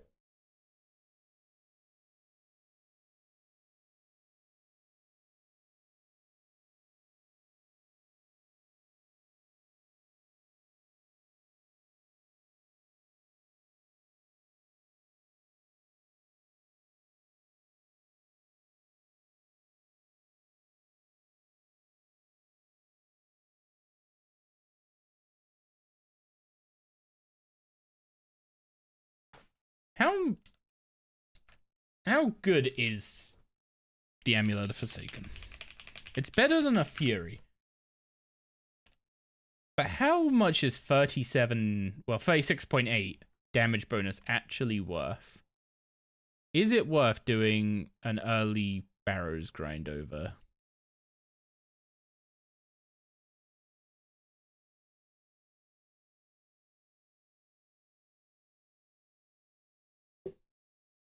Like so you want an Amulet of Forsaken at some point anyway, right? Because you want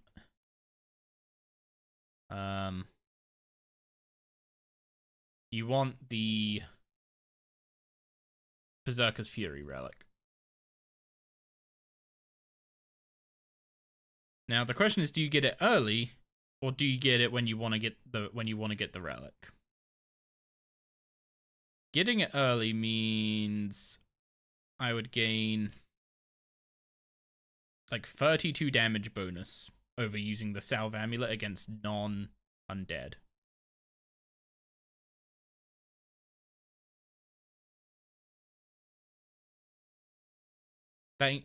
Is that increasing every hit splat by 32, basically? Is that how damage bonus works? Or is it a bit more complicated than that?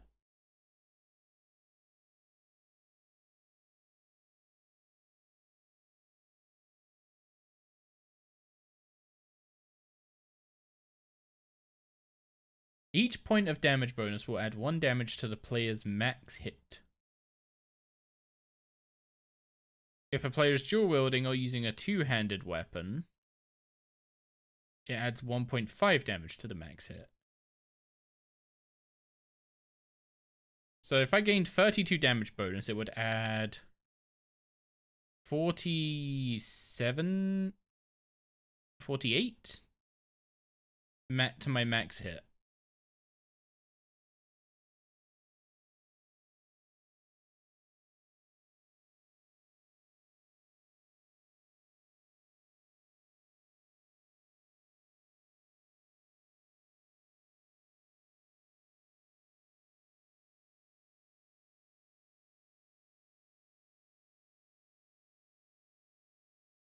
So does that essentially equate to adding about 30 to each of your max hits?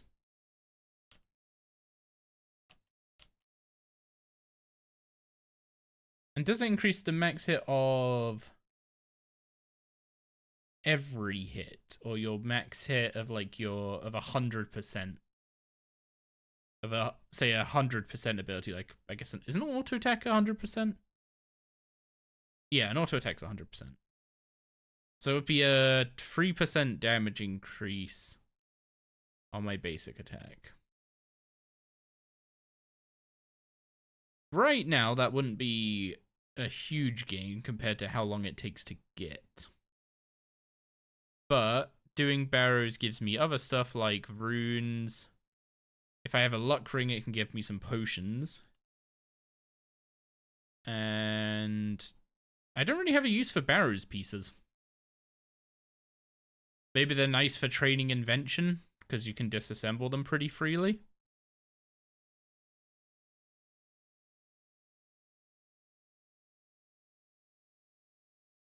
An early barrows grind isn't sounding super useful.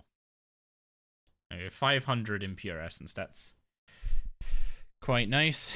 The ensouled bars are going to be useful. 100 and something ectoplasm is also nice.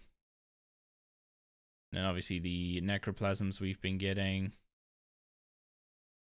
No, I'll just stick all this in the focus storage where it belongs. And I'll put the moonstone in my bank. Okay, so we need to make some bone runes.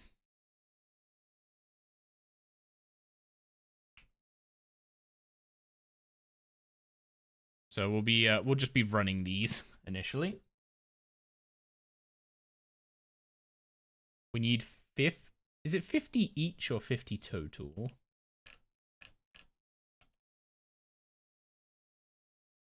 $50 total. So we need 50 total bone runes. Although it might be worth just making a bunch. So I can start using, what's it called? So I can start using Bone Shield.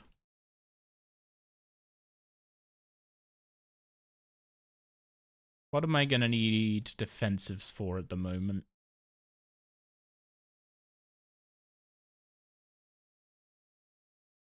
Reflect would be decent against Calphite Queen, I guess, because Calphite Queen hits quite hard.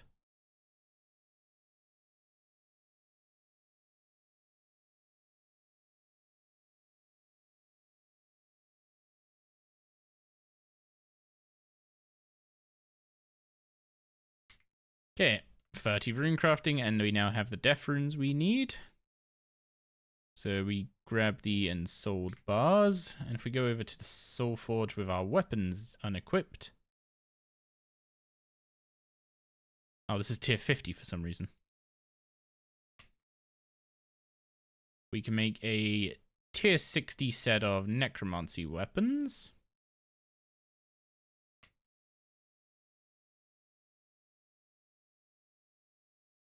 And what do we need to make the... I need a silver bar and a sapphire and 55 crafting. Of course it needs crafting.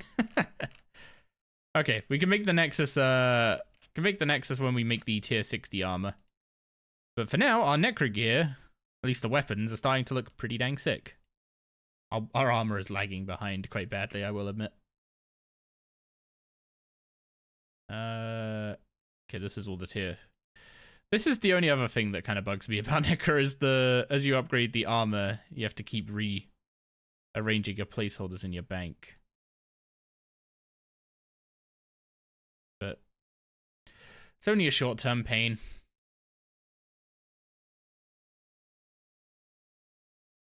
Okay, I think it's time now that we do some Reaper tasks. And we get the War's Retreat teleport unlocked. So I'm gonna do the classic Iron Man strategy of go buy potions from a shop instead of make prayer potions. I think super restores actually give more prayer potions per point than prayer potions actually.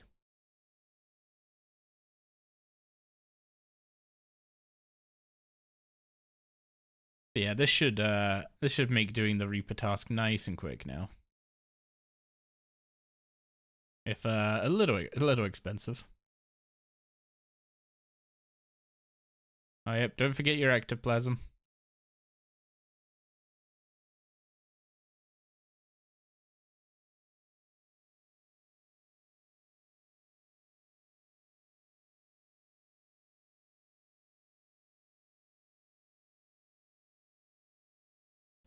There's nothing new that I can get from the talent tree.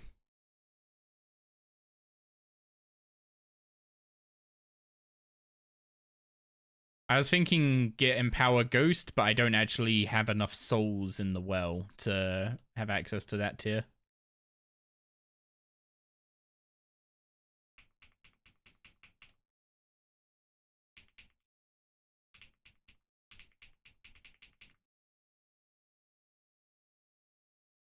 I'm going to see if I can get away with not praying melee for the first few phases, because I want to conserve restore potions if I can. They are pretty expensive to keep buying. So until we have a good source of money. Oh, wait, what? I thought I told it to attack the little mole.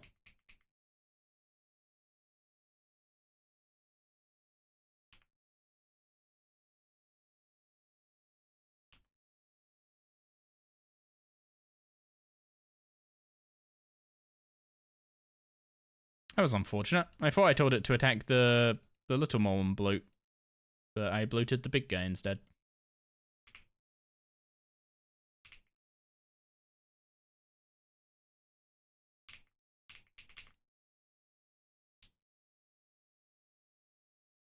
I was gonna say, no way are we, no way is she gonna get the damage reduction in this phase.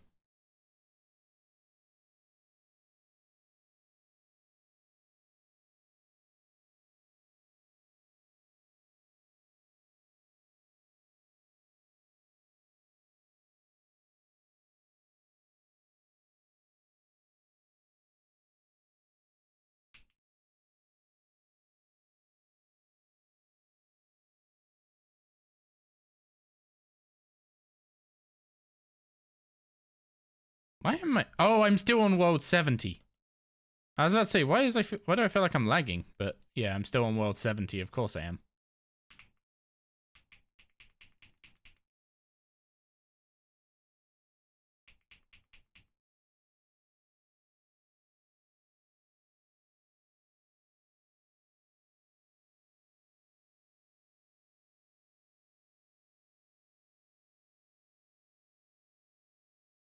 Oh, I didn't even use a necro potion.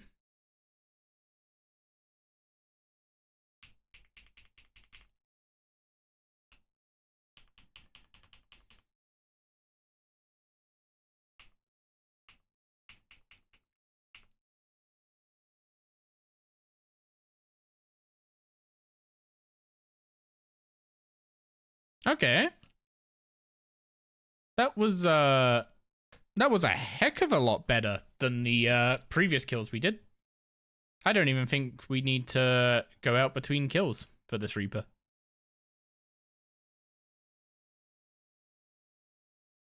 I don't know if I don't know if I could change the spawn speed when I made the instance. I don't think you can at Mole.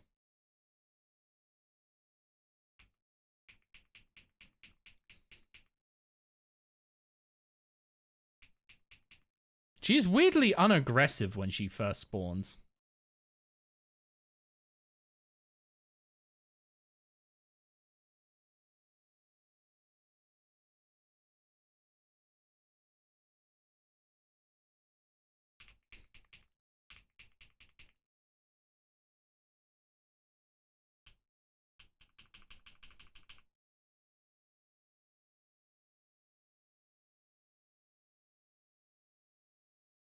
Yeah. We are getting pretty strong for just a week in.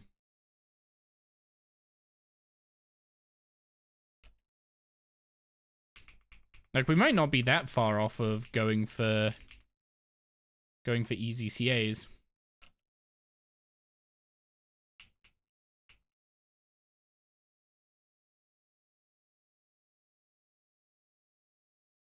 Yeah. But definitely still wanting to play melee here, though. You were going to start doing the achievements and not leave till you finish log. You still on the hard mode killed for more, and you think that cured you of wanting the log. Oh, I know what you mean. I know exactly how you're feeling. Mole is a bit of a brutal grind to do lots of it.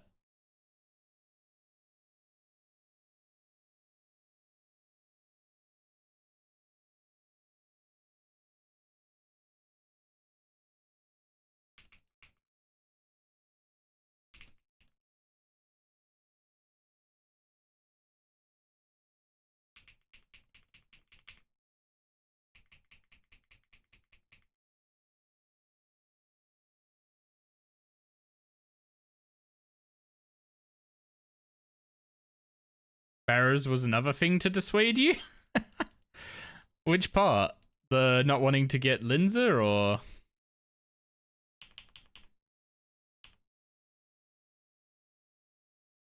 God, Blood Siphon is insane AoE compared to any other style right now. Like, I know it's lots of small hits, but it's pretty perfect for Mole.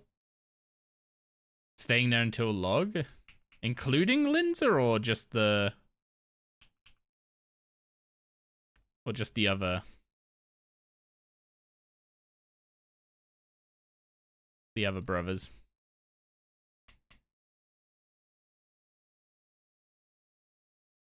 Okay, one more kill. And we're done with another Reaper. And we're closing in on 50 defense. Including Linzer was the original goal. Yeah.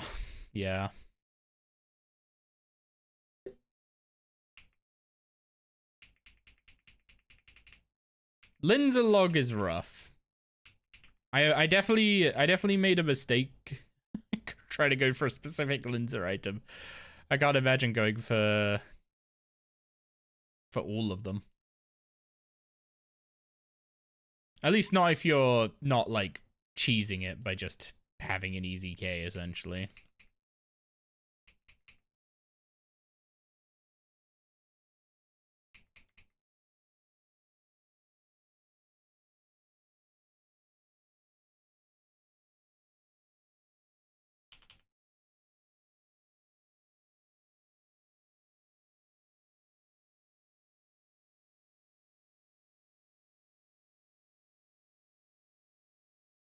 Turns out you didn't like bossing as much as you thought you would. I mean, it's Mole and Barrows. They're not exactly the peak examples of RS3 bossing.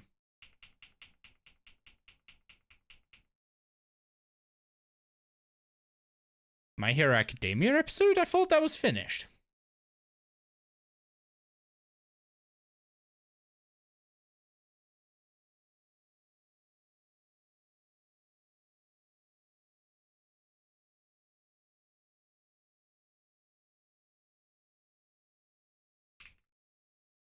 Oh, Vigilantes. Is season 2 good? I watched season 1, but I haven't watched season 2.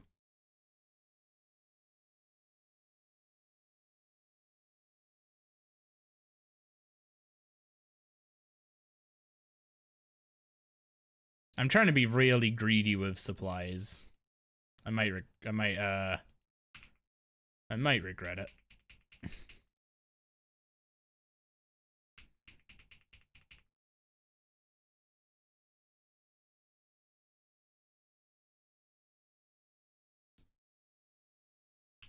Trying to get your Zuck cape helped you with not liking bossing? You still don't have it?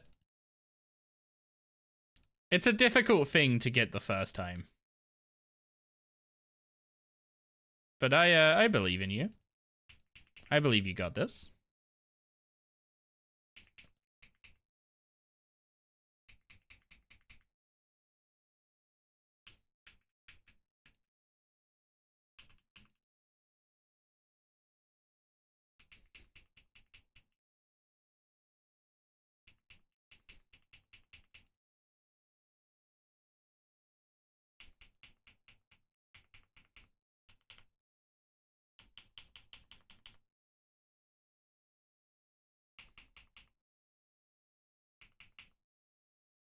Yeah, there we go. Reaper task done. 20k cash, don't mind if I do. 47 Slayer, 48 defense. I need to go grab my Grim Gem, and then we should be able to do another Reaper. We have 69 combat, which means our Reaper tasks should be... It's either Mole or... Does it add KBD at 65? If it adds Mole at a KBD at 65, then I can skip it. Okay, 6 Mole, that's fine. He heard we can kill the Mole now, so decided we should kill more Mole.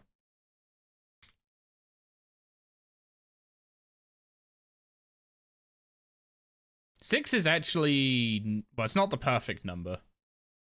We need to kill 4 and then we get War's Retreat tally. But 6 is a fine number.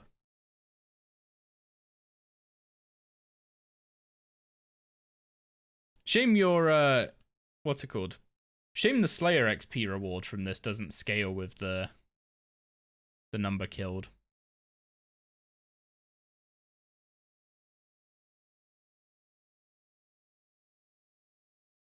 Yeah, I can't up the spawn speed.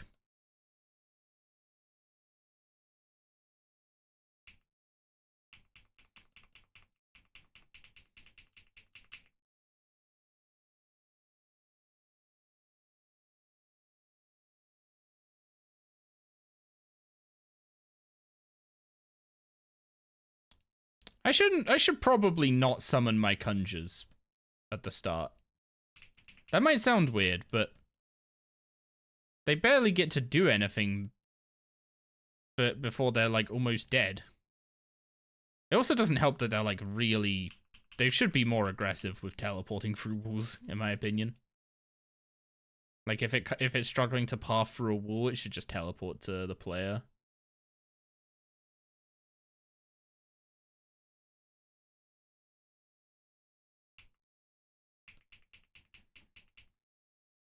Or maybe an ability to like recall them, so you could drag them through a wall. Because there's been a bunch of times like going around different areas in the game where, like in the Stronghold of Security is a good example that immediately springs to mind. The rooms in there are too small to trigger the like snapping of your conjures.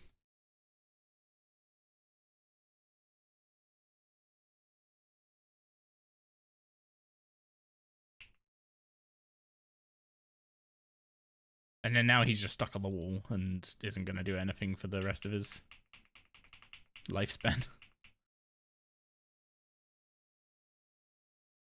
I'm pretty sure it's just not worth summoning them until the next room at this point. And if I summon them as I go into the next room, they'll last to the final room.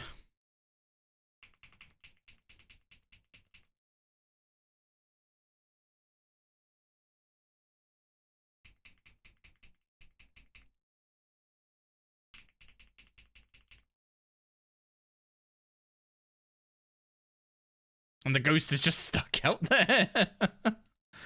uh, so sad. Also, what the? Just starts the last phase with like 8 minions. At least bloat's OP.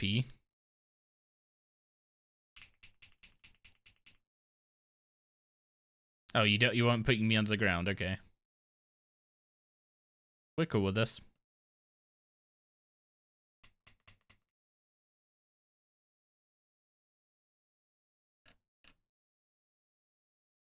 You think you're going back to Rax for a bit until you get bored? It sounds like you really want something from Rax, but you really don't wanna go there. And I'm starting to question what could be worth putting yourself through such pain.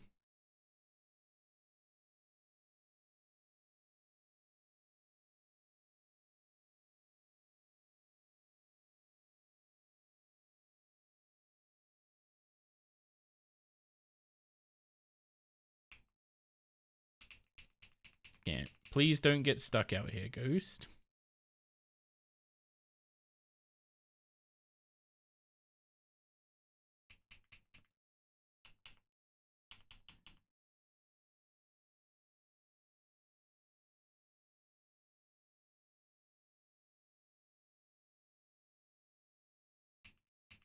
Does the mole clear debuffs when she changes room? Yes. Yes is the answer to that.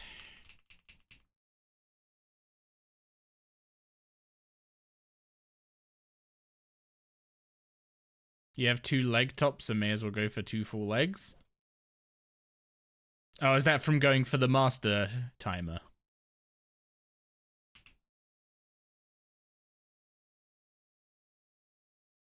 Oh, this is a dead end.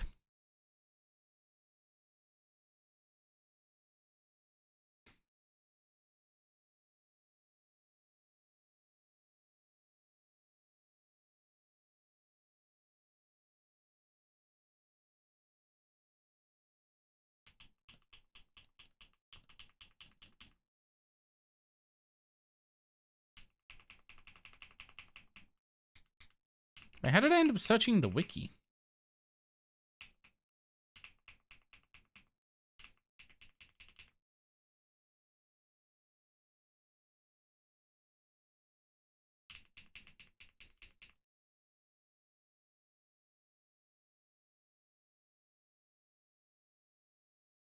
And the skeleton does not get to ramp up in this fight in the slightest. Kind of sad for our little guy.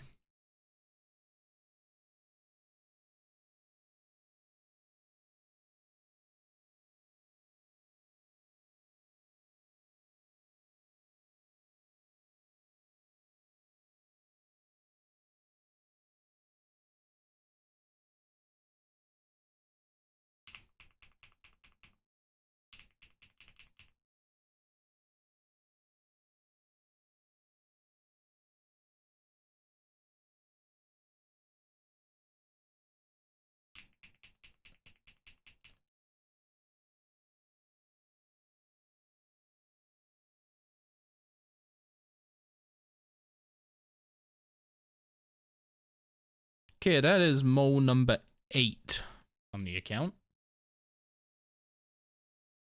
4 more on this Reaper, but 2 more and we get War's Retreat Telly finally.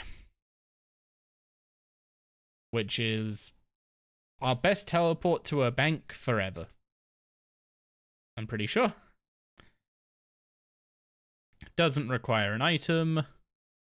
Is instant, stalls damage. Well, it doesn't even stall damage. I'm pretty sure it nullifies damage while you're teleporting.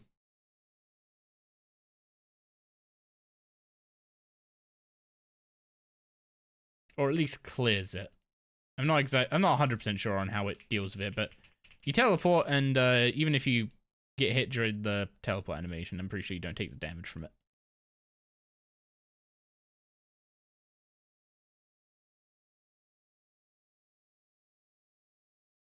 Which I guess is more something to note about older teleports that had longer animations, like the Ring of Kinship.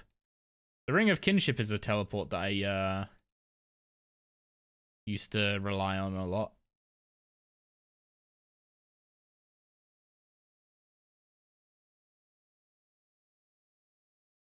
Obviously, doesn't work as well on a hardcore because you're wearing Ring of Life everywhere.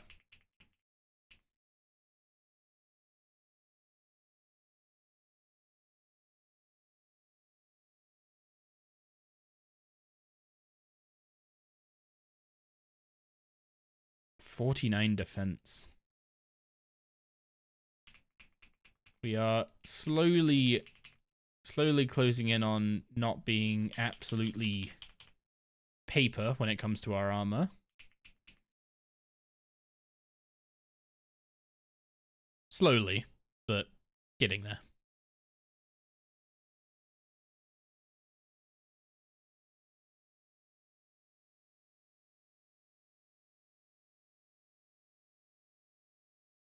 To get tier 70 is just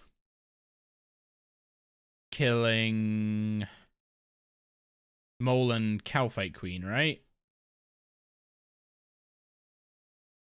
Or do you need to do her mod as well before you can make tier 70 armor?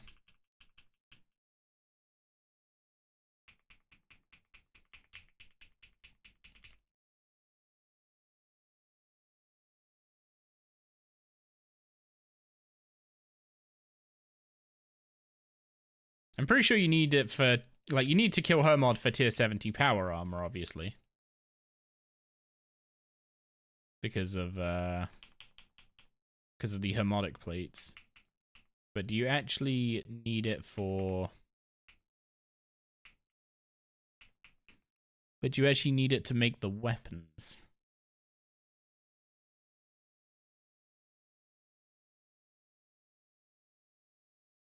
The quest is required for Killy task, I think 60 plus. Well, I've already got tier 60 weapons. So it must be required for 70. Good to know, good to know.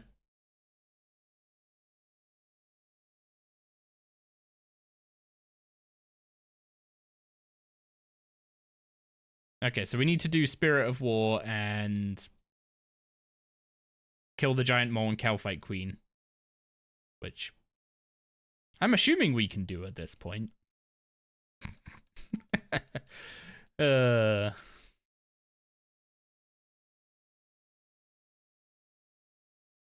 know you have to kill them specifically with necromancy, so they can't just do something like check your KC to see if you've already managed to kill the bosses.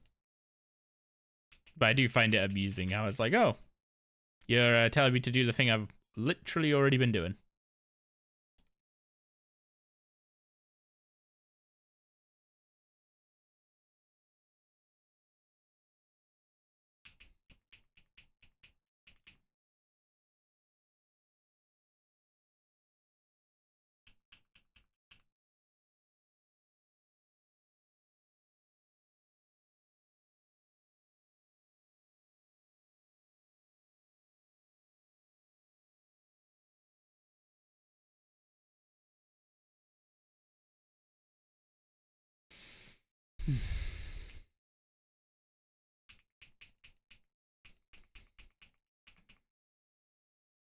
So I need to do a load of rituals for inks and such.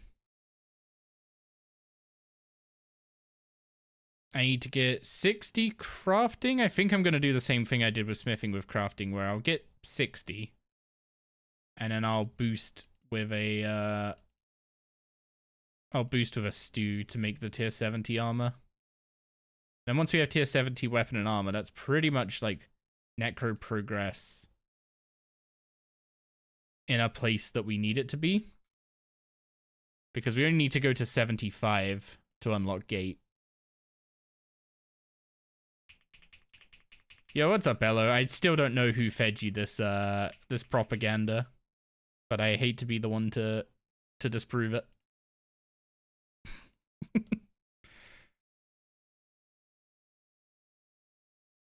Necro mentioned. You're a fan of Necro, I take it.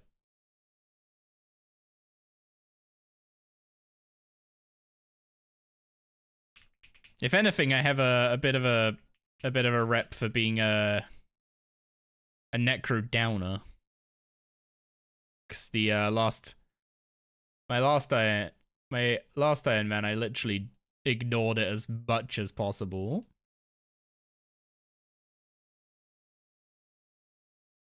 Okay, 50 defense. Just trying to see if there's anything particularly useful there. I guess the armors for all styles will make training those styles when I need to a little bit easier. But it's mostly just that I can now make tier 50 necro armor, which I think we already have all the materials for, so we can... Oh no, we can't do that after this. I don't have the crafting level. Professional software dev, professional gamer, what can he not do? I was about to say I'm not a professional gamer because it's not my job, but I guess the definition is literally just that you receive income for it. Which technically... Well, the taxman definitely thinks I do.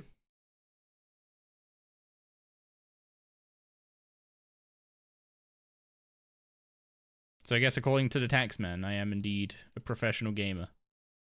Unfortunately, that title is greatly overstated.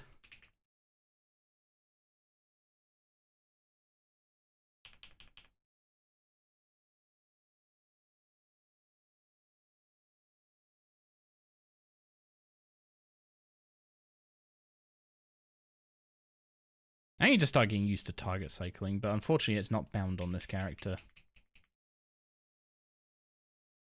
Unless it has a default binding, but it's definitely not been changed to tab yet. Guess I could do that quickly now. Target cycle is... that one.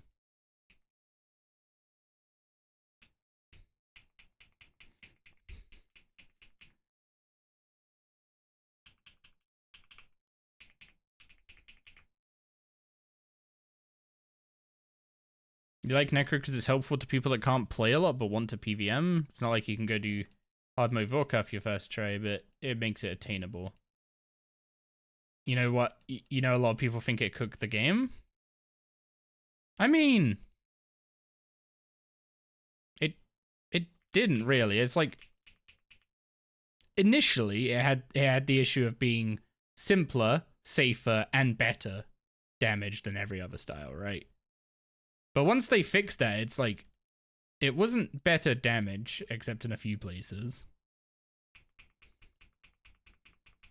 And sure, it's simpler, but if you wanna play something more complex and get more damage out of it, that was still an option.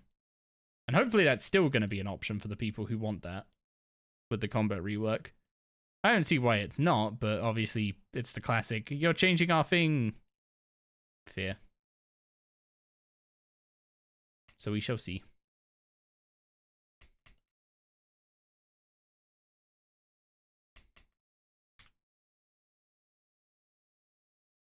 Birding is a brand new PVMer? Clearly you didn't see how I did a how I did a speed kill on Mechanaz. Calling that hybriding would be an insult to the high level community though. You like the sustain from Necro, but don't really care for everything else about it. I mean, in this fight, all the sustain's really giving me is that I'm not having to bank every other kill, which is definitely something the other styles lack. But it's not like it. I was about to say it's not like it makes necromancy OP, but that's always been the issue summoning kind of had when it came into the game. When we got summoning, bossing trips changed a lot when you could bring 30 more items. Because it wasn't just doubling the size of your inventory, it was more than doubling the amount of consumables you could bring. Which was maybe not great for the game, because then it turned Grador from like go there, get a few kills, port out. It turned Grador from that to literally being there for like 2 to 3 hours. But to be honest, I remember having a lot of fun with people just hanging out, killing Grador in a trio for 2 hours. So, if it's fun, is it a problem?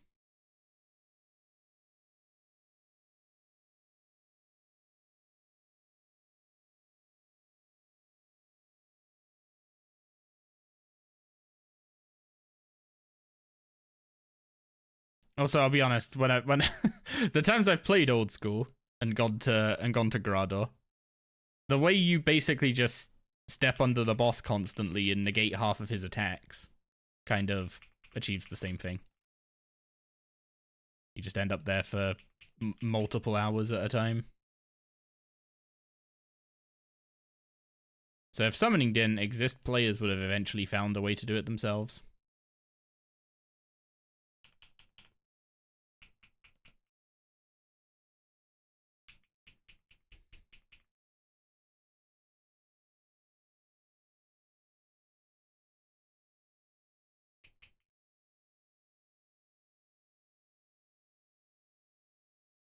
Ah, dang it. I always have issues with Revo when I don't have ability queuing on.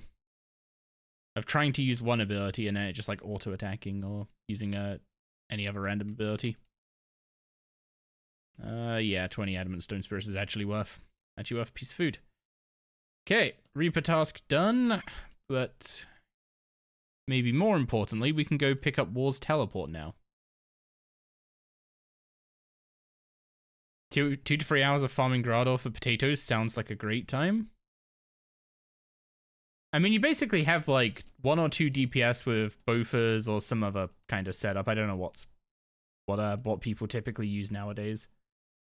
But and then you just have someone in like pure tank gear that just keeps stepping under Grador and hits often enough to not have the aggro switch. And you stay there for ages. It's insane. There we go. War's Retreat Teleport has finally been unlocked, and I'm going to keybind this thing immediately. So anytime I am in any danger, I just spam this key. If I pull Fentrican while fighting Orichalca, I just press that key immediately. Can you tell how my last hardcore died?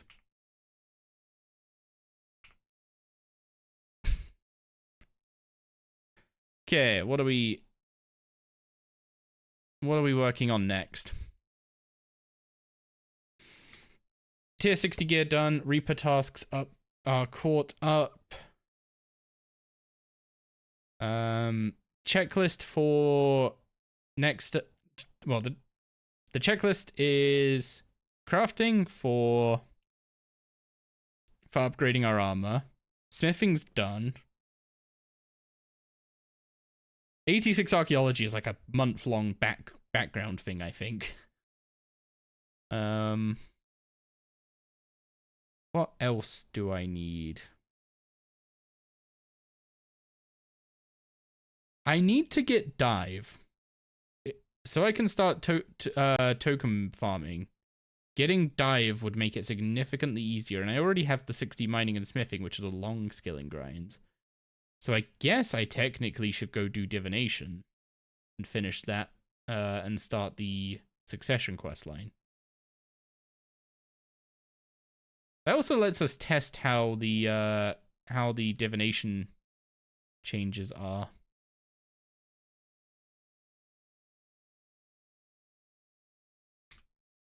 Because they buffed a bunch of low-level divination, and I don't really know if it... Like, the numbers looked small, but I don't know if they kind of add together to actually be good, or if they're still kind of trash. So let's test it. For context of why I haven't just done caches to get divination up, I'm currently acting as if the DailyScape changes have already gone live, as outlined in the blog they put out. So in that change, they're changing caches to be from being a daily to being a D&D triggered by training the skill, which I can't really replicate. So I'm just not doing caches until they actually change it. You'd like to be able to brid one day, but you're super far from that. I definitely can't do the whole like 7-way switch in half a tick that people do, but I have my private thoughts about that as well. No deaths for me this time, surely. Hey, if this hardcore lives more than 2 months, then it's an improvement. Okay, what's the XP like? 14 for an enriched memory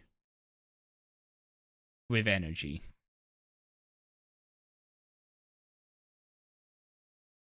And then 5 XP per memory otherwise.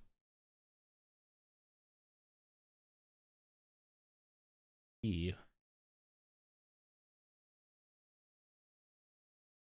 This is still trash. This is still terrible. Like,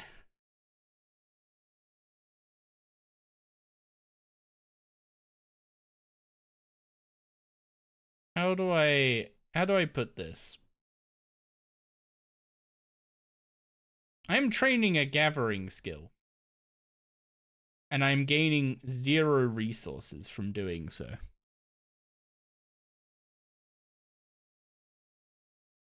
That should be better XP than mining, which gets you resources. And that wasn't, let's say.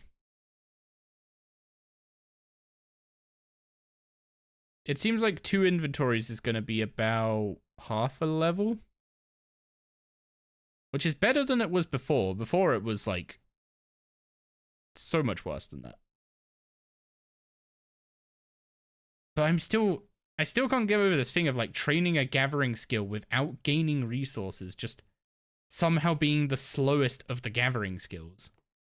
Like maybe fishing is the exception there. Fishing's quite slow.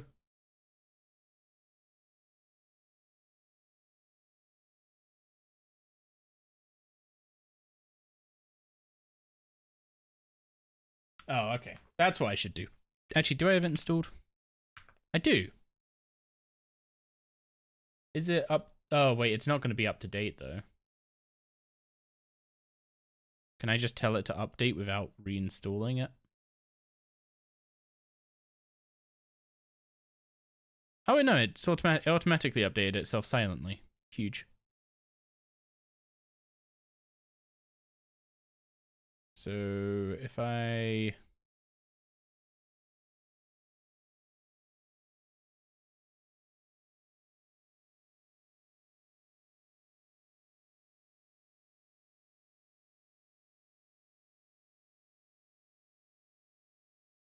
Can it not find my home teleport?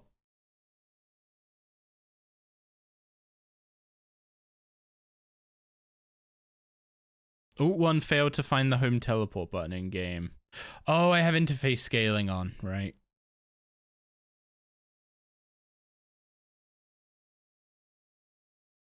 Let me turn that off. Reload.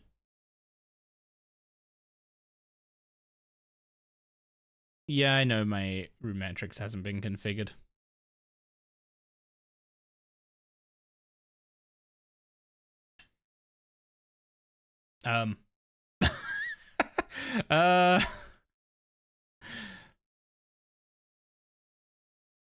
Does anyone know what these tick boxes are? I think the top one is to show... Okay, yeah, it shows non-abbreviated. Which one is to hide pro features? Nope.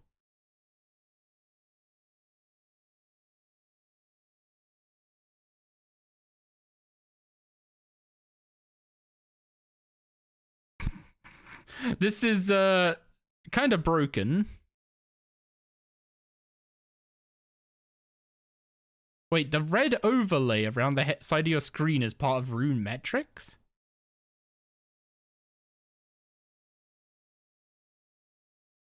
Oh, okay, you right-click and hide pro features. Okay, there we go. So, divination, and I want it to track over 5 minutes.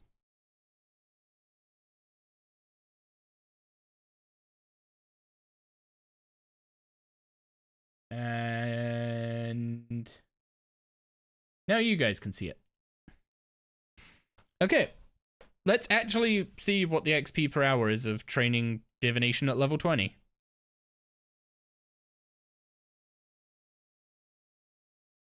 And I'll go see if the wiki's outdated so it can tell us what the old XP per hour was.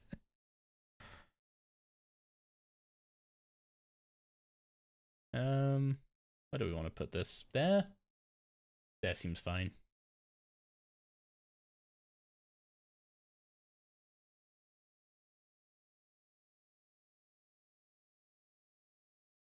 RuneMetrics has been bugged since they disabled all the things to purchase it.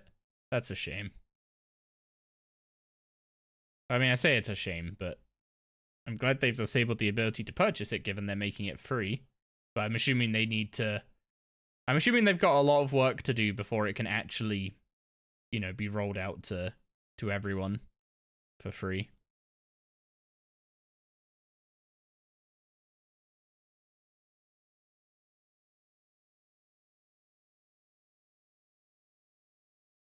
If this isn't like 20k an hour, by the way, I'm gonna cry a little bit. Because I don't get why divination has to suck compared to the other gathering skills, XP wise. Like, woodcutting while gaining resources is better than this. Mining while gaining resources is better than this. Divination is like one of the few gathering skills you can train, sacrificing your resources as part of the mechanics of training it, and somehow still get terrible XP.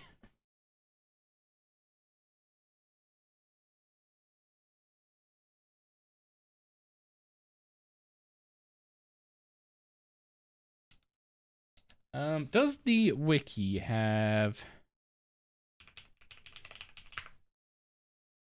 Does the wiki have XP rates of the other gathering skills at, like, level 20?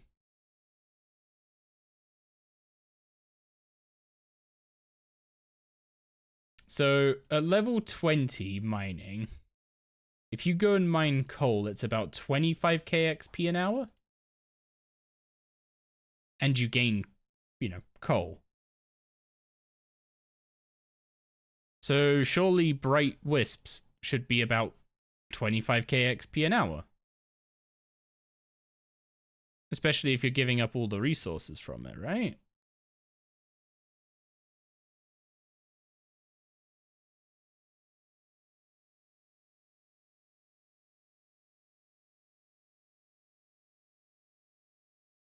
I don't think I'm gonna hit 25k.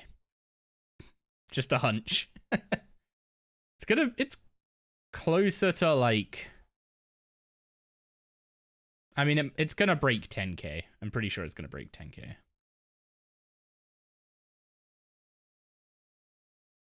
But that means that it's... If it's 10k XP an hour to do bright wisps, while not gaining any energy, that means it is 200 and...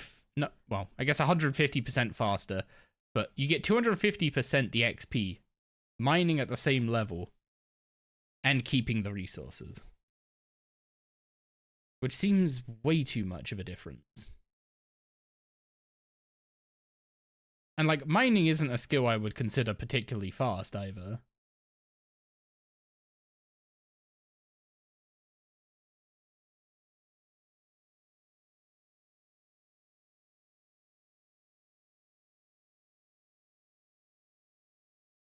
I guess the other part to consider is like once they add caches as something you can trigger, does that bring the XP rate up enough if you engage with it?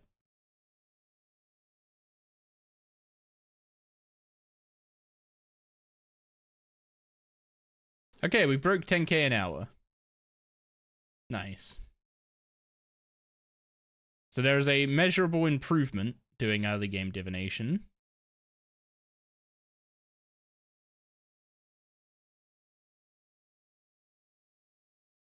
Yeah, okay. I just had to double check in my brain. Yes, they brought the skilling changes live with the early game changes. So the XP buff to divination is already live. The cache changes aren't, though.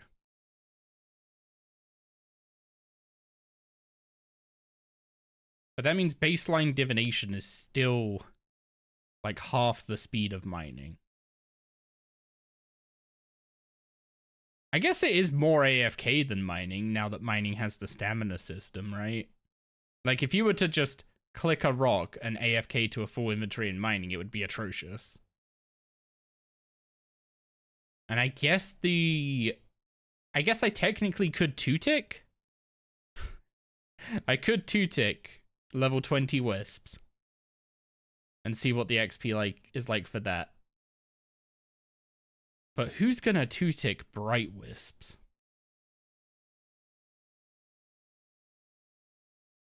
Yeah, mining doesn't have caches. I just don't know what the cache XP is gonna be.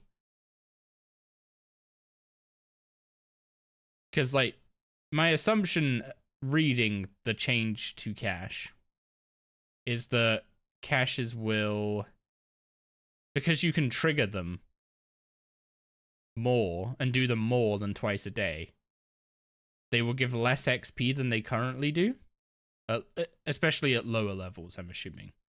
Like, I'm assuming you're not going to go do pale wisps for like 10 minutes, get a cache proc, jump into it, and get level 20 immediately and skip the level 10 wisp. I'm assuming that's not what they want.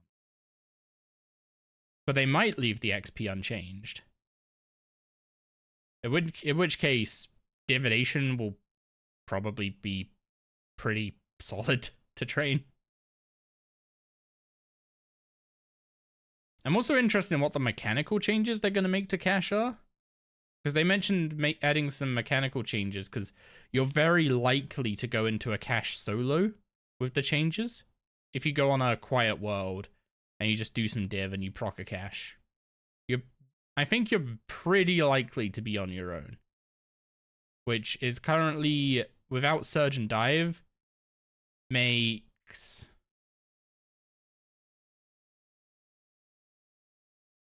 Oh, okay, a cache is open. Aren't the rocks supposed to, like, fall into the rift and it open when that happens?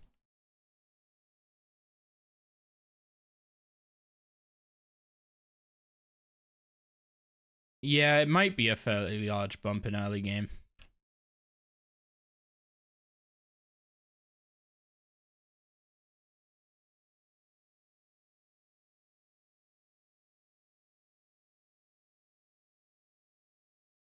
I mean, it's going to take...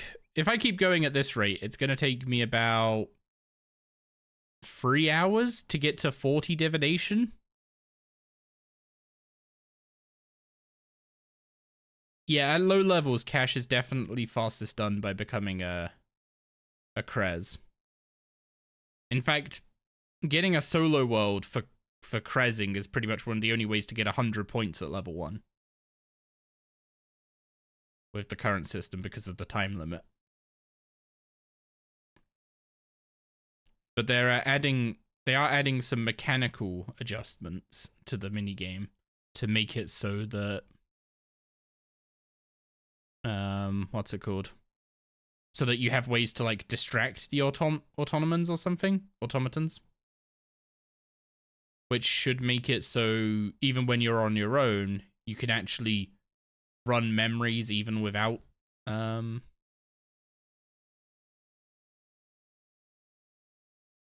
can actually run memories even without access to Surge and Dive. I'm imagining most people will probably still just go in the Krez, hit some bots, AFK, wait for the Krez again. Unless they do something quite drastic to running memories at low levels, because it takes so long to run memories with say you only have Surge and it's on a 20-second cooldown. That means you get to Surge 3 times between Krezes. So that gets you 3 dunks past any automatons. And then maybe you run, maybe between the first and second and the second and third, you run one manually each time. And then after the third one, you go move to the Krez to get into it on cooldown. So you've run 5 memories and gained 5 points in a minute. Whereas in the automaton, you can, in Krez, sorry, you can get about 20? Maybe a little less. I think it's a standard run once you're level 45 or whenever you can access the 2-point automatons in Krez.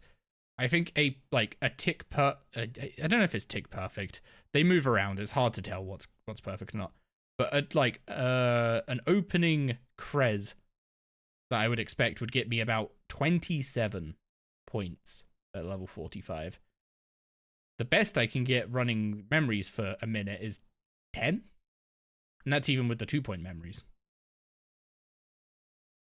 That's provided the automatons don't camp the rift or do their janky hitbot thing. Yeah, there's a few awkward interactions. Also, yeah, this is kind of stabilizing, like 11.5k, so 11 to 12k XP an hour. That's... It's not perfect, but again, like, I'm not testing it with the cash change. This is just if you skilled as if I was doing, say, woodcutting or mining. Without super high activity. Hand reps. You know, those are good for killing Raziel himself, so I'm very happy for you. Anything that speeds up your grind and keeps you there less is good.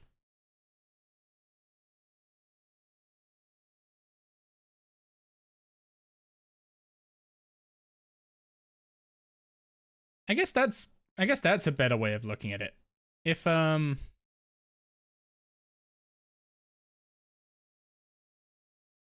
If doing the caches doubles your XP an hour when they spawn, then this becomes as good as mining. But you're also not gaining resources, but like...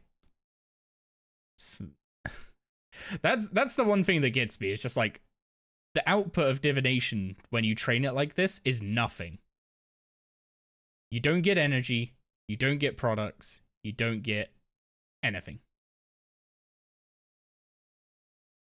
I should probably be keeping some amount of energies for engrams, but that is the other part that's really hard to measure, is what's the value of the teleport strands you get per hour here.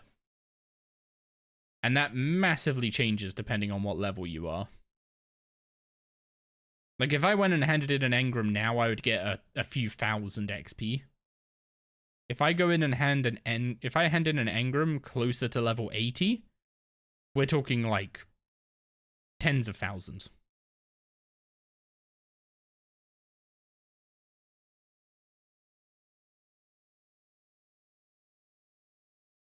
I'm assuming he's doing engrams if he's here. But yeah, so I don't want to be using my memory strands yet. I would ideally hold on to my memory strands for a later level so I get more XP for them. But then there's the other argument of what's it called? Then there's the other argument. Is it better to just get a higher level with engrams and go unlock Dungeoneering Divination? Which I need 40 Divination to bring online. Am I gonna Dungeoneer Divination, do Dunge Div this early into an account? I mean, if I want to rush invention, yes. Yes, I am.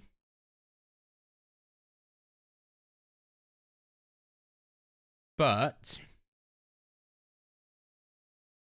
how much div XP am I just going to get from doing gate? And is that going to be enough to get me what I need for invention?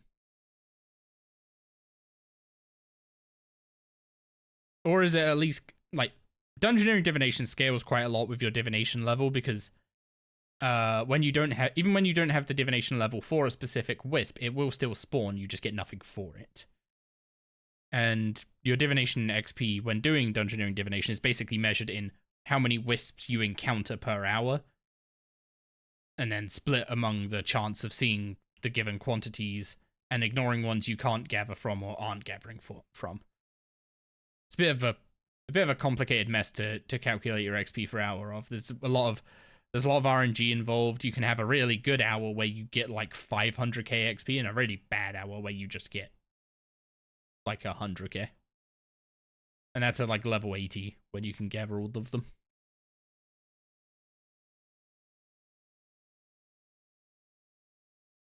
Early levels are slow. Think it's better to anger him early?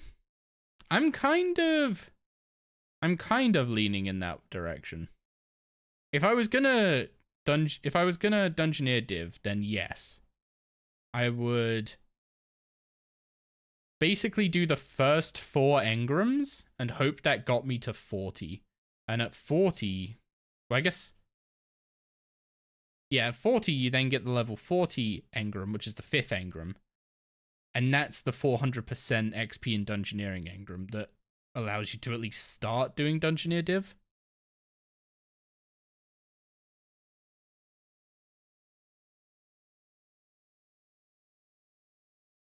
One of these energies sells at 1500 an energy? What, bright energy? What? Okay, random moneymaker, I guess?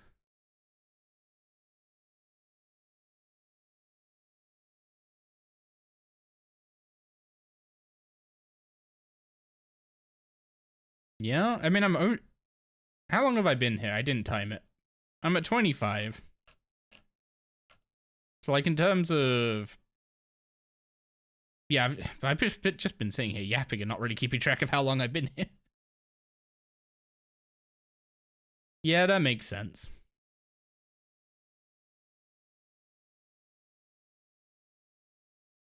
Oh, I did. How did I not get the butterfly? Give me my summoning XP. Come back.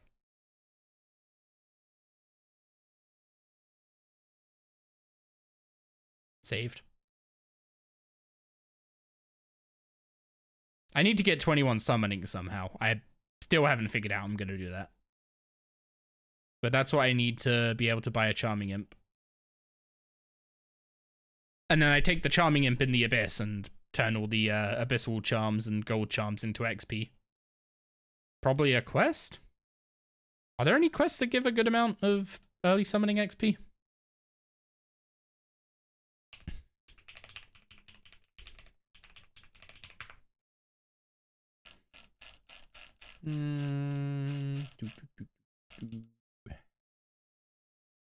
Strength. Summoning?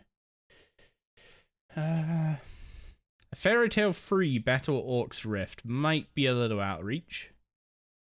Spear of Summer already needs 19 summoning.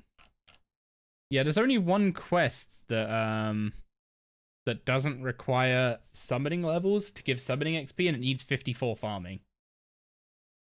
Which would have been fine. I probably, honestly, if we still had beehives, I probably would have changed some things around to get a higher Herblore level earlier for Fairy Tale Part 2. But I probably would have already done Fairy Tale Part 3 for fairy rings.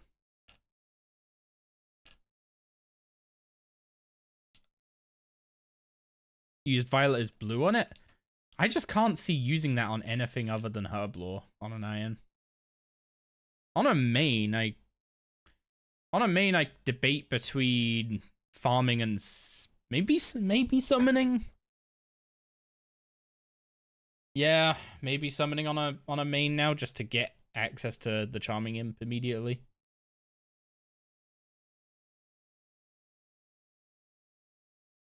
The thing is, Herblore is just a really weird skill on mains now, because there's so much demand for certain potions, like prayer potions, summoning potions, super energies.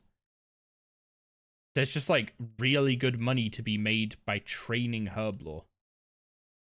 So it's like, you go from using literally every ounce of XP you have on it to, like, on an Ironman, use literally every ounce of XP you have available on it. But then on a main, it's like, yeah, I don't care. I'm just gonna sit there and make potions for a couple hours and make a bunch of money while doing it.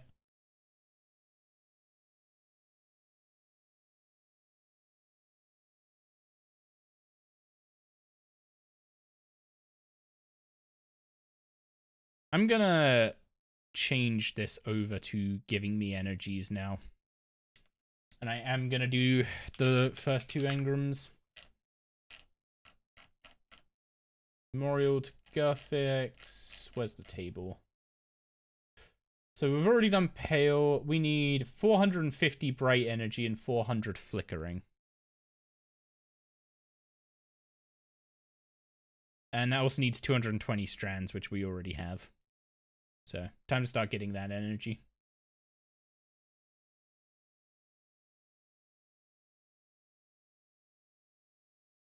Yeah, I'm pretty sure I'm pretty sure I'm just gonna get the divination level that I need to unlock gate. And then when I do a bunch of gate, I'll start getting divination levels.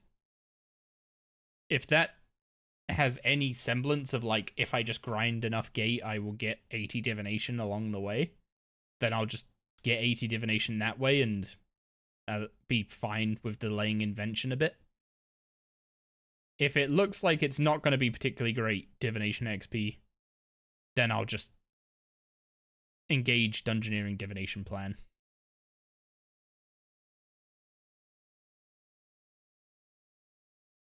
You rationalized it by saying 5k early XP early diverted from Herblore as like 1 daily. Yeah, I guess 1 lamp's not too bad. Because you're not gonna cause yourself to miss out on quest requirements that then cause Herblore to start leapfrogging up. In old school, trying to get Herblore up to the level where you can get to the big quests like Edgar's Ruse and stuff is actually quite tricky. We kind of luck out in that regard with Violet is Blue just skipping all that nonsense at the start.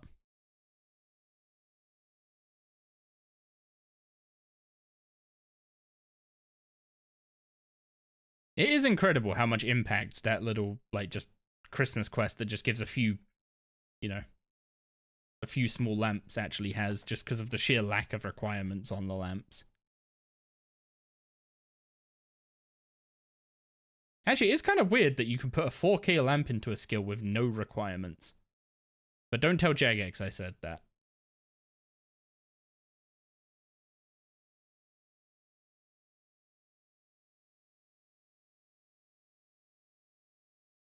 But, like, you think about, what's it called? Like, the 5k XP lamps you get for doing achievement diaries, and they all require 30 in the skill. It's kind of funny you can just put 17k XP into Herblore straight off the bat without any requirement at all.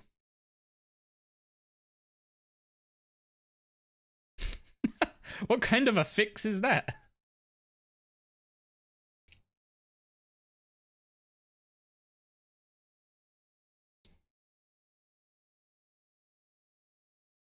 Yeah. If I do like 2, maybe 3 engrams, we'll get the divination level we need to do Daughter of Chaos. That'll then give us a bunch of div and archaeology XP. Then I need to somehow figure out what I'm doing with Civil War, because I can't currently do it. and follow my own rules.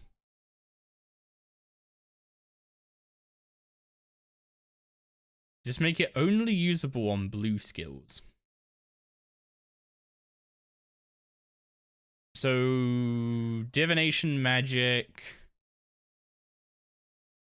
fishing?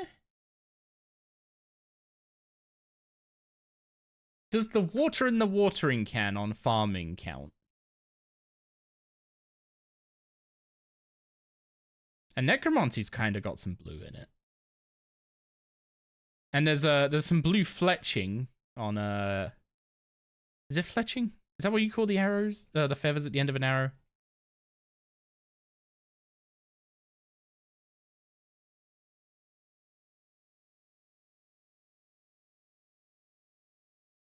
Yeah, prayer has like a blue inner glow.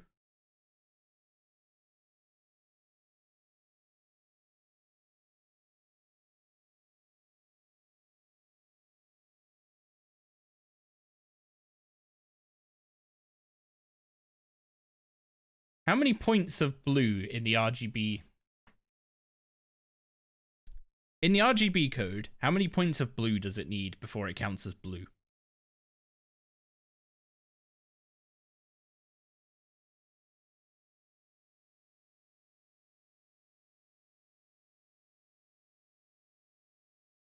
Like, can I argue that there's a tint of blue in the green that's used for the herblore icon?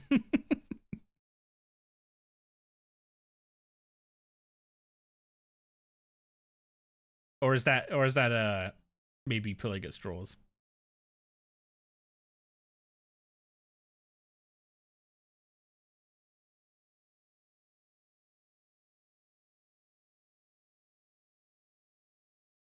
Where do you actually get the Okay, the Elder Sword is in Portsarim. Isn't the Sword of Edicts in the Wildy? Yeah, it is. Not Portsarim. Pest Control.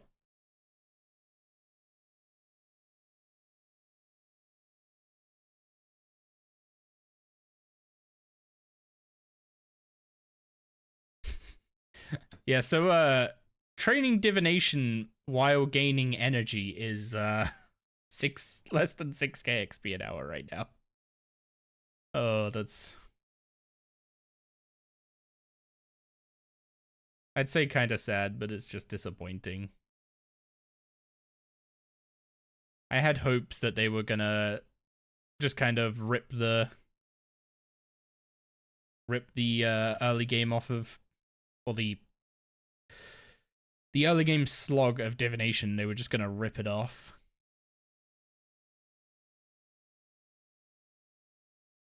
But I guess not. Back in for another Rax Reaper. You could pick literally any Reaper you want and you're doing Rax. I just find that interesting.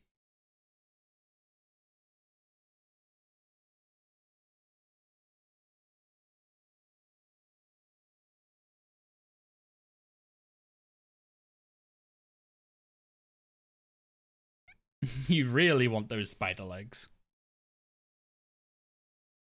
Quick beer back, I'm gonna grab a drink.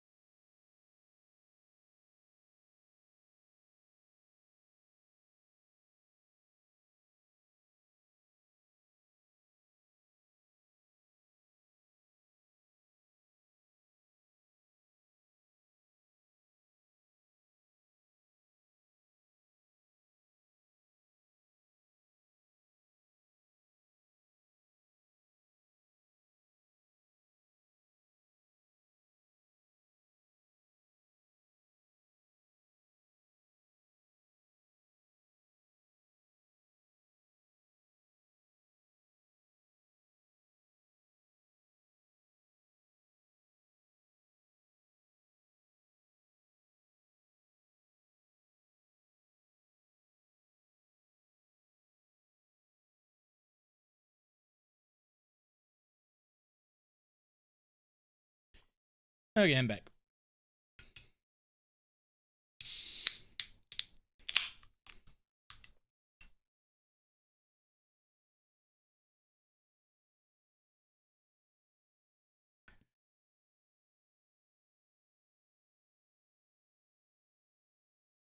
Also, I got baited by the, what's it called? By the Engram tutorial?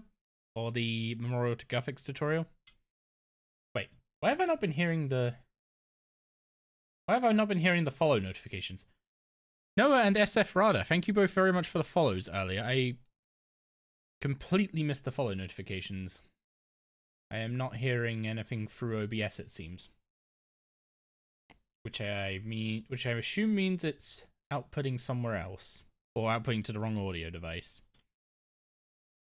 The way I can hear my my own notifications is I basically have the source set up to, like, you can have OBS output audio from sources. So if they come from like a browser source or something, you can hear them. Even with even if you don't have the browser open yourself.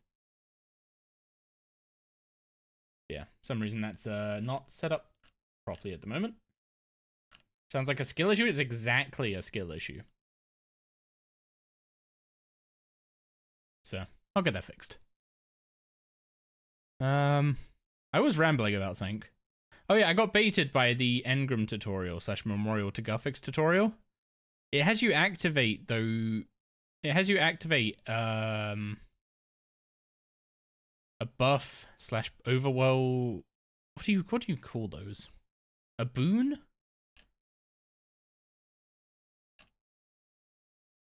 The wiki just calls it buffs, so I guess we'll go with buffs. But it has you activate the Naragi buff, which causes butterflies to spawn instead of chronicle fragments. But the chronicle fragments give more XP, and they give it in divination and hunter. So I feel like I kind of got baited into making divination worse by doing that tutorial.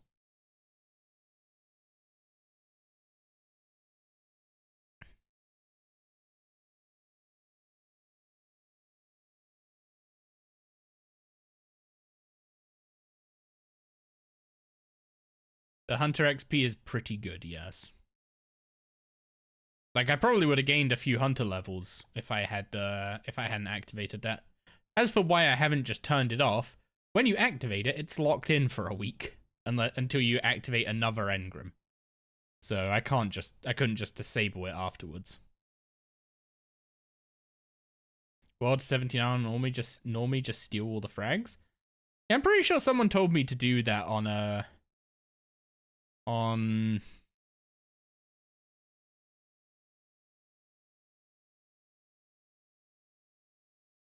was it the account? Was it during leagues or was it like when I was playing after leagues? I don't know. Someone told me to do that, and I remember the Hunter XP being kind of nuts. And I'm pretty sure I also used it to get the Div XP to start Dungeoneering Divination. I would imagine. Oh, that's a good point. Dungeoneering Divination is going to be rough with Necromancy being my highest combat stat. Because all the enemies scale with your combat level, not with your, not with any specific stat. So because Necromancy is my highest combat level, it's dragging my combat level up and causing higher enemies to spawn.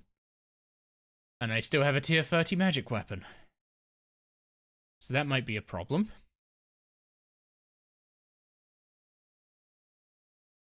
Yeah, I don't want to get 60 magic and such to fix it though. I just hope a tier 50 magic weapon. I'd say drops or I craft one, but like then I have to train rune crafting and crafting to make one. Hi. Doris, come here. Doris. Doris. Come here. There you go. Careful, little girl.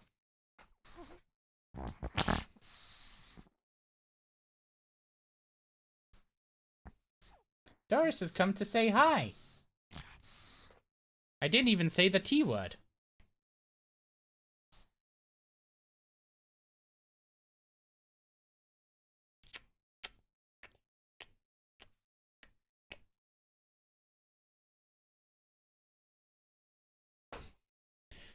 Okay, you can sit there, and I will. There you go. I will adjust the camera to point at the real streamer. Oh.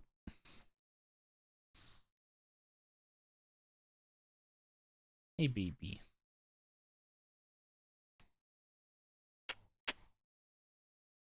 Who's a good girl? Are you a good girl? You're hunching down to make sure you don't bump into the mic, but there's literally nothing above you. You're fine. Finally took long enough? Doris has been on stream already today. Someone redeemed her teas earlier. Also, I just realized I'm about to go into a dangerous area to grab an engram. I do have the Ring of Life, right? Yes, I do, and I have a teleport as well.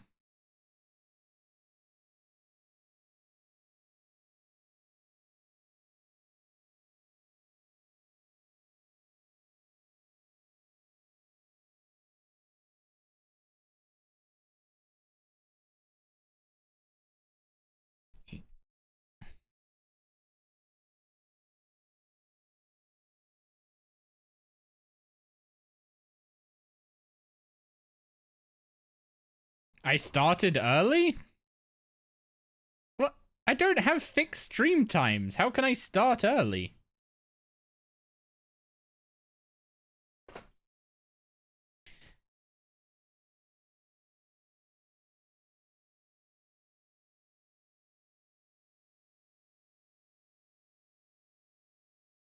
What a silly notion that I could start early without...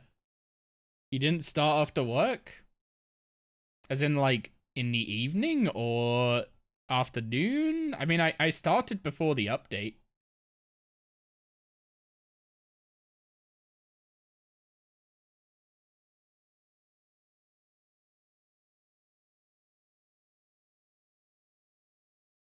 You can tell how ingrained this is in me. That I took the boat to the Void Knight Island and just went straight to the rune shop. I am clearly scarred by daily shopscape.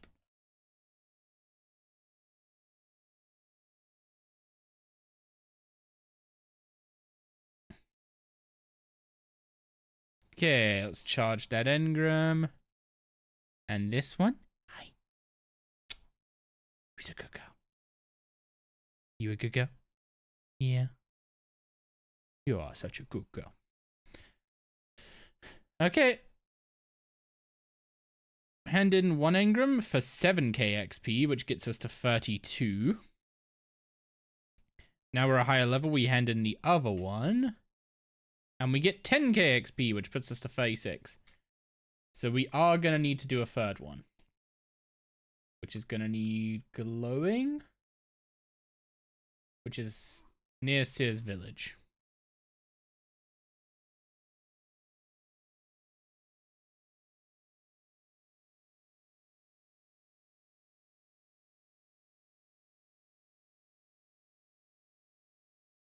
Okay.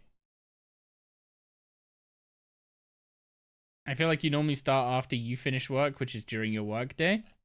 Oh. I started early on a Monday. Because I didn't have work today. Wait, what? I'm going the wrong way.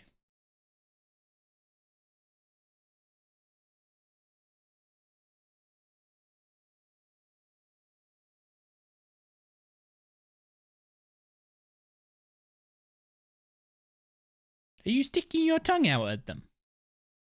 Is that what you're doing? Well, I'll give you... I know how to make it up to you, Rain. Would you like Doris to have another couple of treats?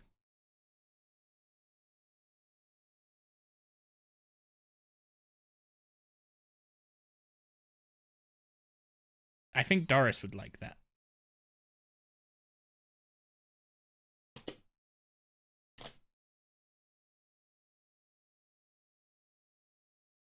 Spoiled pup, she is.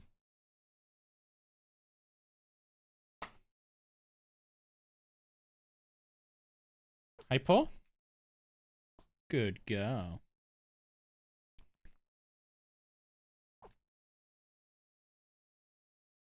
Hi, Paul.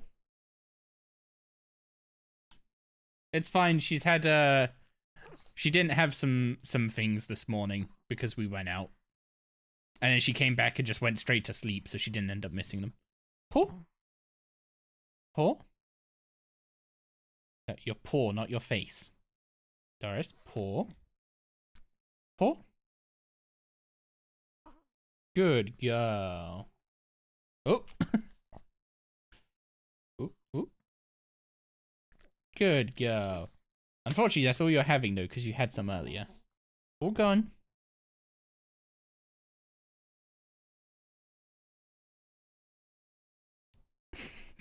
Come here, Bubba. Come on. There you go.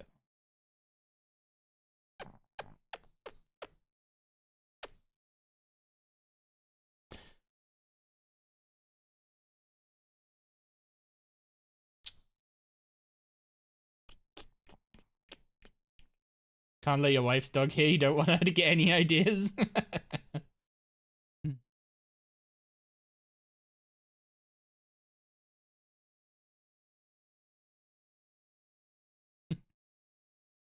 It's a good girl, Doris. Is it you? Is it you?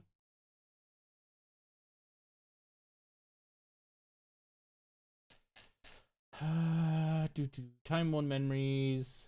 Oh, wait, hang on. The Elder Sword is the one that gives time-worn memories. Dungeoneering Divination is technically already online. The fifth one is Ethereal Connection, not time-worn memories. I got them mixed up. There is no chance doing Dungeoneering Divination at level 20 is a good idea.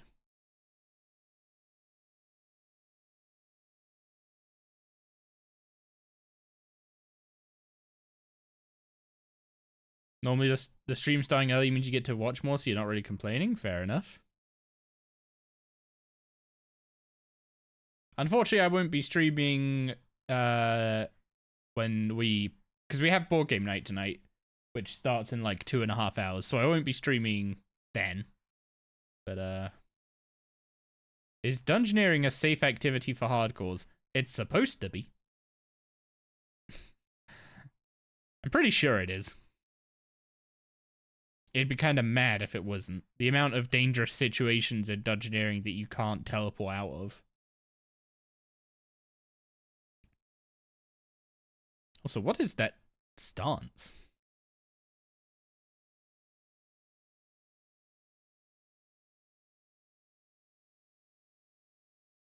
Okay.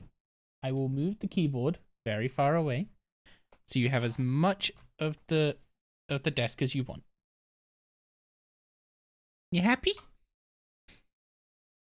Yeah? There you go, Bubba. Do hard mode dungeoneering with Blink. Yeah, I'm still going to be live for a while. I still got some things to work on. Specifically, like I'm working on the Daughter of Chaos requirements right now is why we're doing some divination. So I'll probably get Daughter of Chaos done today, and I just don't know how I'm dealing with Civil War.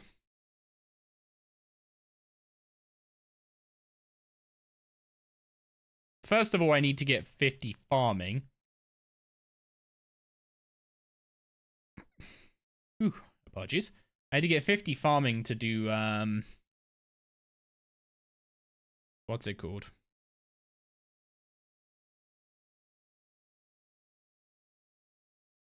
To do the Cruxacal Druid one, like the Garden of Carid step, where you have to get plant power 2. unlocked. So I can't do that yet. Unfortunately, player-owned farm kind of sucks early game. And the reason it sucks isn't because the time to grow the animals to the XP they give is bad. The problem is when they fixed it to make it so that the mood and health stat affects XP, it massively nerfed it early game. Because if you let a sheep grow to elder, they only end up at like 40% by that time. You basically have to leave them in there for a whole day to get 100% of the XP out of them. At which point, you know, it's half as long as it takes to grow a chin for way more XP. So I feel like the early game animals should gain health and mood quicker than later game animals, so that you can actually, like, you know, cycle them in their intended growth period.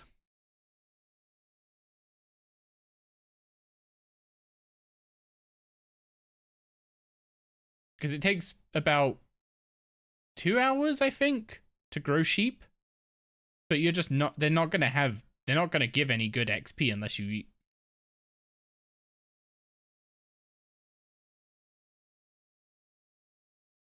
Yeah, they start at either 0 or close to it. And then they gain it over time. And then they lose it if they get sick or don't have food.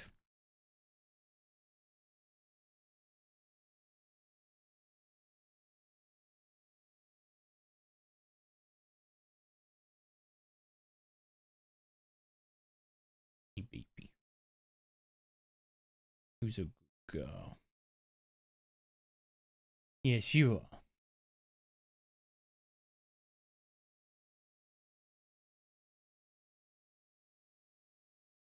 Oh, this one's a pain in the butt to get to without Tears of Guthix unlocked.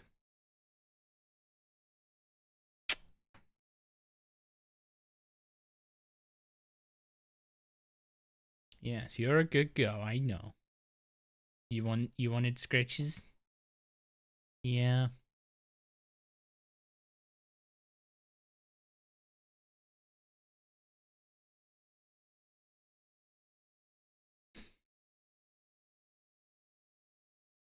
Hey Doris.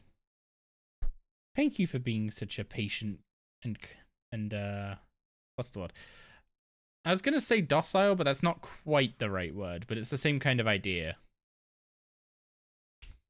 She's a very calm dog. Unless she gets scared, then that all goes out the window.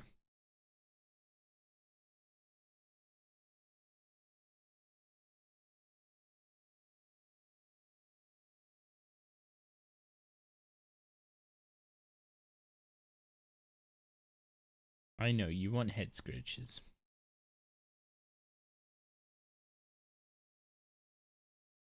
Like, she gets excited, sure. But her general demeanor is very calm.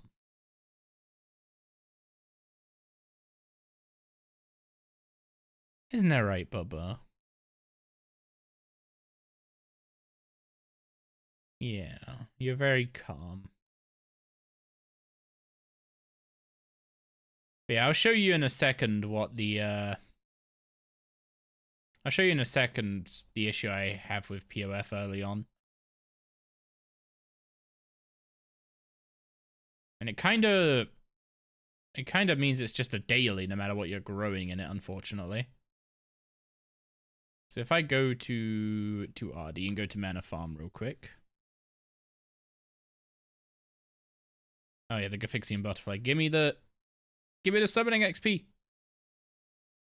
Gib.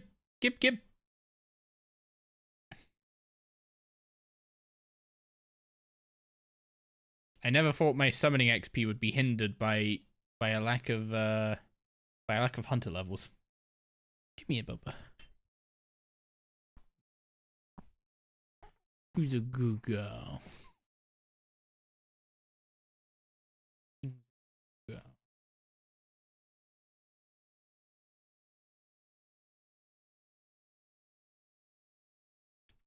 Yeah, you want some belly rubs.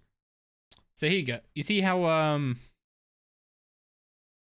the sheep are elders, but they're only at like 40% or so.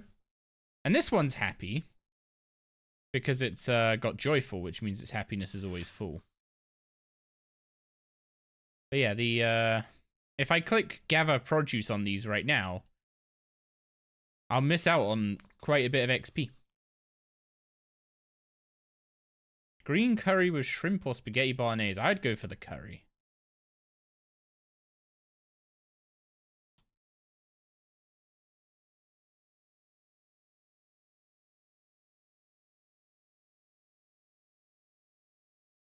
Yes, Doris?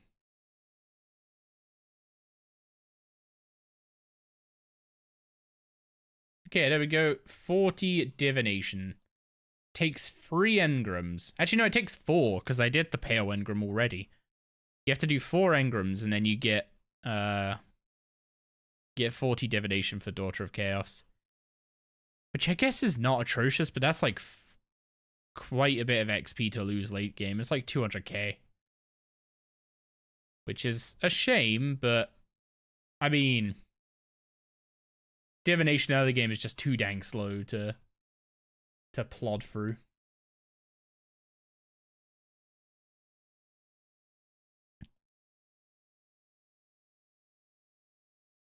A volcanic shard? Wait. Is that Zuck Pet?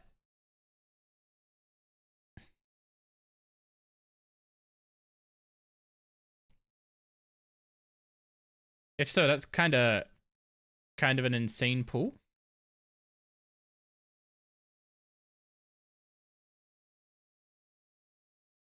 Okay. Let's get the archaeology we're missing. Stick Cerosian one in there for Chronotes, and then go to Varrock and hand it in there for the relic. Do you want to get down? Want to get down? Nope. You want cuddles. It's the Harakan pet. Oh. Zuck is Zuck an armor shard or something then, or a piece of armor?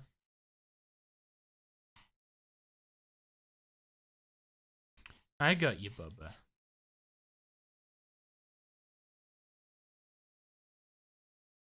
There we go. 9,000 Chronotes and the seal of the Praefectus Praetorio.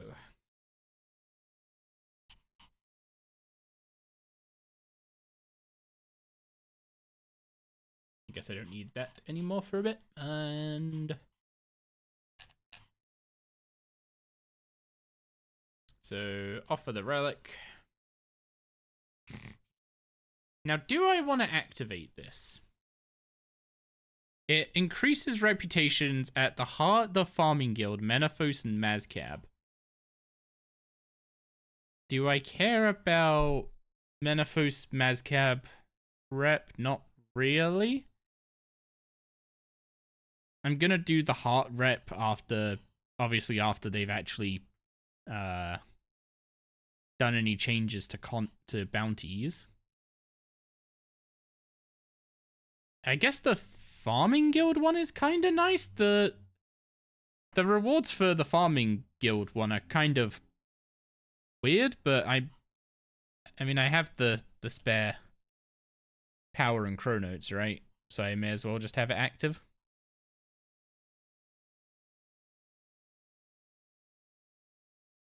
Yes, Doris? Your belly's very warm. Do you want to go to your ice packs? Yeah? Do you want to get down and go to your ice packs? Nope. I know you want cuddles, and I love you too. Yes, I do. I love you too. Those are hot pants. Down you get. Go on then, go to your ice packs.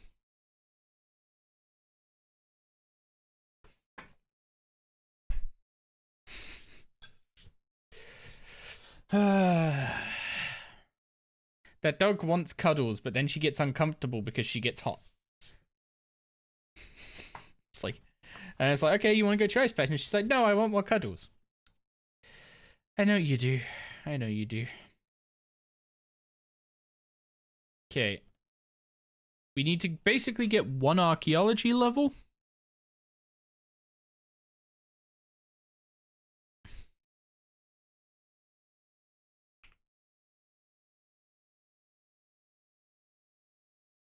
Actually, can I repair a Crest of Dagon? Ready. I can. So that'll give us a bunch of this.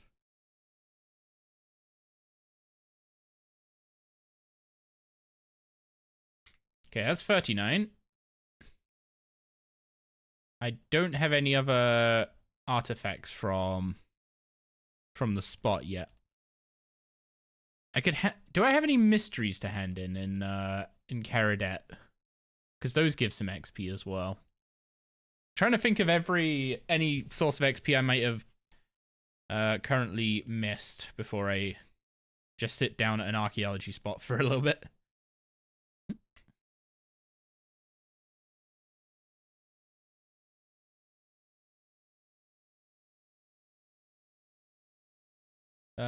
General Mystery, Zaros. Okay, Prison Break, I have all the... Prison Break, I have all the pages. It's just, I need to actually finish the mystery by opening the door.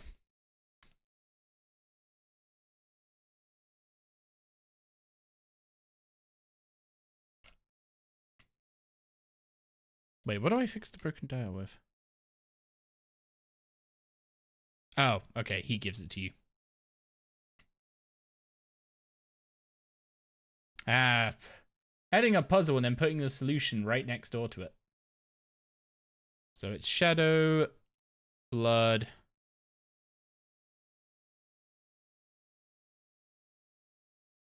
smoke, and ice.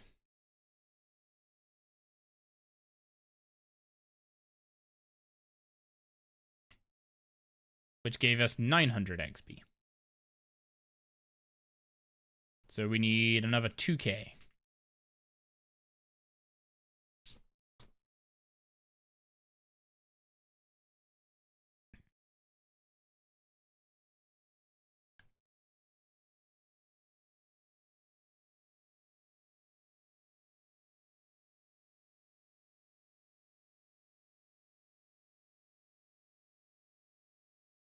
Did I find another mystery there? No. I don't think we have access to any of that. So, do we have any Zemrek mysteries? No, we're hunting the 4 pages in the initial spots currently.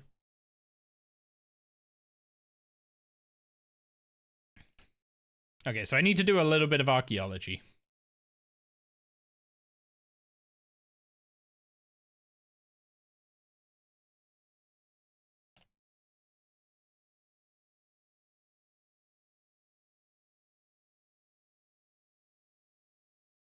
Wait, what do I get from you guys?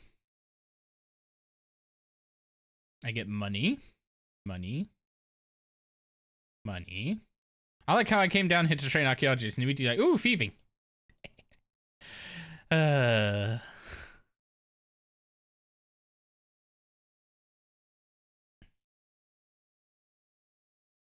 Wait, ain't no way they just gave me soil.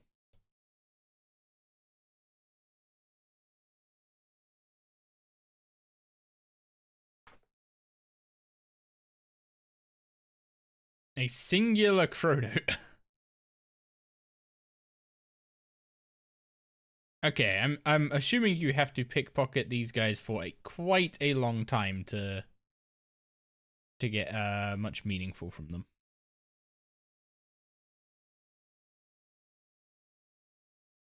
So let's... Is this the right one?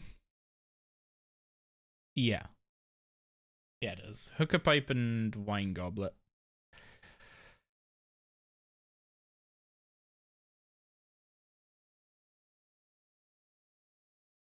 2 times Matok precision for a single action, and then your focus is reduced. You get 1 action of double progress for hitting 100%.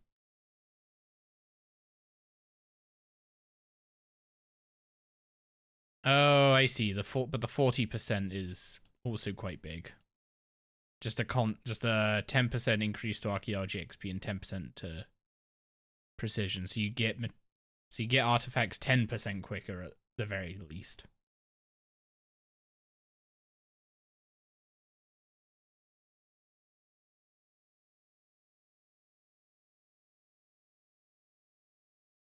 Okay, I guess it's worth following around. I guess I need to excavate 2 and excavate and restore 2 artifacts, and then that should be enough to get us to 40 archaeology. And then we can do Daughter of Chaos, which will give us a bunch of divination and archaeology XP. And also it will start the whole chain of getting to do succession, which is useful for dive, a couple really good lamps, which we can't actually use on Herblore yet, so... But once we have dive, we can start getting dungeoneering tokens.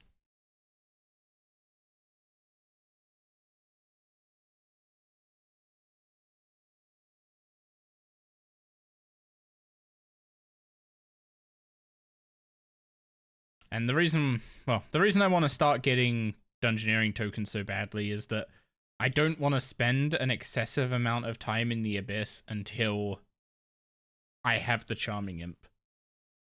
Because you just get so much passive XP for early summoning levels, I should clarify. It's not insane later levels, but it can help you skip quite a few of the early, more painful levels. And especially with how much we are going to be struggling for charms compared to the Archglacior days, I am very interested in skipping those early levels.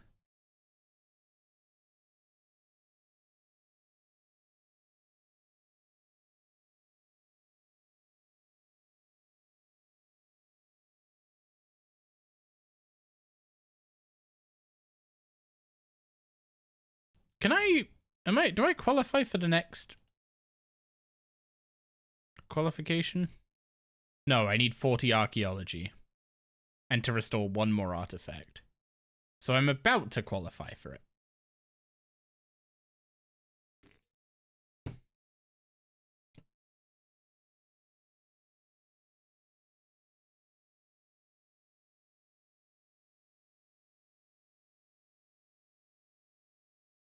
Which means access to research teams.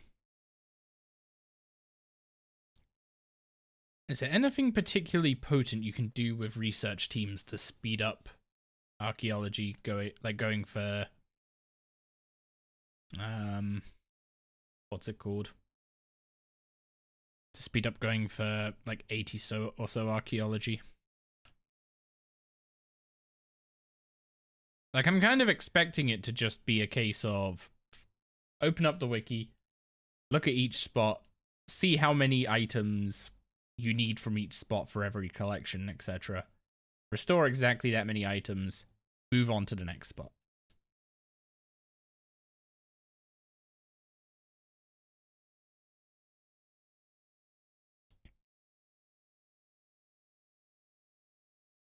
And normally that's fine because that will kind of keep pace with the spots. Like, your level will keep pace with the spots doing that.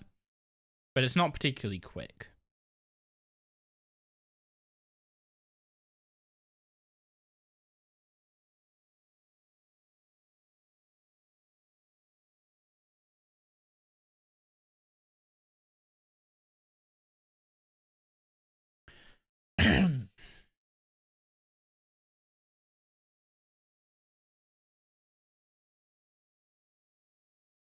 So once I've done Daughter of Chaos and I've done Succession, I can start farming dungeoneering tokens. But what else? Do I need anything else to do that dungeoneering token farming? I guess if I did it with magic instead of necromancy, I'd be able to use earth spells, so I'd get an accuracy boost. I don't know if that outweighs the... Actually, that's a good point. Are your conjure's damage affected by your range from Cerberus? Or by their range from Cerberus?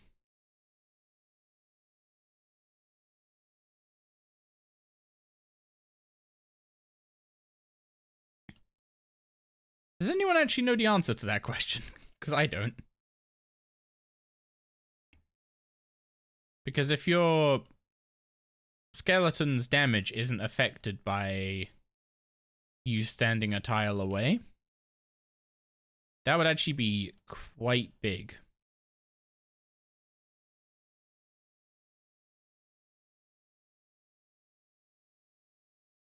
The skeleton seems to wreck him when you were doing it. Nice. That's exactly what I wanted to hear. Okay, I have enough materials to restore 2 of these. Well, pretty much. So if I get a second one of those, we are sorted. You have only tier 70 gear? I mean, I only have tier 60, which is maybe a little early to be going for it.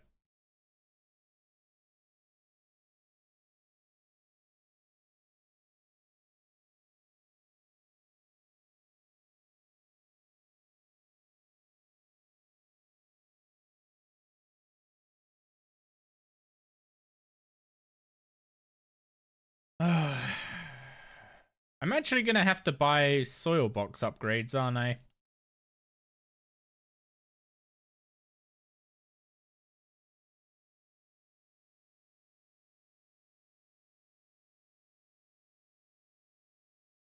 I'm not gonna have the auto screener, so the soil box is my main determining factor on how often I have to bank.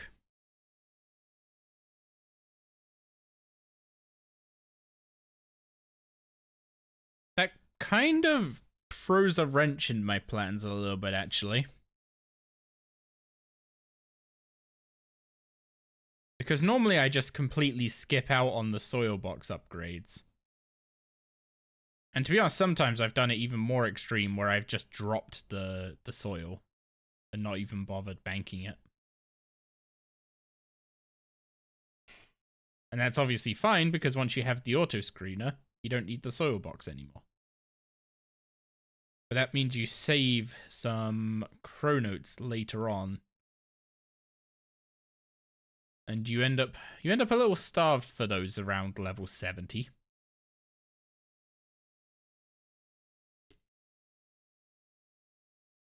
Well, I guess if I'm not immediately buying the auto screener blueprint at 70, which is 50k, then I guess I'm not that starved.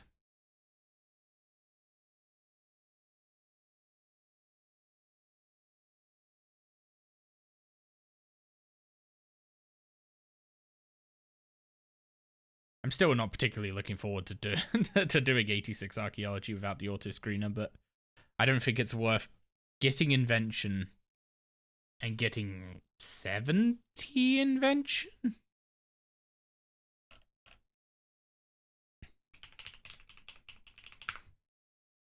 $67 invention. Yeah, I don't think it's worth getting invention and getting 67 invention before gate. Because right now, I don't need any more divination levels for gate, I'm pretty sure. And going for 80 divination would take me quite a while.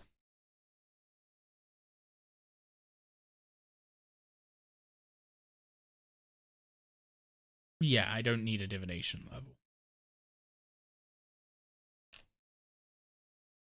I'm assuming having a divination level probably helps at gate.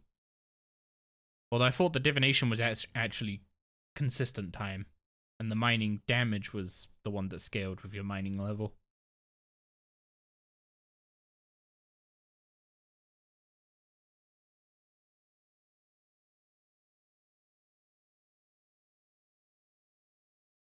Yeah, I honestly feel like Gate of Elidness is actually a really well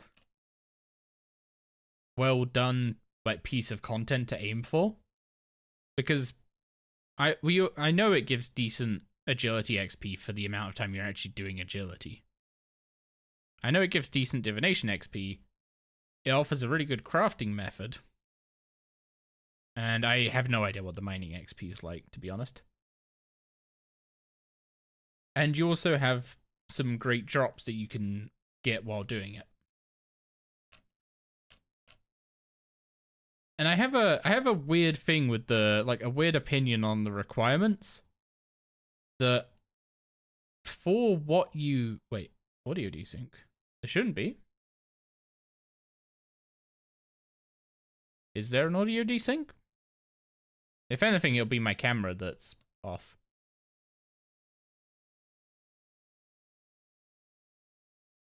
No, not for you. Okay. Does my mouth just not look like I'm saying what I'm saying? Is that what the thing is?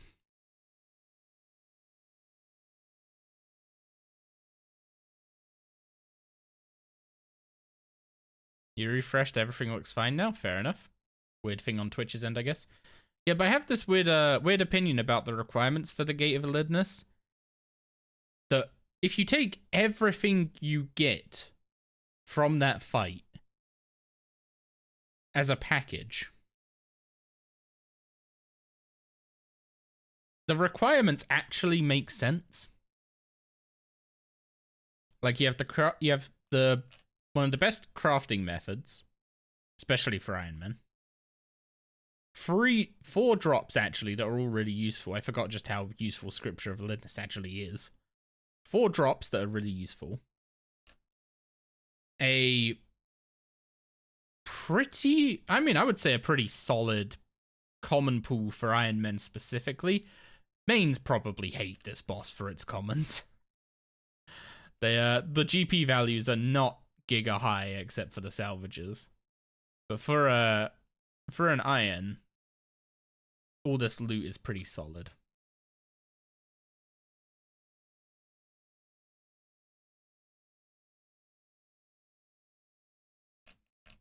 And then just the agility, divination, etc. XP you get by doing the boss is pretty dang good.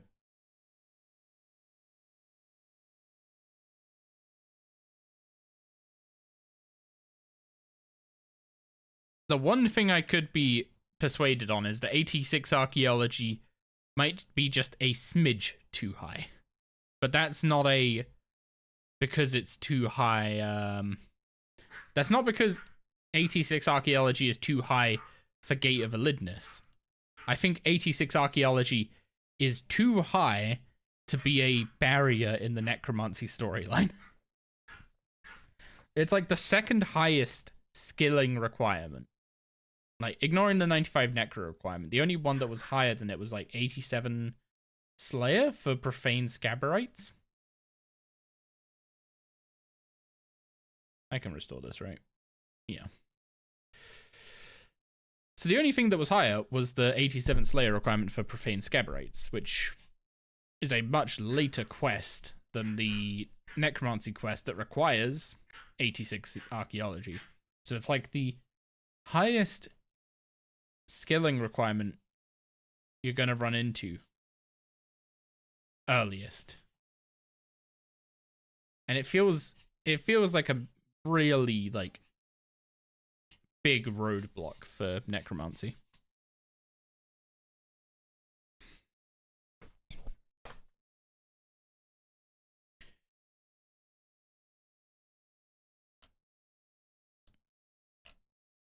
At least we have 40. So we can do Daughter of Chaos and get some levels. Oh boy. Oh yeah, we have the assistant qualification as well. so we can get a soil box upgrade. That was a player. I thought that was a penguin for just a second there. So, Daughter of Chaos. What items do we need? Nothing. Should I wear a Ring of Life or should I avoid it? Nope, that's not a problem till Succession. Okay, let's go start it then. Ventriloquist crit? I wish I had that kind of skill.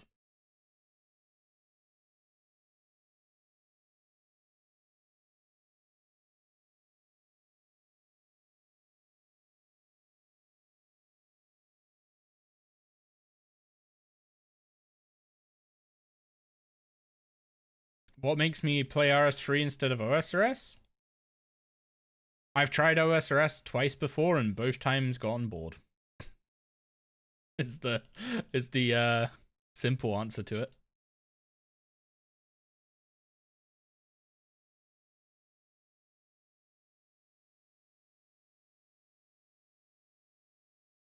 There's a lot more to it than that. But that's the simple answer. And I could go on for way longer than I probably should about my personal thoughts. Am I playing an Ironman? Yes. Yeah, I play predominantly Ironman in this game, actually. In both games. I made both an old school main and iron. But in this game I play predominantly iron.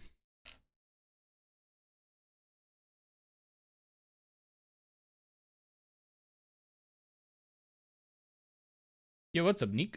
How you doing?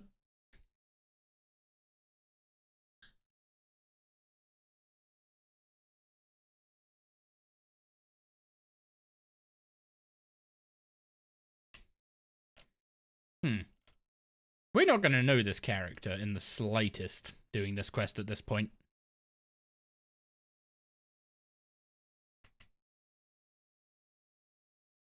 Good. Heard there was a big update or coming. There's lots of updates that have happened and some that are still coming. Is there anything in particular you're curious about?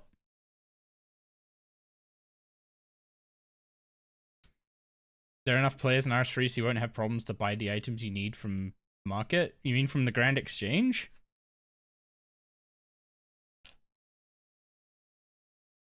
You could buy everything you need from the Grand Exchange. We have like a slight issue where prices are really slow to update, but there's still items on there. Our wiki tracks the daily trading stock of stuff and still in the thousands for pretty much everything. Tens of thousands for potions, all that kind of stuff. What am I doing? I teleported to Edgeville and didn't. And my brain reset its context.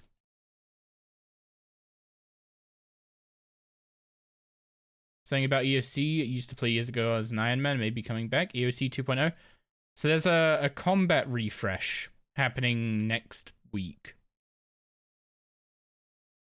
That's probably what you've heard about.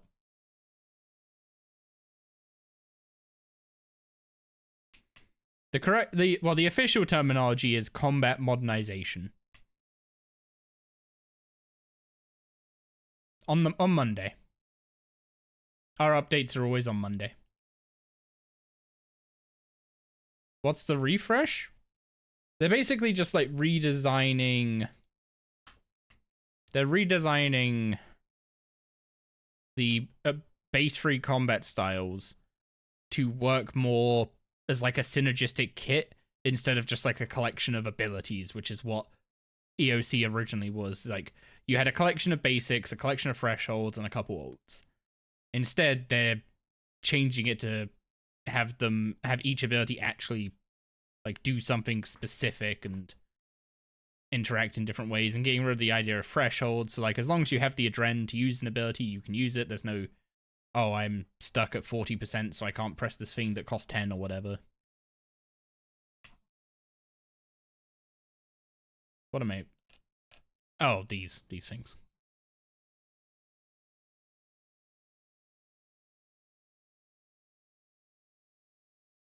Yeah, we have a combat beta up, and there's been a lot of feedback on it from players who know our combat system way better than I do.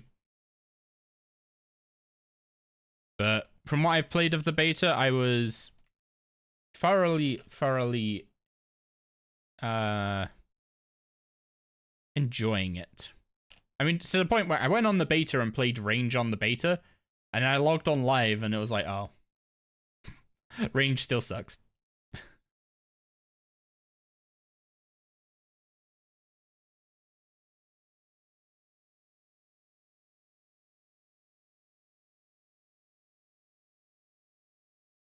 Are we gonna watch a video about it tonight? I don't know who's done the most approachable video for non-RS3 players. Like, Wazzy's an old school player, and he's put out videos on every beta so far, but they're quite, like, just discussing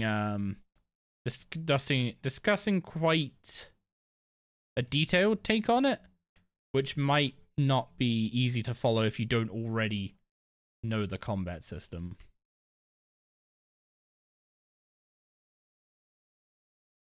Because he's clearly a player that understands it in incredible depth, right? So the stuff he cares about and the stuff new players care about are very different. Or people trying RS3 from old school.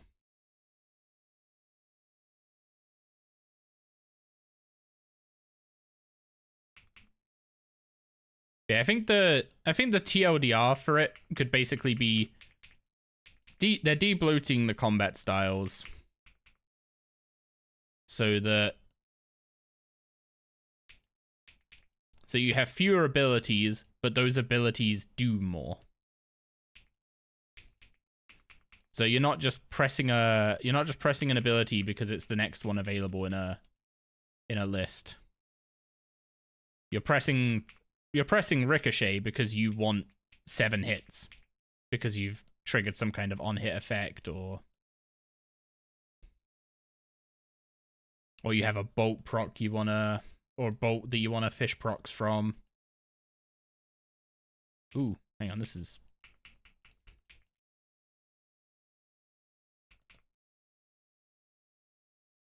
not ideal.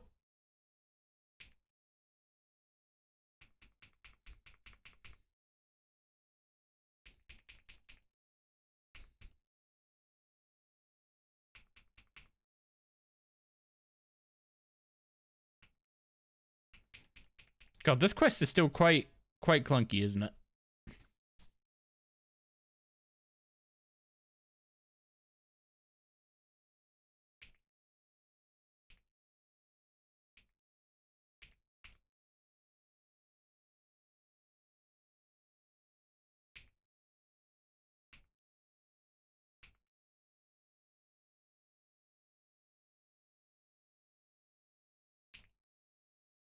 Yeah, so since we have a few people who've asked questions about like the new combat system and haven't played in a while, TLDR of the quest we're doing is post Zamorak's defeat, there is a civil war going on between the like Zamorakian factions as people are fighting for like basically the leadership position now that Zamorak himself is gone. So we're playing out the start of that. When are you going to do more Path of the Titans? I'm currently working on something for it. It will it needs some time in the oven, but I think it will greatly improve the series, so I'm taking some time to figure that detail out. And while I do, I'm just working on the hardcore series.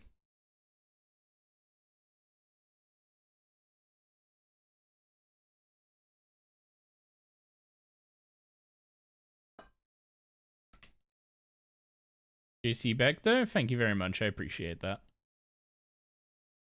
Yeah, it's Path of the Titans isn't going anywhere.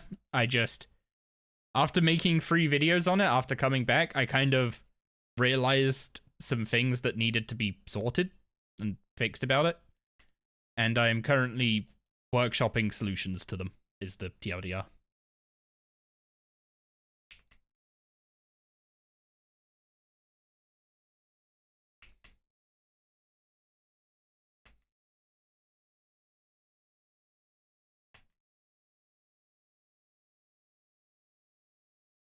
Yeah, so we're currently following the trail of Moya, who was a character. She's related to the whole story behind Demonheim. I don't remember the exact details of like her birth / creations, but she's a half Margaret, is the idea. So because she's only half Margaret, she gets a load of shit from the actual Margarets. Do I have to talk to you between all of them again? Oh, wait, no, this is the go to the 3 points of interest, and then she'll spawn the memories.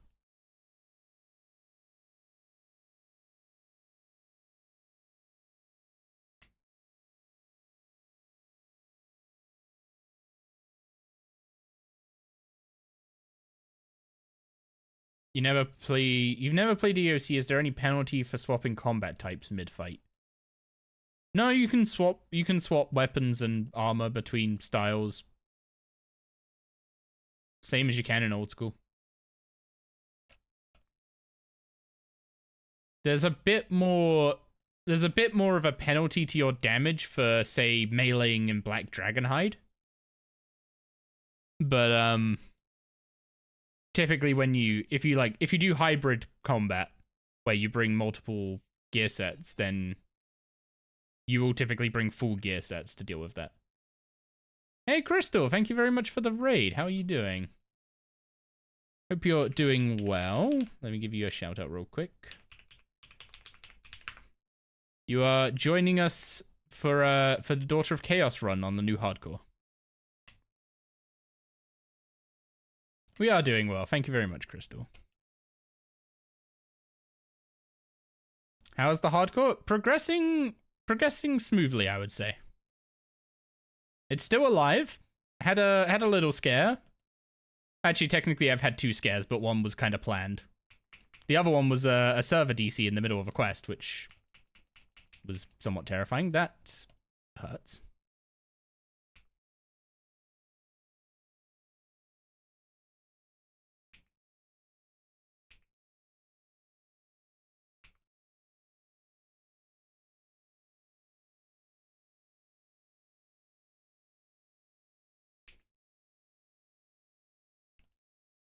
Yeah, I don't know if it was an issue with the quest specifically or just like a weird server blip.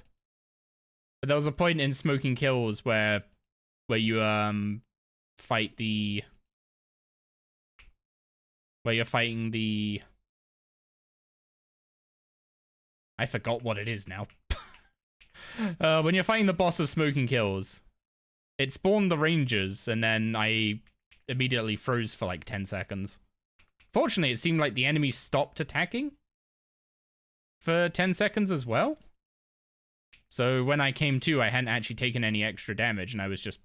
my teleport had gone through fine. So I have no idea what happened to cause that, but I was very happy to be alive. So hopefully that doesn't happen again anytime soon.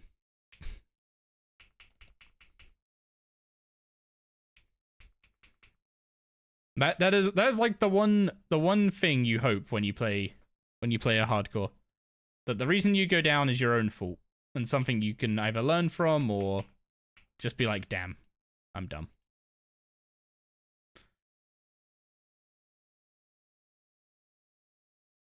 Yeah, I was thinking Banshee, but you kill a mighty Banshee to get the Banshee voice to get in the room, and then I don't remember...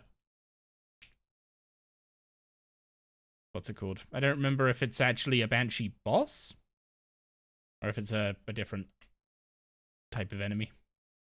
Have a great stream. Gonna go get some dinner. Thank you very much again for the raid. Enjoy your dinner, Crystal. You actually just started rewatching some of my Path of the Titans. I hope you're enjoying it. We were just chatting a bit about it and how put up a few new episodes of it and kind of realized or kind of resurfaced in my mind some of the issues I wanted to fix about it before I was gone from the game for a little bit. So been working on that in the background.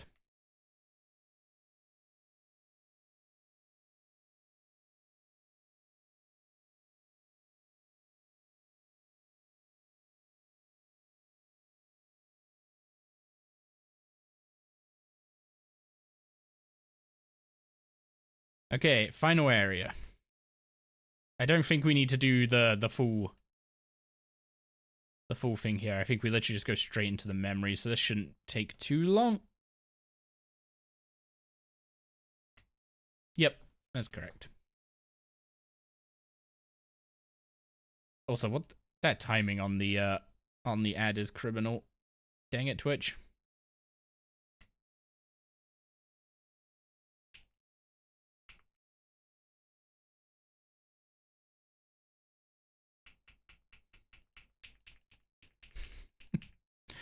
They're my own scheduled ads. It's just unfortunate timing.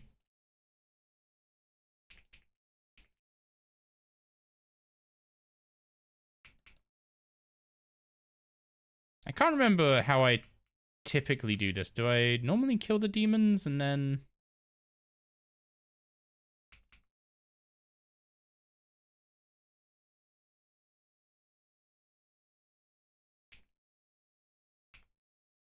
I can't remember if I normally kill the demons or just ignore them.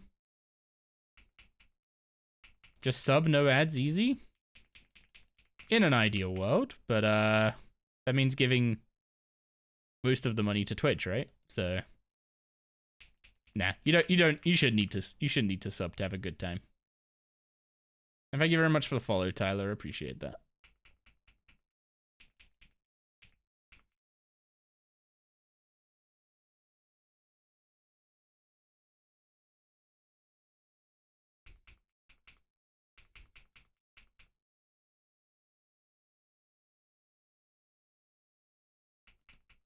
Yeah, I guess the TLDR of like the issue I was trying to solve is that keeping up with everything that's going on beyond fighting the boss in Path is just a lot. Like all the different, like the tier systems, the fact there's like 12 challenges assigned at once, all that kind of stuff is just a bit much, and it makes it quite hard to follow and also quite hard to structure in a video that doesn't end up adding quite a bit of bloat to the video. So I'm trying to figure out ways of improving that or focusing on the good parts, the best parts of Path, and maybe trimming the fat somewhat.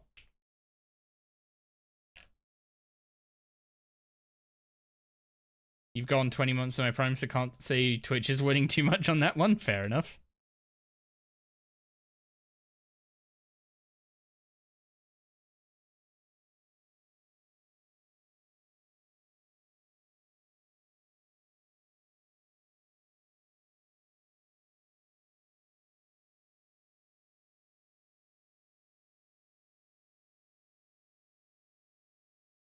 That was dramatic indeed.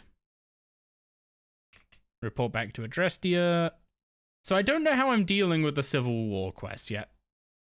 I've mused on this a few times, but the requirements for Civil War are kill 144 demons in the wilderness, which is fine. You just go kill 144 demons in the wilderness. The second one is to... I can't remember if it's the second or third one. I can't remember the order of these two. But one of them is to get 50 farming and go and help the Cruxacal Druids and unlock the plant power ability to let you plant 2 seeds at once. Again, fine, I just got to get the 50 farming. But then the other one is to do a Wilderness Flash event, which I am currently pretending don't exist. Because I'm playing as if all the like daily scape changes in the blog were live as to the best of my ability.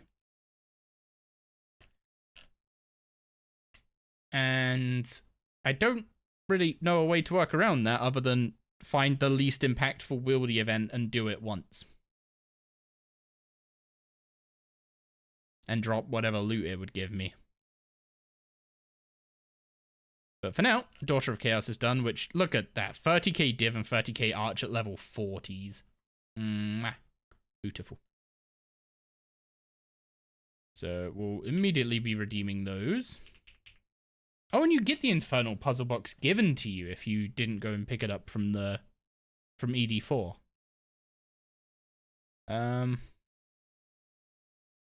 Tier 2 unlocked, but it doesn't say which one of these is Tier 2. Oh, okay. It's the ones that don't say complete something. So we have 10% damage reduction and 5% damage in the Wildy. And then Wilderness Refresh is going to be the killing the demons one. Have I killed enough demons to do that? 45 archaeology from one quest. Huge. He's still alive? What's up, Maris Means, our beta? Kinda vibing with that name, not gonna lie. I am still alive. Just about. Only almost lost an eye, it's fine. KBD event? KBD event gives... Oh, I guess you could destroy the combat lamp. Actually, that's a good point. You can do a combat Wildy Flash event and destroy the combat lamp. You don't have to redeem it. That's how I can work around it. What a day, you just DC'd at QBD on your hardcore? No. No, no more DCs. I'd ask if you're fine, but yeah, QBD isn't nice.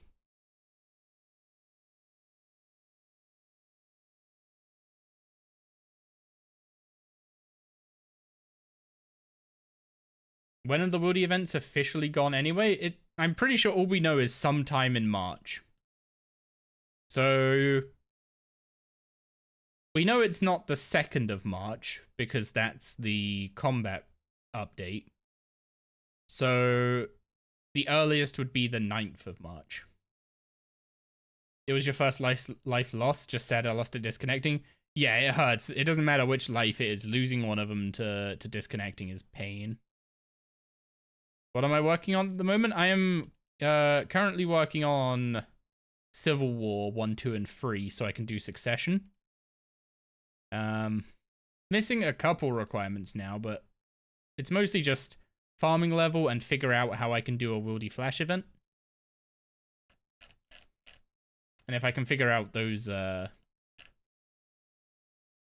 details, then we can get Dive unlocked, which means token farming is significantly easier. Yo, Jiva, welcome back. Crane, how you doing? Thank you very much for the raid. Let me send you a shout out. I hope it's still not on is that Free Eyes? I think that's Free Eyes.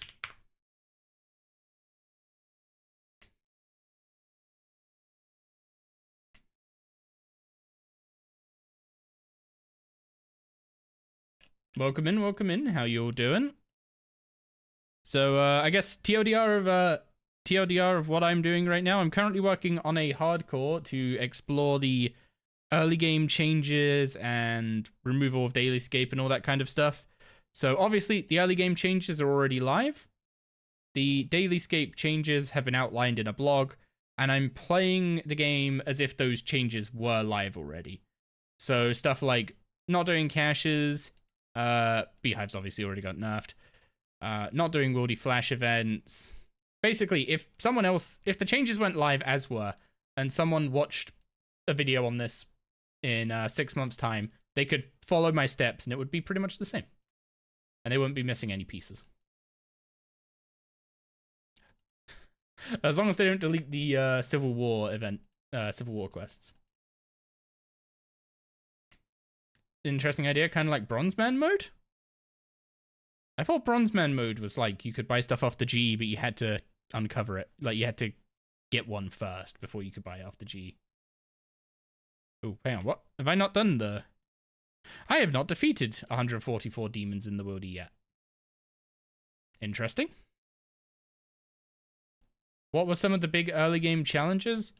Farming is now a bit of a struggle to get up to 35. It seems like once you get 35 is when you unlock sheep and when you unlock woad leaves in the beehives. Once what's it called? Once you get both of those unlocked, you kind of start getting a bit more XP again. Beehives are way nerfed compared to what they used to be, but it's still like 6k XP a day for just sticking woad leaves in there, which is pretty good.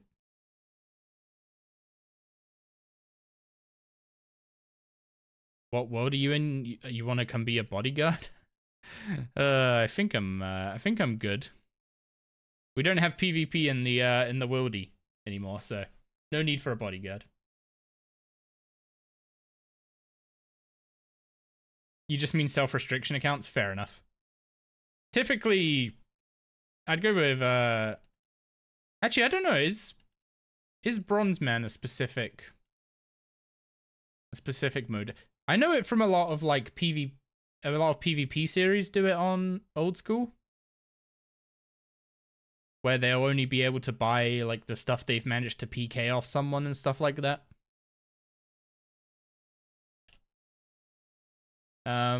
Obvious issue there is if you just come get an ult killed by yourself and have to have the item you need, but it's fine. Can't buy anything in a log till it drops. Okay, so it's kind of like Path, where I can't buy anything in the boss logs, but I can buy like supplies and what's it called? I can buy supplies and lower tier weapons.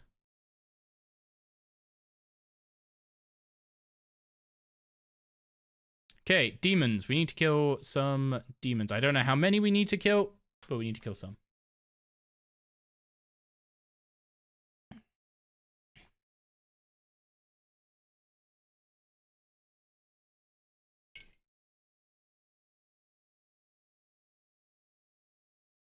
Is the combat update mostly affecting bossing and not AoE training methods? It will affect AoE training methods, but AoE might actually be better. It's gonna require a lot of experimenting, and I don't know why I'm going to Abyssal Demons. I do not have remotely close to that Slayer level. Portal isn't counted when wait. Why would I read Portal? Or are you not talking to me? Am I missing context? I think I'm missing context.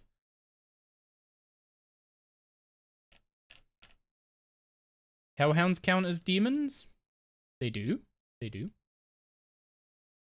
Which is a shame. It's a shame they nerfed Cerberus as a Slayer target. I'm probably going to need to use my conjures to finish this off. There's no... Actually, if I wiki the achievement,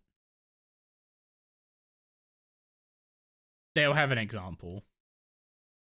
Abyssal Demons, Abyssal Beasts, Abyssal Lords, Abyssal Savages, Black Demons, Greater Demon Ash Lords, Greater Demon Berserkers, Calgarian Demons, Revenant Demons, Ripper Demons, Water Fiends, and Gargoyles.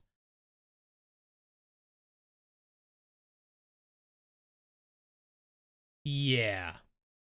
That wasn't a very great list for us.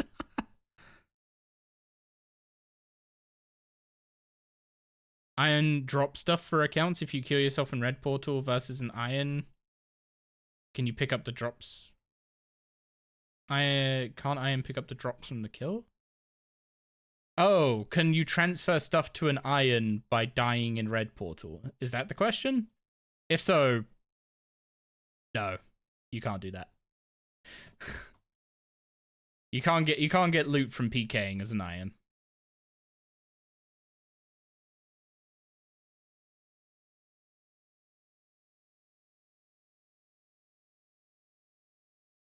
No, it makes sense to ask. People have used the red portal for the other way round, though, to transfer stuff off of irons to, like, give it to their mains to sell. But I don't know if you actually need to do that anymore.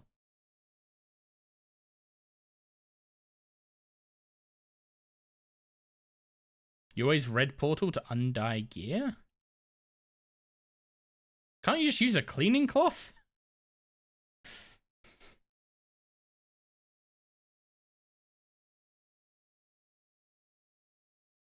No, you tried? Oh. Fair enough. Can't Iron Man do one-way trades now to drop loot to mains? I have no idea. If that changed since in the last year, I wouldn't have been around for it, but that sounds convenient. Given there's ways of doing it, you know, without using the trade interface already. Makes sense to just make it easier to do. That's for EOF quiver. Oh, okay, so the ones you actually use, like, the standard color dyes on, not the weapon dyes.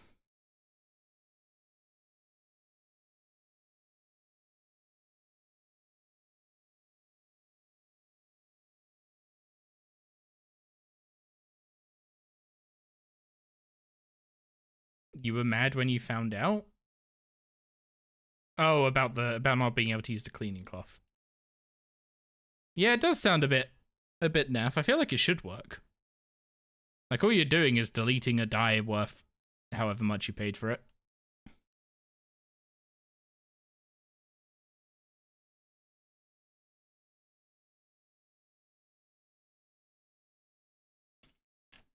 Is there a tracker for this achievement?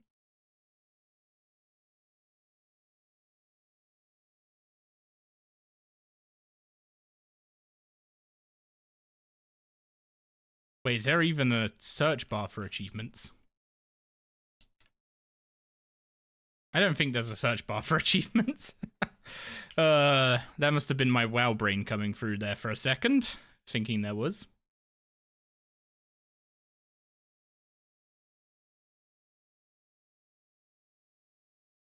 RS logic luck doesn't stack either? Wait, how do you mean luck doesn't stack?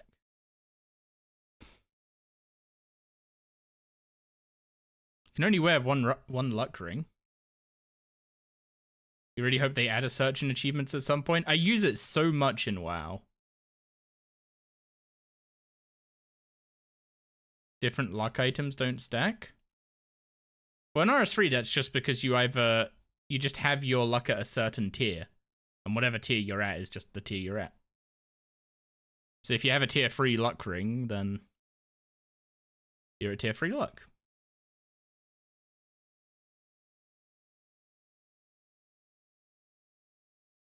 That's an Onyx ring enchanted for those not familiar.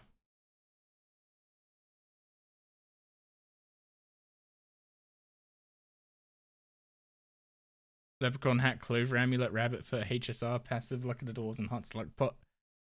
Okay, even if all of that stacked and put you to like tier 11 luck or whatever, there's nothing beyond tier 4 luck, so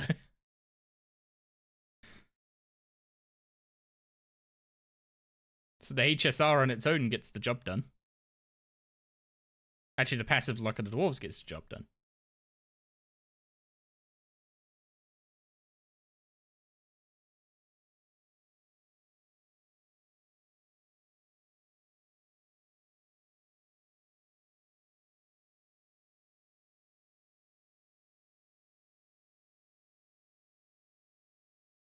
It multiplies the high end of the... How do you mean? Sorry.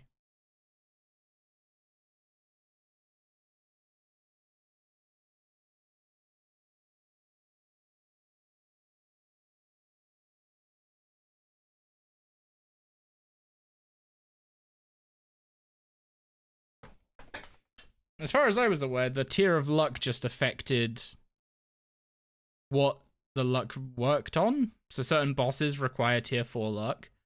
Like Araxor, you need tier 4 luck. Even though I'm pretty sure with Araxor's placement in the bossing ladder, it should probably be a tier 3 luck boss, but that's beside the point. And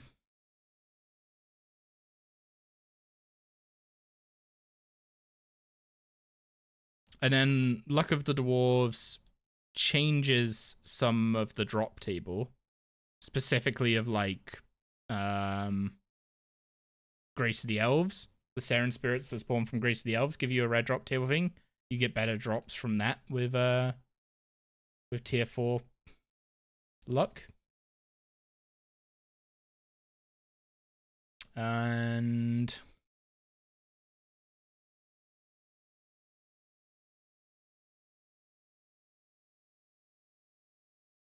then HSR obviously has the whole doubling thing, which is just a passive of the ring. It's got nothing to do with luck.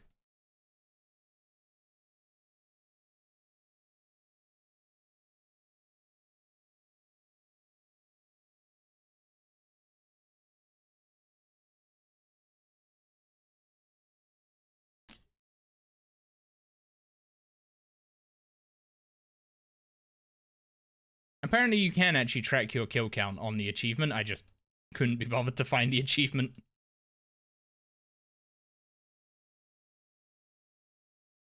I'll just drop the fire runes to get the quest reward real quick.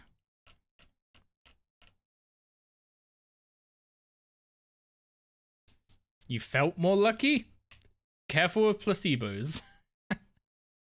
Is something to be careful of.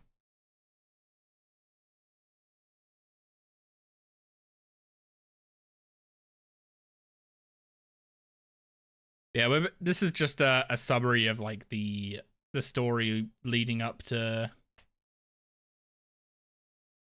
the start of the Age of Chaos, basically, which is the post Zamorak's defeat Sick Phage. And small XP lamp, that's going in Herblore. And we also got an upgrade to the Infernal Puzzle Box. And I think we can now start Civil War 2, but we have to do a Wildy Flash event.